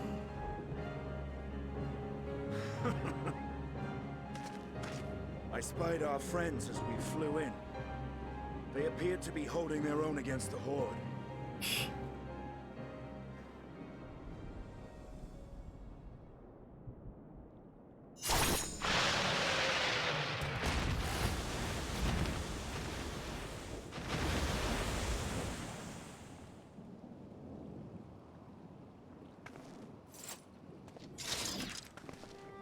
Right. That's the last of them. We should hurry and find Matsia.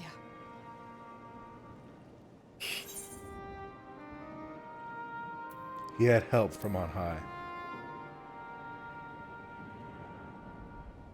What, like divine aid? A fine battle it must have been. Shame I missed it. Estinian, it was you who came to Matsia's aid. I was only along for the ride. Vritra was the one who saw the boy was in need.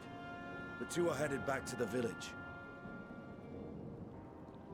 Where the worm will honor Ahiwan's wishes and finally reveal himself to his people. Sure? Perhaps so. Will you go and join them? There's something I need to do first. Mervyn gave her life so that her child might live. She deserves better than to be left to drift alone. She deserves to be laid to rest beside her husband, at least. Will you help me?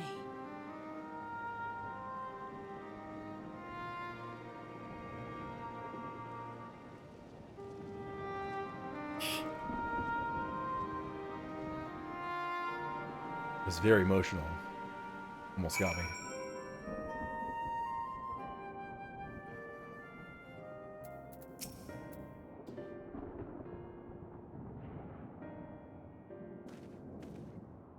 We've done what we can. It's for the villagers of Palaka stand to perform the funeral rites.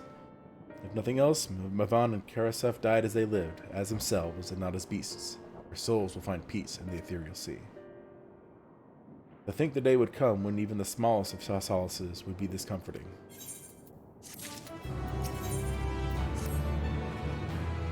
You are ready then?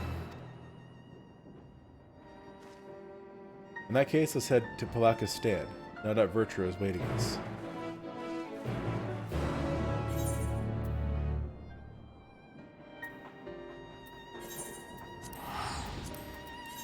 Where are the other two?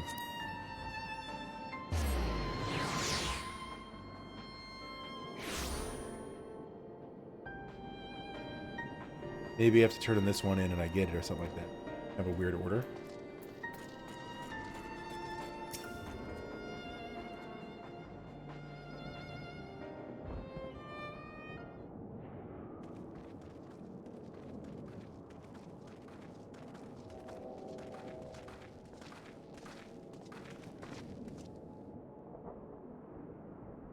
Rest easy, for all is well here.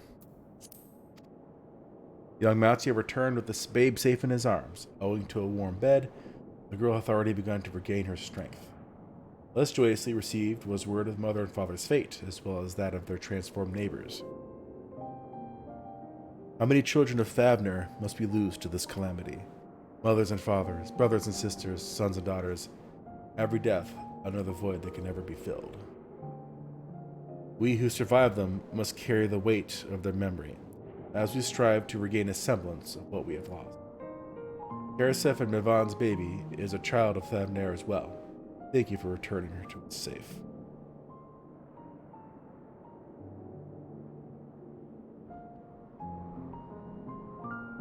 O most great and merciful worm, I have not the words to express my gratitude.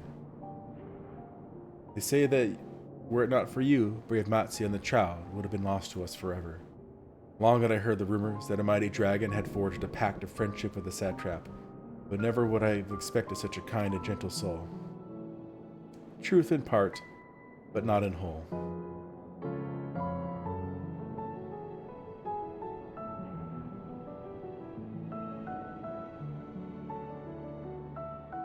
I am Vertra, and for years uncounted hath this isle served as mine abode. An isle I have ruled over as satrap, with the Hawan as my loyal servant. Are my ears to be believed? You were the true satrap all along?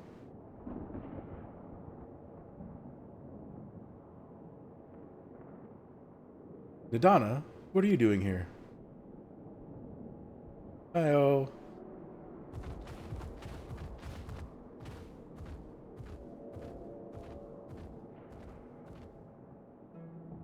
I heard from the Radiant that you had gone to help the people of Palaka stand in their time of need, and so I and several of my colleagues from the Great Work came to offer our services. The alchemists have already brewed up some potions for Ravon's daughter. But enough about us. You and your role are the far greater enigma. If you were the true satrap all along, could it be that young Varshan was created to serve as your emissary? Thou didst suspect the boy was but a simulacrum? A rumor has circulated for many years around the High Crucible that our most skilled alchemists were once commissioned by the satrap's family in secret to fashion a mammoth indistinguishable from a living boy. Looking at Varshan with that knowledge, I simply put two and two together. I was not alone in drawing this conclusion, but like me, they no doubt recognized that the satrap was using the simulacrum to work more closely with his people and decided not to press the issue. I had always assumed one of Ayawan's associates was manipulating it from afar, though the truth is indeed far more surprising. It is an honor to meet you in the flesh, Master Vertra. Pray allow me to express my gratitude. If you had not believed in and given unto us your scales, I do not know where we would be. Thank you from the bottom of my heart. Was thou and thy fellow alchemists that fashioned the means to unmake the towers? You are the saviors not only of Razat Han, but the star. Far too kind you are, Master Vertra, but the star yet wants for salvation.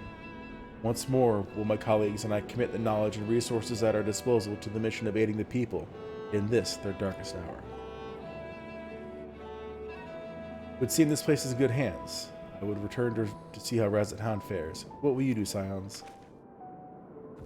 Get flying. I worry for the survivors we met at Perusa. Should I pay them a visit before we make our way back? In that case, might I ask you a favor? Nothing too burdensome, I promise. This way.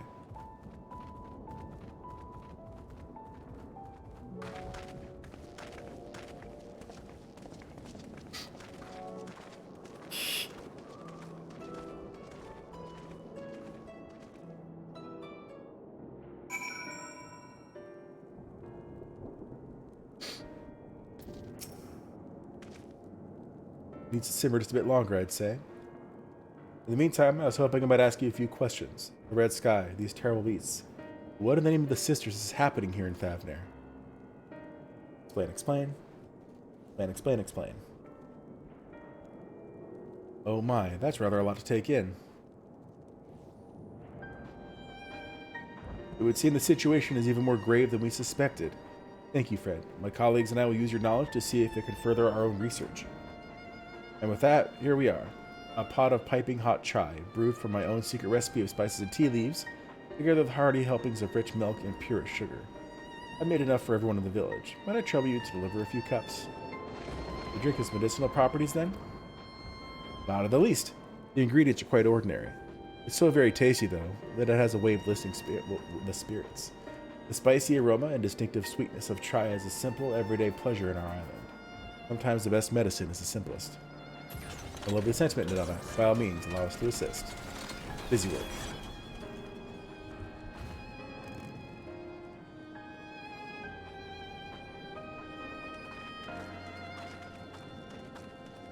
While you distribute hot beverages, I'll do a sweep for errant beasts to slay. A far less arduous task, no doubt. When you've finished, look for me at the wakeful Tirana.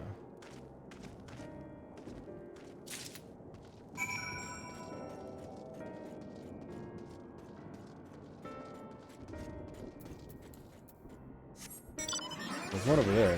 One over there.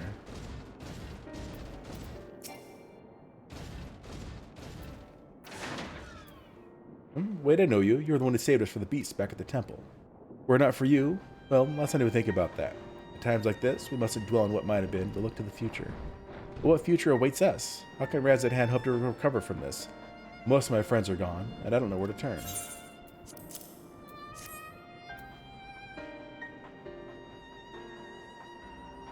A cup of chai? Well, if you insist. Ah, that aroma has a way of clearing the mind. Come to think of it, we faced our fair share of trials in the past as well. And no matter how hard the times, we've always come together as a people united. One day at a time, one step at a time, for that is all that any of us can do. Yes. Back to work, once I finish my cup.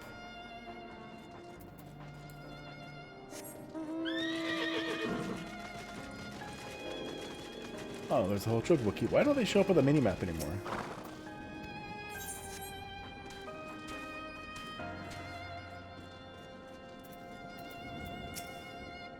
Look at them, lazing about, knowing full well the beast might strike again at any moment. They didn't realize their lives are in danger. Well, I, for one, intend to survive. I'm too young to die. Yes, I'll leave this island behind if I must. But where would I go? Is anywhere safe these days?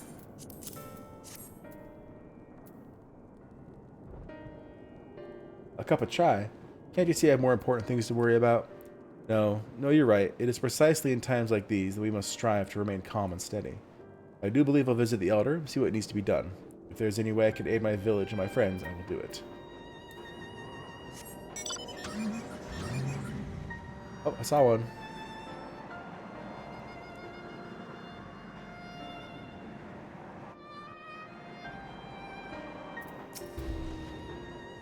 I'm sorry, I just want to be left alone. My best friend and I, we fled the village together. One of the beasts took him, and it was all I could do to run. All the while, I could hear his monstrous voice screaming my name.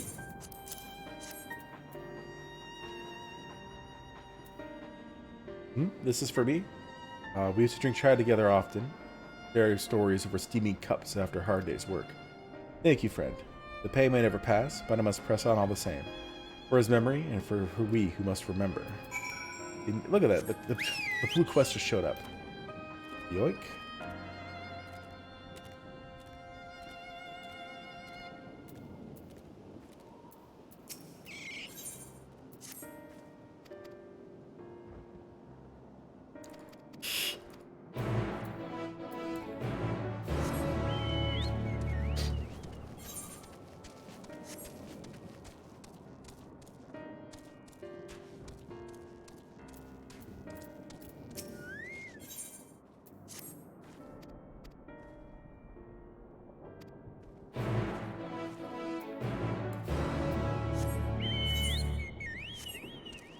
Let's get these done, turn on the other one, and it'll be all three of them all at once. Boom.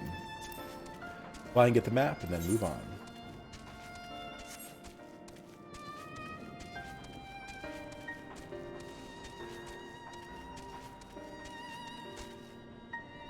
Really? Ah.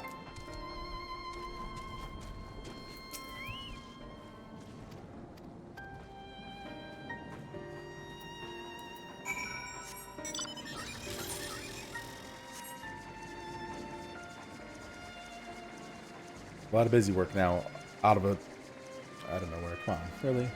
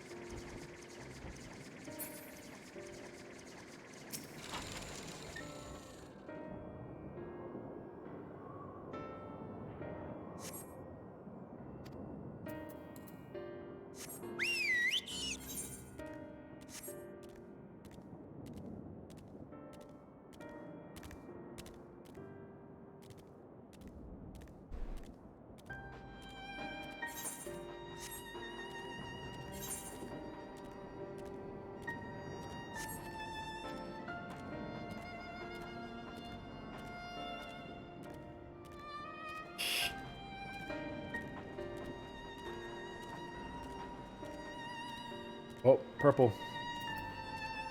Purple swirly mist.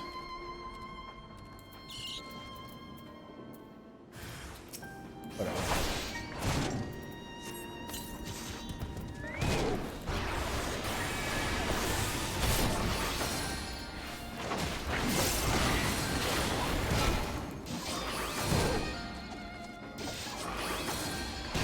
Confutio.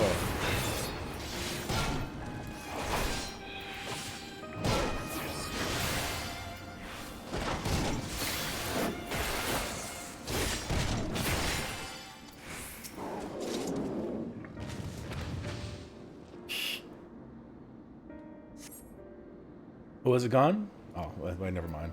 Never mind, it's blue. Blue quest. Okay, right now. Thought it was like story stuff. For some reason, I just got a little ahead of myself.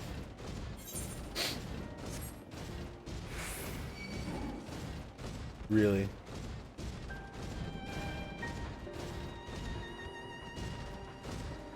See, this one would have led me directly to this, if occurring anyway.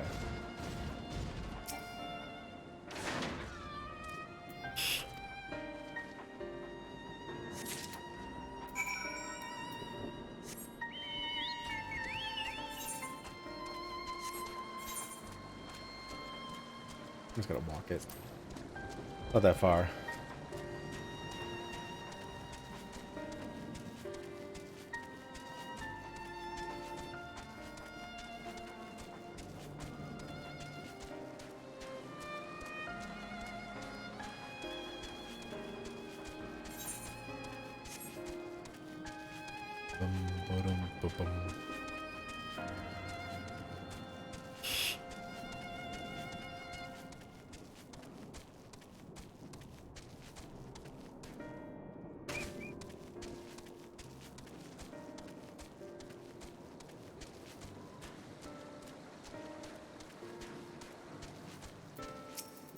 Oh, wrong person.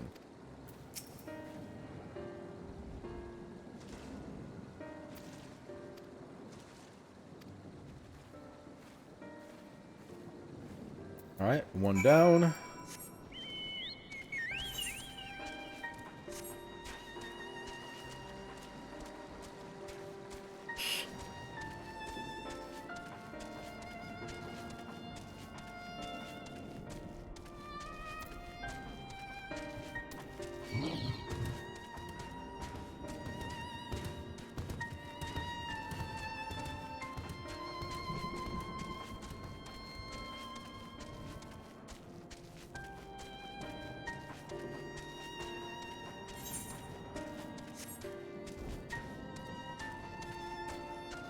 These are the bombs of Thavner. Odd cans. They're very odd cans.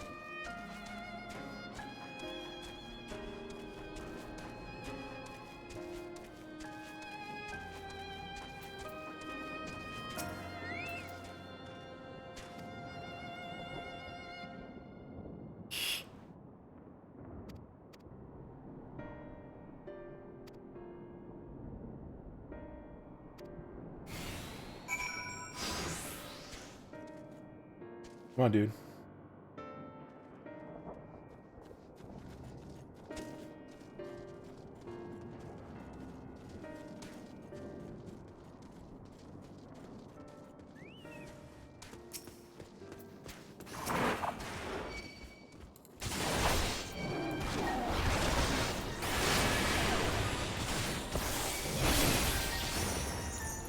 Hopefully they don't have any AoEs because they're standing right next to me, dude. Infection!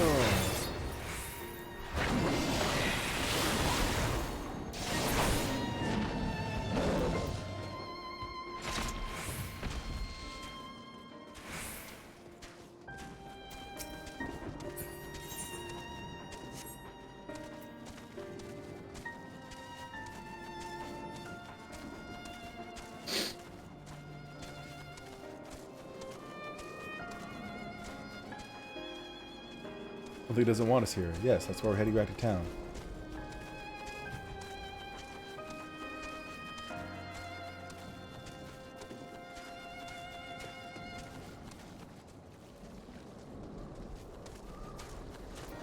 Do you sprint? Oh, he does not.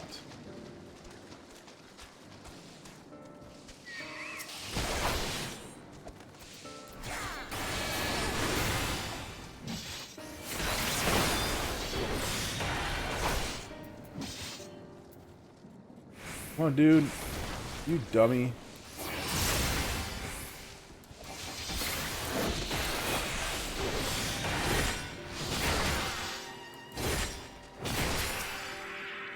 What happens when you stand in the...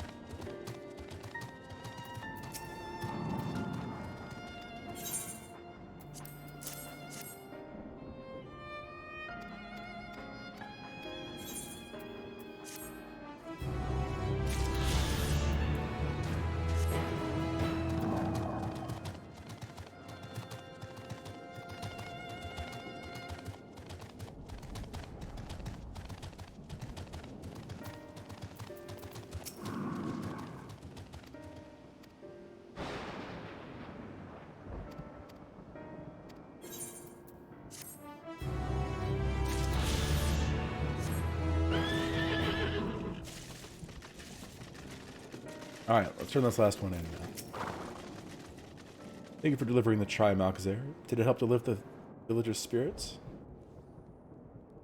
That is heartening to hear indeed. The final days shows no signs of abating, but that is all the more reason we must try to keep our composure. Our lives have been forever changed. The people we have lost will never return to us. These tragedies will a long way on our hearts.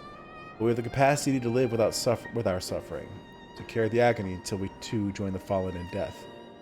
It is not a surrender, but a recognition, for it is only in acceptance that we find the strength to move forward. But before I do that one, I'm going to look at the map.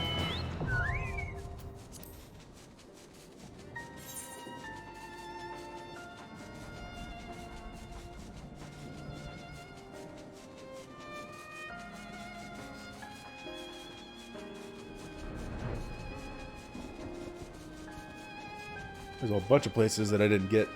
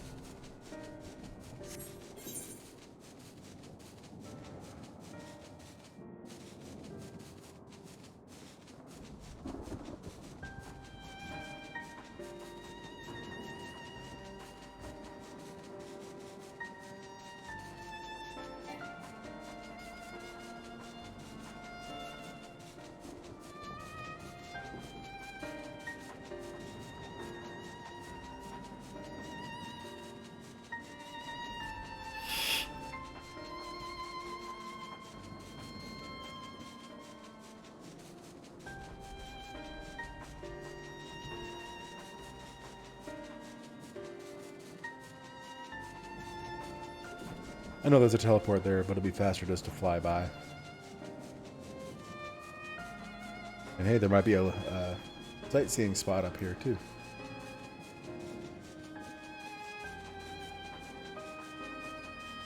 Uh-huh.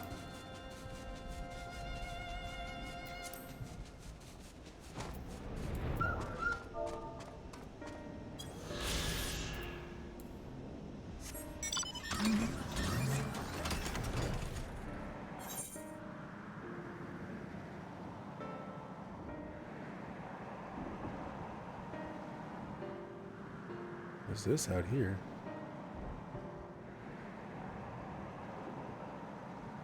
Whatever it is, it's a spot on the map, so gotta go get it.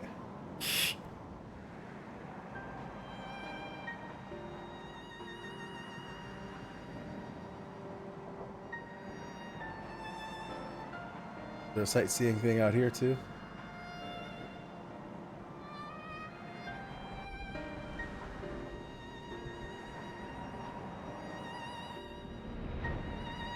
Actually, more surprised there isn't. That's fine.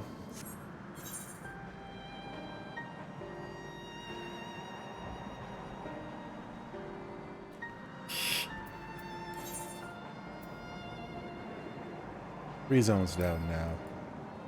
I don't even know the other two are.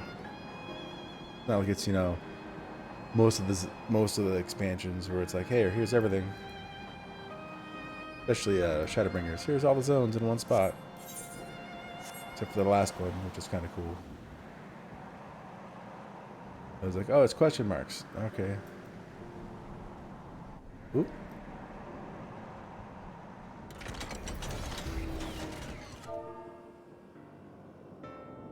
Actually, I'm curious.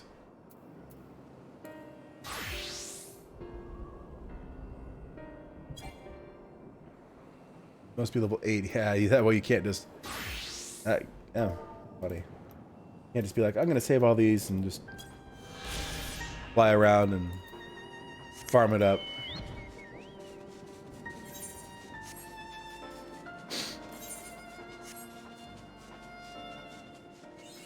And there it is. Alright, we'll go ahead and teleport back.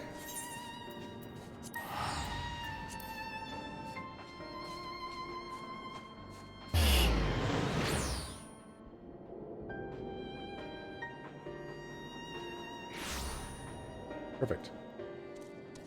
And I'm actually going to go ahead and take a break here. I will be back, but thanks everyone for watching thus far.